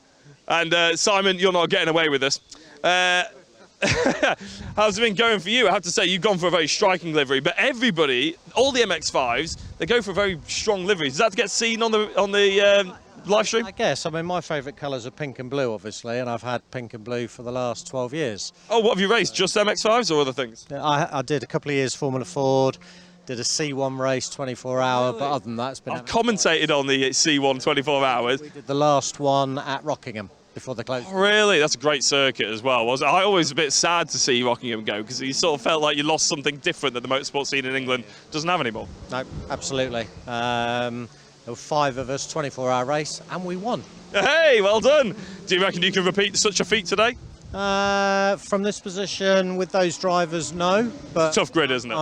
It's so tough. It's the hardest one-make series that's going, I think. Yeah, that's a high praise, because there's a lot of strong ones out there, isn't it? I've gone as quick as I've ever gone around this track, Really? and I'm sat back here, so yeah. But you still must be enjoying it. You've got some good drivers around you. It's not just at the front end, isn't it? How have you felt this season? Have you been? Is this sort of where you've been roughly operating, or have you felt like you could push a little bit further up? I am where I am. I've been further ahead in the last 2 years, but there's been less people on the grid. Ah, okay. All the people that have come into the grid now are much quicker. Yeah, they're strong. They're coming from other MX-5 championships, I've heard as well, aren't they? Because this one offers such a good package. Yeah, package is superb. Love it. Wouldn't go anywhere else. Fantastic. Great advocate for it. Right, do you remember your favourite subject at school? Maths. Maths. Pythagoras' theorem. Could you give it to me? What do you want to know? The formula for Pythagoras' theorem. 3.14? No, not quite. A squared plus B squared equals C squared. You will never use that in your life. No. Right, enjoy the race.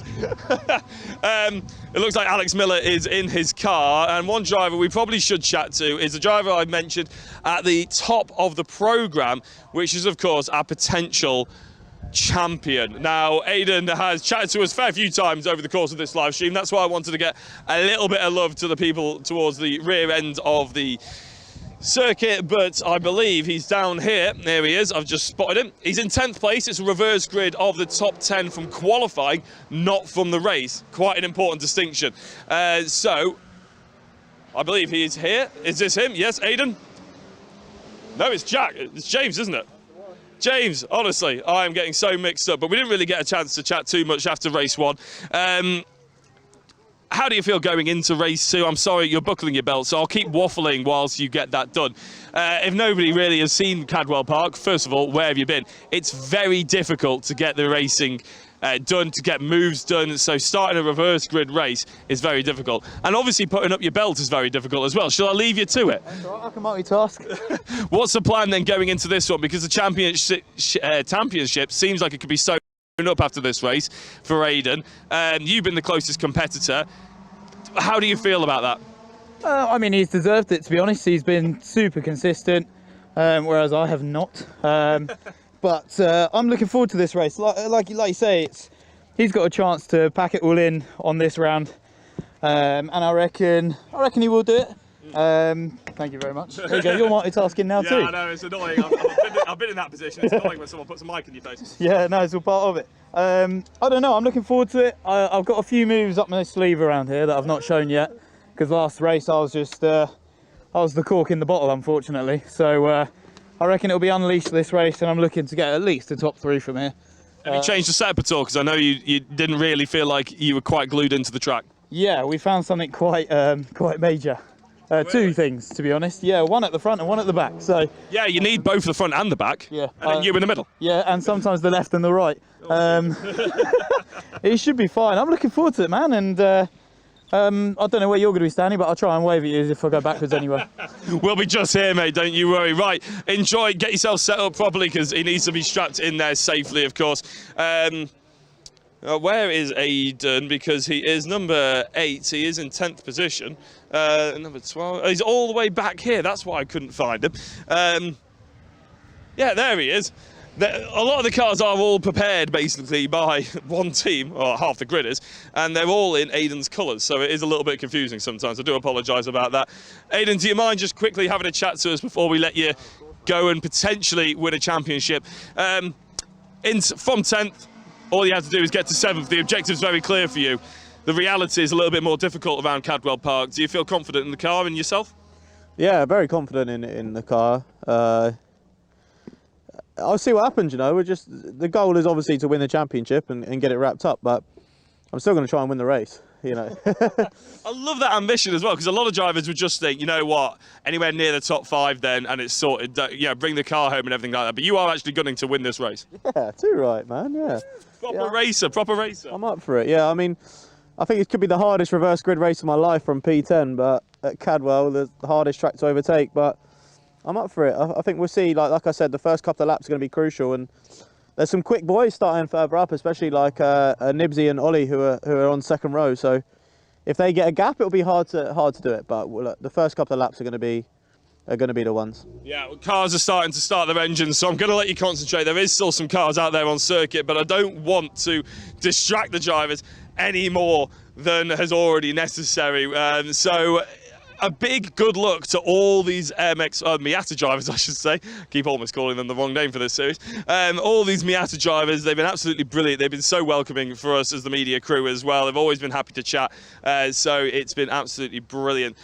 This is going to be the last race of the show today as well. It's going to be a barnstormer though, so please do stick around. We're going to be able to get chats with all the podium drivers afterwards, as well as potentially, even if he's not on the podium, champion-elect, provisional champion as well, because I'm sure there's lots of stewarding that needs to be going on before that. I can see a truck that's potentially just going out there on circuit, which normally means there's a little bit of a fixing to do on the circuit, so I'm going to see if I can just stall for time a little longer. If you think this kind of filler is better, I had to do this once. In my first ever time at Cadwell, I had to do an hour of this, and I did 3 laps around the assembly area. The drivers are starting to just move out into position over there, and I'm actually curious to see if I can find the opinion of one of the mechanics as well, because we've spoken to, I think it was Will Moore's mechanic, his dad actually, who was fixing his car. He had a toe link problem this morning, and he didn't quite have the opportunity to chat to us after the race. And to be honest, there's a lot of people going out there on the circuit. I tell you what, he's a good lad. We'll go and chat to him. I'm sure he'll be fine with it. Very quickly, Will Moore, are we okay to have a chat? Just because there's a few recovery trucks going out on circuit, and I feel like you're the sort of person that would probably just say yes to me. So there was a bit of work going on your car and a few of the others, but you managed to get out there after qualifying, after that toe link problem, and you were rapid, weren't you? So how do you sort of feel going into this race now? Yeah, I'm feeling a little bit confident. I mean, we had the fastest lap in the first race, had a great start to the race, great battle with Aidan. Unfortunately, a little bit of contact knocked us off, but we were able to sort of come back through and pick up a P3. So, yeah, looking forward to it, but Cadwell's hard to overtake. So with all these cars ahead, it's definitely going to be interesting. Definitely. I was speaking to your dad a little bit earlier on, and every dad obviously wants to see their son do well. He seemed particularly gutted that you made that small mistake on lap 2. And of course, every dad wants to see their son do well, but they are the first to criticise. I know that full well. What do you think? Do you take any notice of anybody that potentially people say, or do you just go back, you know what you need to do better, and you chat to your race engineer and you just go from there? Because for me, it was always quite hard to take my family and friends' sort of opinion, not out of the equation, but just, okay, focus on myself now. Yeah, I mean, me and my dad, we've raced with each other for quite a few years now, so we know how our relationship works with that. I mean, I listen to everyone. Mainly, though, when we're doing the data with the guys, I'll take on board what they're saying, but it's got to this stage, we know what needs to be done. It's just putting it into practice and getting the job done, really. Yeah, and he clearly knows how to put a car together, so it's worth listening to him as well, doesn't he? Good luck for the race. We'll let you sort of start concentrating and maybe speak to you afterwards as well. They still seem to be fixing cars and whatnot. Out there on circuit. So let's have a chat. Now there is a second class. There's the NC, which is the Gen 3 MX-5s, and then there is a class for the Gen 4 MX-5s, but there are only 2 drivers in it. So I'm just going to see if any of them will make eye contact with me to see if they will. I don't think the drivers here, they're happy. Just trying to focus on the race, which is understandable. But yeah, as I said, there's a different class. This is the ND category. NC is for Gen 3s. The marshals are starting to wave us along, which is good news, because that means we are going to be going racing sooner rather than later. So I am going to throw over to the other 2 Jacks. Jack Mace, there we go. Jack Mace had a brain fart then, and Jack Wewell as well. On the circuit PA comms, they've been your hosts throughout the day. They're going to do an excellent job sealing off the race events here.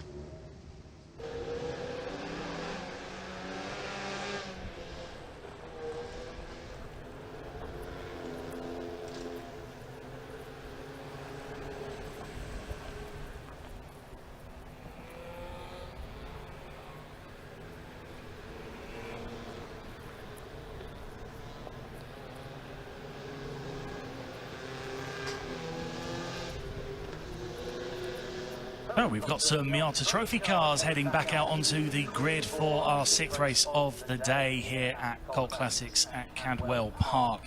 This is our final Miata trophy race of the day. The earlier one was won by Aidan Hills, and as a result we do have the reverse grid race here being applied. So the grid is as follows. On the inside of row 1, car number 26, Drew Fletcher. On the outside is car number 167 of Ben Abbott. Lining up in P3 is the car number 82 of Michael Nibbs. Alongside him in 4th is car number 63 of Oliver Allwood. Row 3 on the inside is car number 93, Jack Brewer. And on the outside is car number 24 of James Cossins. On the inside of row 4 in P7 is car number 12 of Declan Lee. And on the outside is the car number 1 of John Langdridge. Row 5 in B9 is the car number 17 of Will Morris, and alongside him the race 1 winner, car number 8, Aidan Hills. Row 6 on the inside, B11, car number 7 of Alex Miller, and alongside him is the car number 55 of Simon Fleet. In row 7 on P13 we have car number 4 of Nicholas Stott. Alongside him is the car number 25 of Will Powell. Row 8, P15, car number 66 of Jack Hargraves, and alongside him is the car number 28 of Jack Hodges. And on row 9 in P17, car number 77, David Newick. And then a couple of rows back, we've got cars 136 of Eric Bolton and 84 of Benjamin Taylor. So, very much looking forward to this one. I'm glad that this time I believe that we've got all of our technical equipment working down here, so we are able to give full commentary for this one. It'll be fascinating to see how the likes of Aidan Hills and Will Morris make their way through the field. It was a very good start for race 1 for Will Morris, getting ahead of Aidan Hills at the start before the rest of the race ended up happening, and he ended up falling back a little bit before the recovery drive up towards the front of the field. And we've got... All eyes are going to be on Aidan Hills. How is he going to be able to make passes around what is an incredibly tight and twisty circuit? Because starting from pole and having to make 1 pass is one thing, but starting from P10 and having to make 9 passes is quite a different prospect entirely. It's going to be a fascinating watch. And we're just keeping an eye on the safety car getting ready, hopefully fairly soon. There's a recovery of one of the vehicles still going on right now, the CNC recovery vehicle taking back one of the cars from an earlier race, and then once that has been cleared, then the safety car will be able to lead everyone away. And no, they'll be on a green flag lap. Actually, apologies for this one, because it is of course a standing start. So once they get their green flag underway, then we can really start to build the excitement a fair bit. There it comes up the hill, the car being recovered, so that'll be out of the way very shortly. They'll be able to seal the passage back up to make sure that no one ends up falling through the club hairpin, and then we will be getting ourselves underway fairly shortly.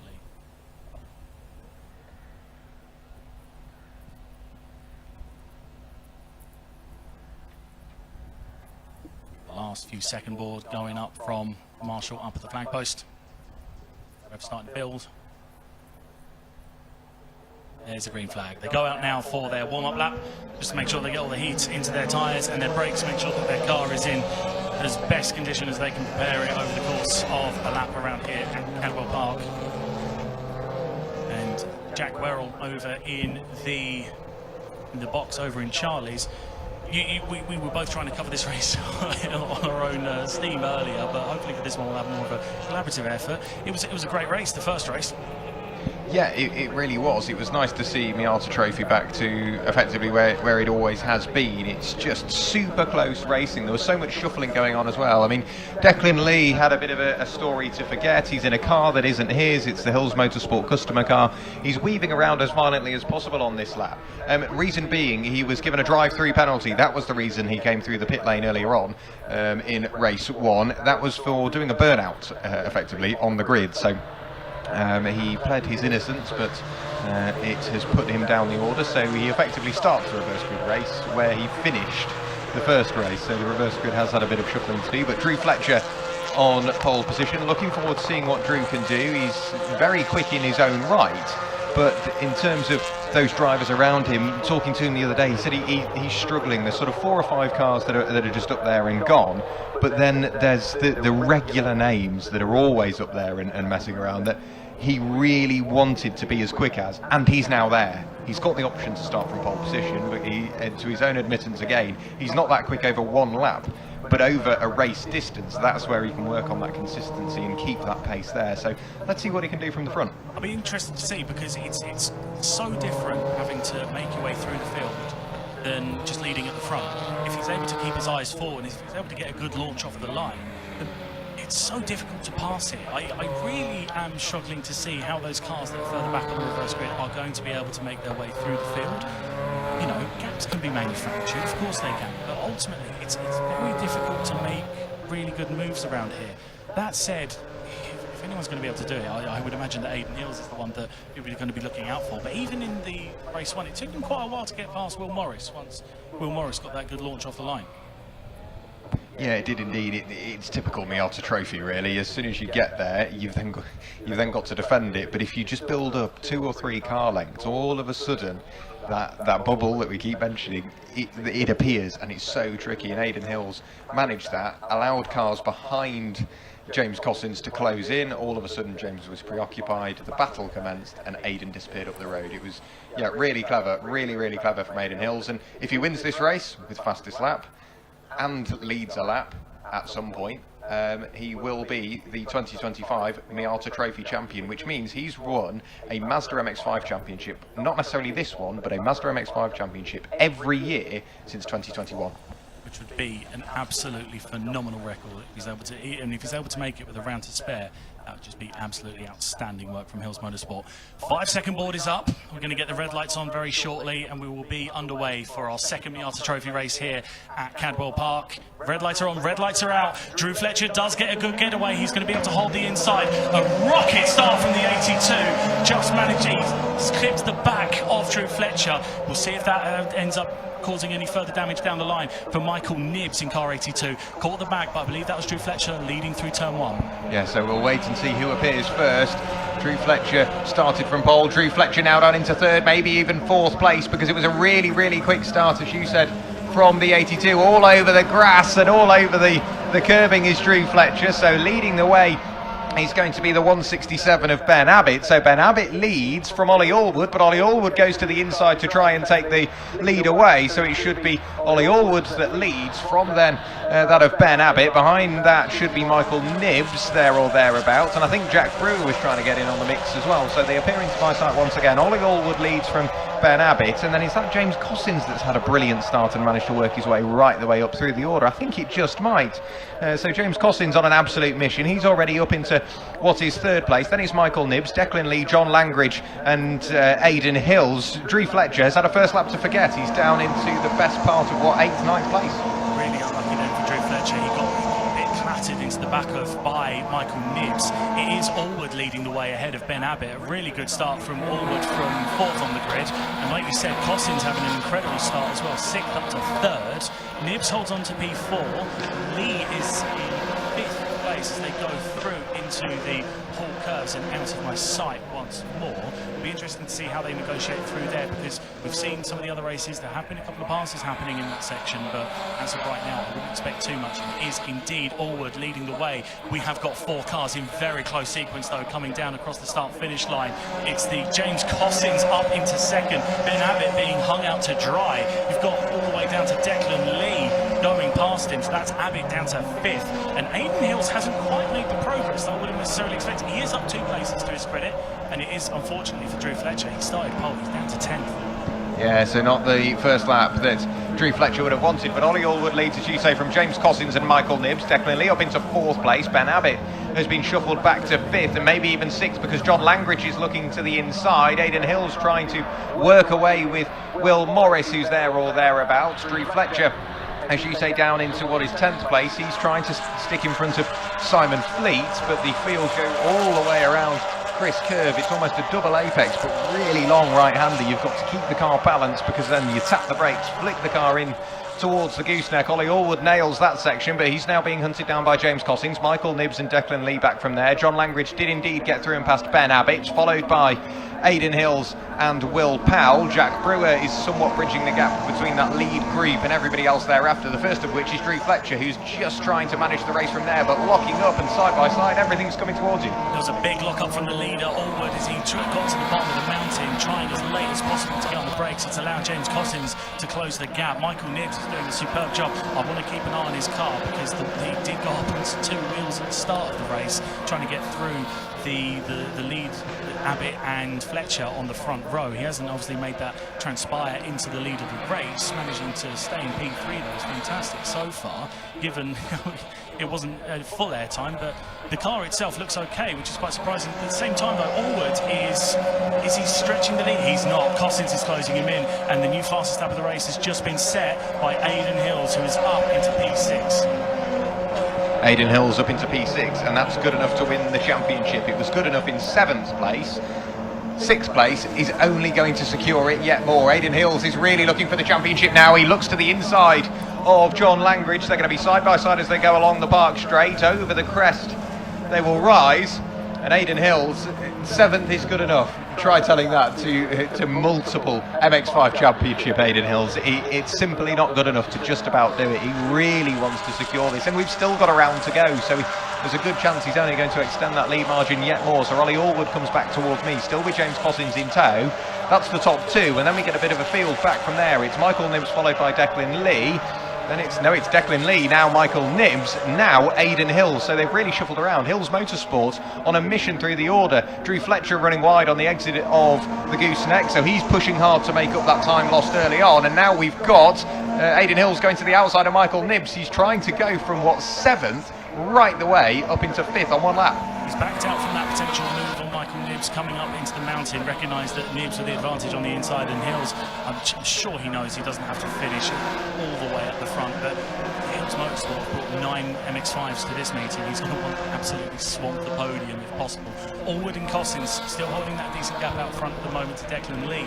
Lee is incredibly quick in his own right, and he's only been getting quicker and quicker during the day, running a bit wide out of the final corner, and James Cossins is getting closer and closer to Oliver Allwood at the front. Declan Lee's in 3rd. Aidan Hills is going to potentially try and set up a move here on Michael Nibbs. Looks left, looks right. There's no gap to pass through on this occasion, but it's still a really good progression through the order. He started P10, he's already up to 5th with there's just under 15 minutes to go. Yeah, pushing hard now. Ollie Allwood as well, all over the curve. James Cossins follows suit. Declan Lee is in 3rd, the highest he's been throughout this weekend. Aidan Hills, he jumps out of the tow on Michael Nibbs, but as soon as he does that, then jumps back in because he gets smacked by the wall of air. Drew Fletcher's got to be careful as he's got the 25 machine of Will Powell trapped up and behind him, so those two are starting to form a bit of a battle pack as well.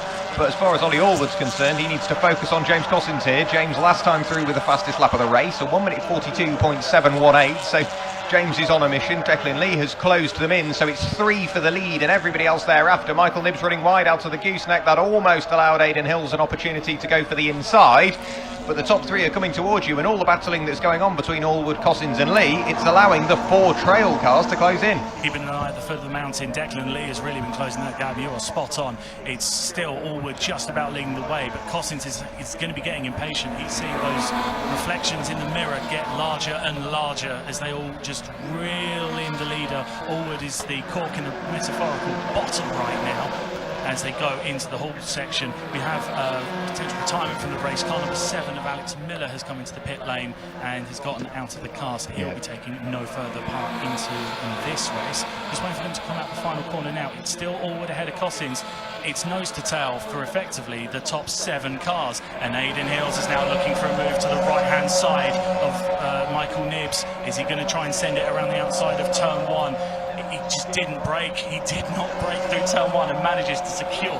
That will be P4. It will indeed, and of course Alex Miller, he had issues earlier on today. Obviously in race 1 the car wasn't running exactly how he liked it, so top 3 are together now with Michael Nibbs up into, or down into what is 5th place. That's allowed Alex Miller through, or Aidan Hills through, pardon me. Drew Fletcher is still fighting away with Will Powell, so it's getting close further down through the order. Keep an eye on Nico Stott as well. Nico with issues in one of the earlier races. They seem to clear themselves up, but the car wasn't quite in a window for which he would have liked. He's now trying to close in on Simon Fleet, but in terms of your lead pack, 7 for the lead. Let's run you through the way they are. It's Ollie Allwood from a very sideways James Cossins, then Declan Lee and Aidan Hills, Michael Nibbs, John Langridge and Will Powell all together.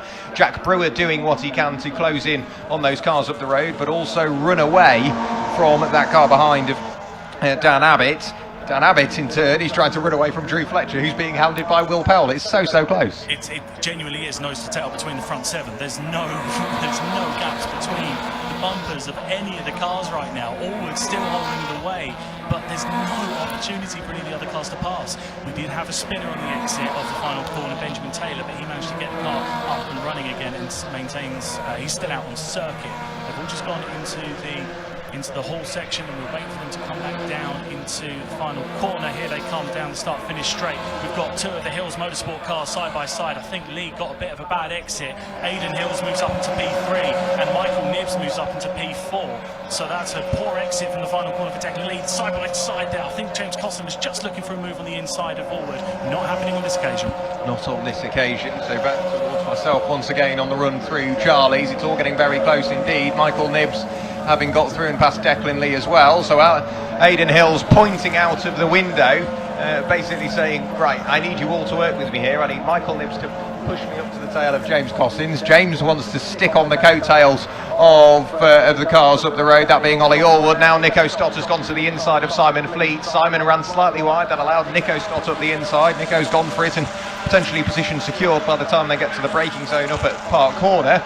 Through Chris Curve, however, it is going to be Ollie Allwood that still leads the way, just about from James Cossins, who's now got Aidan Hills for company all over the rear of that car. James Cossins forces Ollie Allwood defensive. Ollie goes to the inside and then has to jump to the outside once again to carry the momentum. They could be side by side on the exit. They will be side by side on the exit. It's going to be a little look from James Cossins, but they all fall line astern once again. But a defensive line by Ollie Allwood. Very defensive line by Ollie Allwood.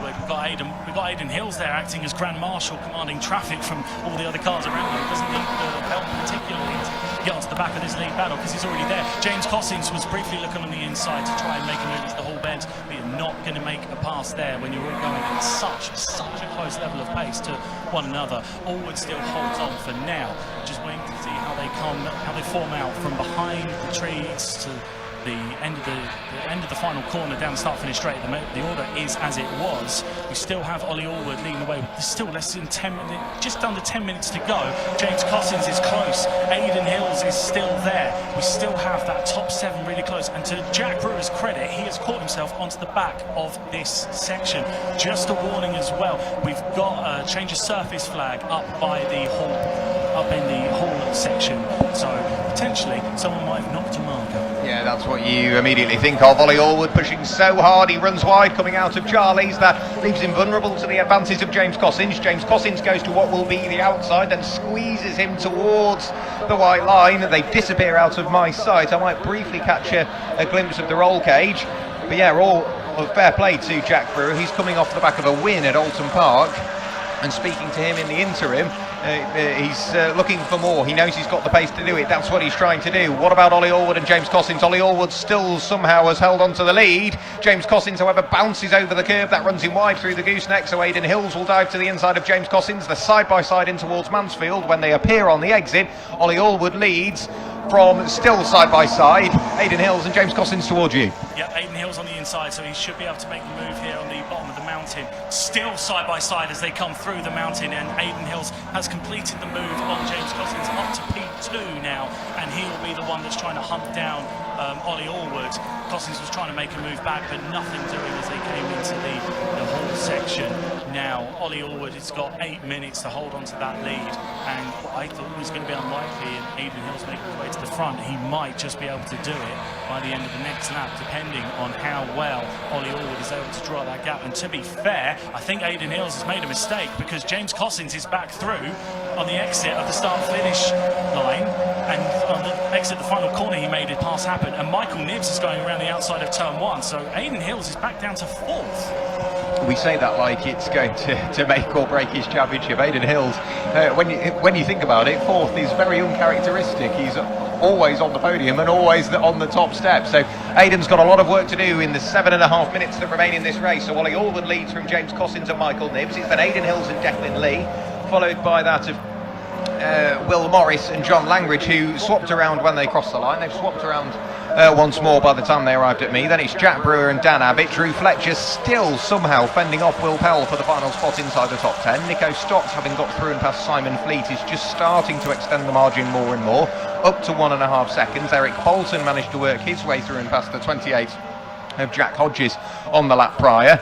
In terms of where the 66 of Jack Hargraves is, he's in a bit of a world of his own, but he is closing in on Jack Hodges. David Newick has got a bit of work to do from 17th place, and of course you mentioned that of Ben Taylor with the spin earlier on. Now we may see the change actually, because Drew Fletcher was a little early on the brakes and he's finally lost that spot inside the top 10. Will Powell back up the inside. Aidan Hills also forcing a move on the inside of the bottom of the mountain to get himself back up into P3 ahead of Michael Nibbs. A really good pass, but I think that I'm not sure if there's something up with the car or if I'm just mixing up the Hills Motorsport cars, because Nibbs was alongside another one of those very similarly liveried Hills Motorsport cars. Whether that was Declan Lee or Aidan Hills, we'll be able to find out when they come through the final corner back down the start finish straight. This has all given Ollie Allwood a little bit of breathing room out towards the front. James Cossins is looking to reel him back in, and it is Aidan Hills in P3, so it was Declan Lee that was having a bit of trouble, because it's Nibbs, and now the 17 of Will Morris has gone up from 7th to 5th over the course of that last lap, passing both John Langridge and Declan Lee. He has indeed, so leaders back towards me. Ollie Allwood still leading the way from James Cossins, and then Aidan Hills in 3rd place. A very sideways Aidan Hills at that, and even more sideways Michael Nibbs. That leaves him vulnerable to Will Morris. Declan Lee with the work to do once more. He's dropped a long way off the tail of that top 3, still just about in there with the top 5. However, Will Morris was absolutely side by side with Michael Nibbs as they went up towards Park Corner. Let's see what they can do by the time they arrive at Chris Curve. Has Will Morris managed to get through? Yes, he has. Will Morris now in front of Michael Nibbs. So Ollie Allwood leads, a very defensive Ollie Allwood from James Cossins and Aidan Hills. Declan Lee looking to the inside of Michael Nibbs, still trying to find a bit of breathing room for what he can drive into, but Ollie Allwood under huge pressure from James Cossins back towards you. This is really close between the top 3 right now. Allwood is having to put on a bit of a defensive masterclass to keep Cossins behind him. Aidan Hills has gotten right onto the back of those front 2 as well. Just a little bit of a gap now back to that 4th place of who's currently P4. It's hard to tell. It is Morris, I believe, who's currently in P4 now. So the battle between him and Nibbs has meant that there's been a bit of a gap between the top 3 and the chasing pack. But as I await their arrival around the exit of the final corner, 4.5 minutes to go, so it's still going to give us a good 3 laps or so of racing here. Nose to tail, all 3 of them. Allwood leads the way ahead of Cossins and Aidan Hills. There is now a good couple of seconds back to Will Morris in P4. Then it's Nibbs, Lee, Langridge and Brewer, who has done a fantastic job to get right onto the back of that. You know, essentially it's the front 8 all racing really close to each other. They are indeed. Aidan Hills now with the fastest lap of the race as well, so Aidan up into 2nd place as well. James Cossins has fallen away from what was the lead trio. It's now the lead duo with just those 2 there, and now Aidan Hills is looking good for the lead. He looks to the outside of Ollie Allwood potentially going for it. He's got the fastest lap of the race. If he manages to win and lead a lap, that's all the points you can get from this. And you never know, Aidan Hills, he only needed 7th. He might be going for the highest point score possible. We've got a car off the tail end of the order with the exhaust hanging off. We'll try and pick out exactly who that was. I heard it bouncing between the bottom of the car and the ground. That will be Jack Hodges that's got the issue, and Aidan Hills is in the lead. Aidan Hills has come right the way through the order, fought his way valiantly to the front. He's now leading the way with the fastest lap of the race, and he will get a lap leader point as well. What a way to win a championship, as long as he can keep it within the white lines for the next 3 minutes. Paul Shamai, the man that doubted Aidan Hill's ability, and it was a good pass by John Landridge on the inside of, I believe that was John Landridge on the inside of Michael Nibbs coming down through the bottom of the mountain. Just seeing how the order comes. No, it was still a battle between Will Morris and Michael Nibbs down there at the bottom of the mountain. Really good battle now going on for P4. That large group there still fighting away. It's Morris all the way down to Brewer, and if they're able to keep up the pace that they've been having, that could reel James, in fact it has reeled James Cossins back into that battle, because Allwood has got a nice little gap now, a small buffer back to car number 24, and now Will Morris is looking to attack to try and find himself on the bottom step of the podium. But Aidan Hills with another incredibly quick lap, quicker than pretty much anyone else out there on the circuit right now, and he will be looking to pull away now for these last 2 minutes and 20 seconds. And that was with an overtake as well, sideways on the exit of Charlie. So too was Ollie Allwood, even more so was Michael Nibbs. He bounced all over the grass. That's compromised him so much in a straight line. Declan Lee looks to the left, the right, the left, and then finally decides the right is the best place to go. Drew Fletcher has got back in front of Will Powell, so Drew Fletcher's really pushing on as well. That's happened on the run towards turn 1. Drew's desperately trying to hang on to the final spot inside the top 10. Back through and past me goes the number 28 of Jack Hodges with that exhaust hanging off the tail of the car, so that will pick up the attention of the stewards. But Aidan Hills, having got to the front, he's absolutely checked out. Declan Lee kicking up the dust on the exit of the gooseneck, and Aidan Hills, this is going to be a very quick lap indeed. He's posted a 42.429. Last time through with an overtake it was a 42.959. This could even be a 41 as he's just driven away from everybody else. As much as I want to pay attention to what Aidan Hills is doing right now, and we do have just 1 minute 20 to go, so we are on the penultimate lap. The battle that's happening on behind has been absolutely fantastic. We've still got multiple cars side by side. Nibbs has been passed by Declan Lee, so now that's Declan Lee up into 5th place. Still a little bit further back, we've got that battle for P10 still raging on between Powell and Fletcher. They are now just passing underneath into the hall area of the course, outside of the final corner. I wait to see the last lap board being waved for Aidan Hills, and he's just put in a 42.5, so that wasn't even his best lap of the race, such as the dominance that he's been able to put in at the end of this. The cars are not quite as close as they were earlier on, and slightly bit more spread out than previously, but there's still plenty of opportunity for anything to happen up in the top part of the circuit. I believe Jack Werrell has made his way down towards the podium, so I'll be bringing it home for this one. Still, the last few cars coming behind, it's been battles all throughout the field that we just haven't been able to fully cover. Such has been the ferocity of the fight at the front. And Aidan Hills is now looking to pull away. He can see that the cars in the rearview mirror are getting smaller. He knows that he can bring this home. He can take another double victory here in the Miata Trophy, and he will be taking the championship in style that he's just completely unprecedented in the history of this championship. No one has taken it up until now before the final round, so he'll be going to Brands Hatch as things stand with the trophy already in tow.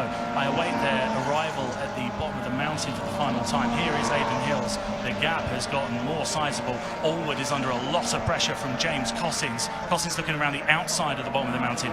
Not going to be able to make a pass through there. He's going to have to try and set up a bit of a miracle through the final few corners. A little bit further back, Jack Brewer's made.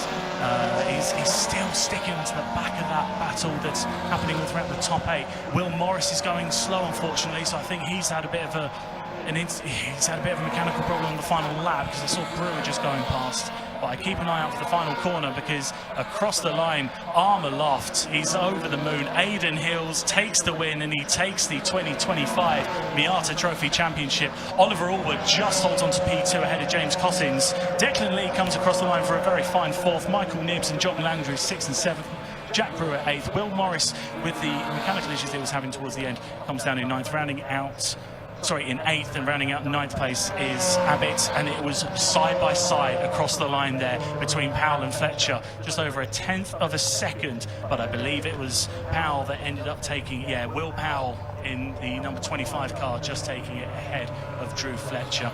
A little bit further back in P12 we had Nicholas Stott in 14th place, the car number 55 of Fleet, and still coming across the line now of the last few cars, but it was 30 seconds covering the top 15, so you can see how close it was throughout the entire field. What I'll do now, have a second to breathe. We'll go through the full order. It's a win then for Aidan Hills, and he takes the 2025 Miata Trophy Championship with it as well, with aplomb.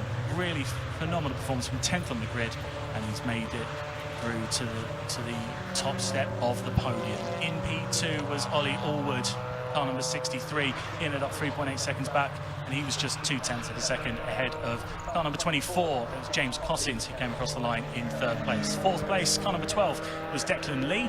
Car 82 was in 5th place, that's Michael Nibbs. P6 was car number 1 for John Langridge. In P7 was car number 93 for Jack Brewer. P8, car number 17 of Will Morris. P9, the car number 167 of Ben Abbott. Then it was Will Powell in 10th place in car number 25. In B11, car number 26 was Drew Fletcher. Nicholas Stott came across the line in P12. And it was the number 136 of Eric Bolton in P13. 14th place was the number 55 car of Simon Fleet. And it was P16 for car number 66 of Jack Hargraves. And P17, car number 77 of David Newick, and the last classified finisher was car number 84 of Benjamin Taylor.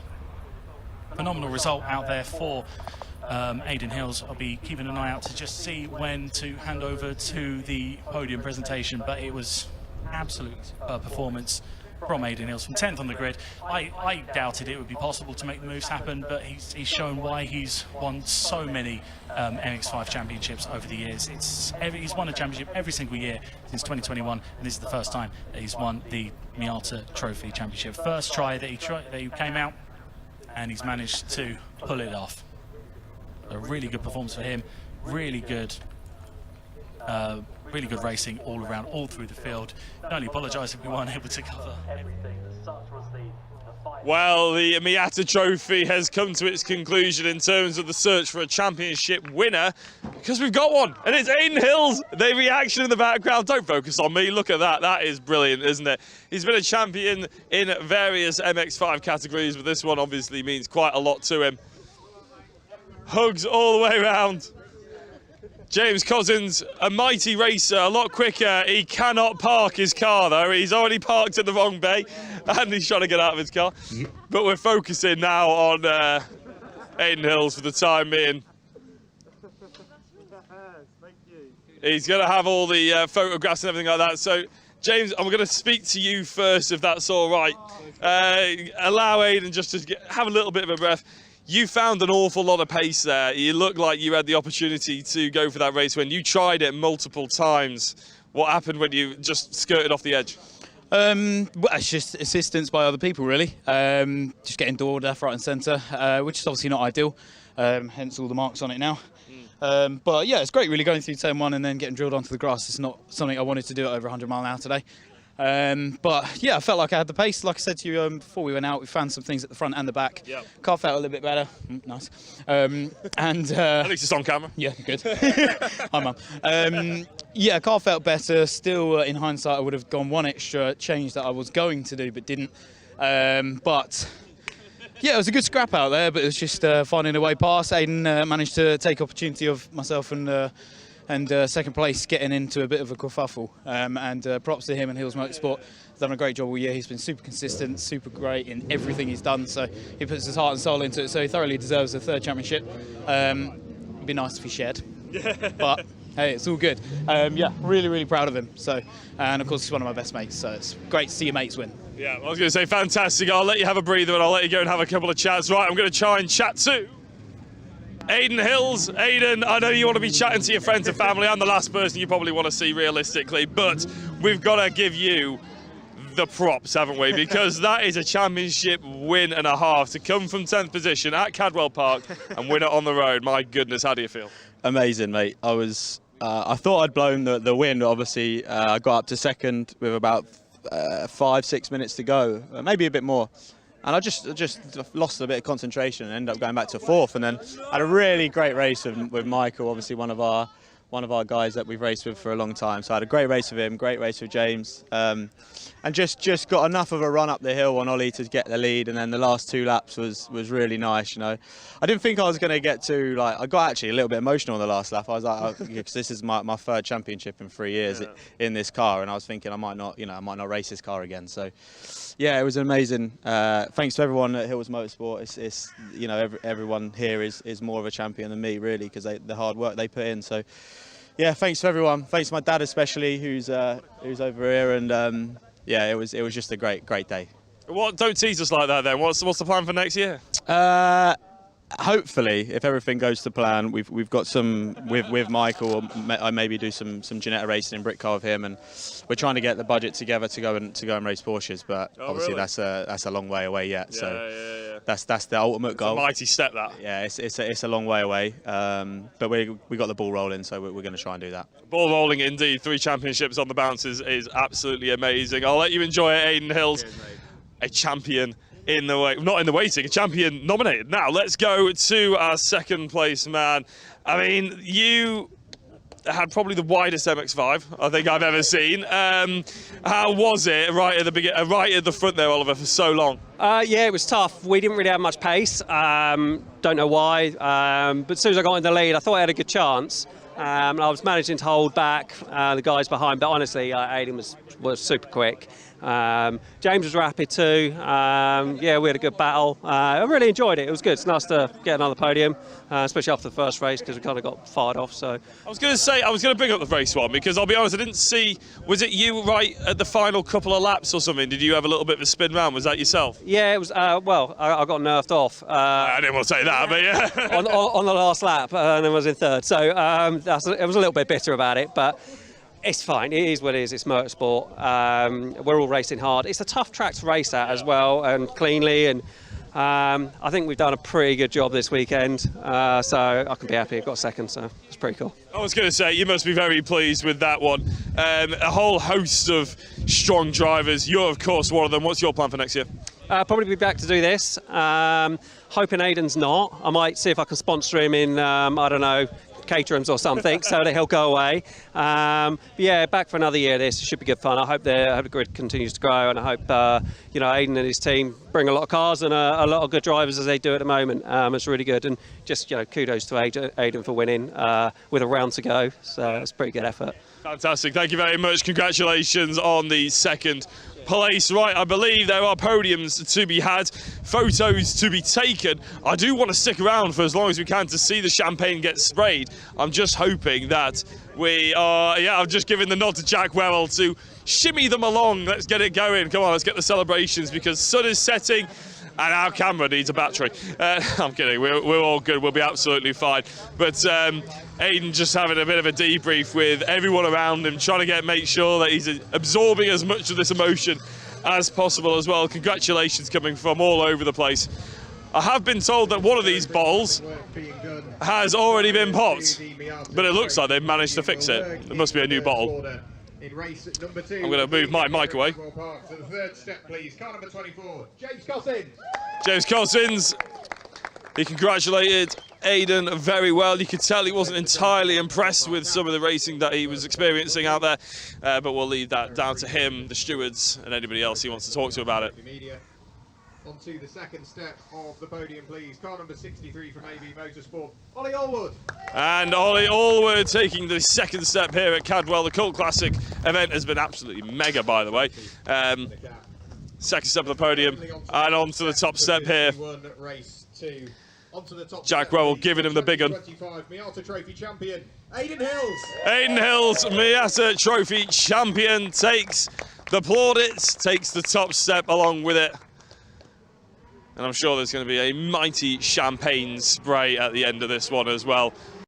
Surprised Jack Wewell hasn't. He gets wet.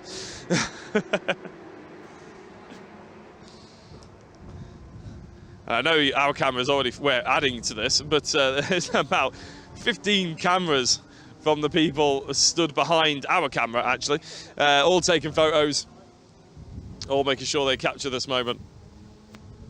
A big thank you to MSVT for having us along. Well done to the Miata Trophy, Trackday Trophy, Trackday Championship for giving us such a good show as well, of course.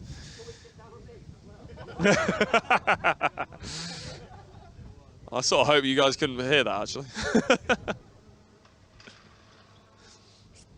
Such a good atmosphere in amongst this paddock as well. It's really nice to see. They all seem to get on quite well. Yeah, okay, they have, you know, a bit of bumping, a bit of barging out there on circuit, but overall they are really good mates. And as I said before, half the grid are ran by one particular team, and that team is headed by a champion now. Champagne gets sprayed, trophies get broken. Oliver Allwood, do not come near me with that champagne. Very well done all round.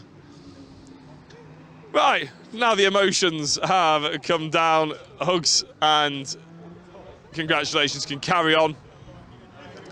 Somebody's trophy is broken. You can see there, John's getting a great angle of it, making sure you can keep up to date with all that sort of thing. I think it's about that time that we probably close out this stream. I want to say an absolute massive, don't get run over, John. Don't get run over, John. I wasn't swearing at the camera there, I promise. I was just trying to stop him. A big thank you to MSVT, as I mentioned before, for having us along. The crew have done a brilliant job with the production. I do apologise about some of the comms problems we had at the beginning of the day, but we got over them. We got into it. Jack Wewell and Jack Mate were absolutely fantastic. I hope you can agree. My name's been Jack Oliphant, and I've been proud to be your host for this Saturday. Well done to the drivers. They make the show. The fans have come down in quite a big number, actually, here for a Saturday race day at Cadwell Park. The Cadwell Cult Classic, there we go, has been absolutely sensational. We'll see you next time. Please do subscribe and follow along to wherever you're watching this. You know the drill by now. It's 2025, and we'll see you at the next one.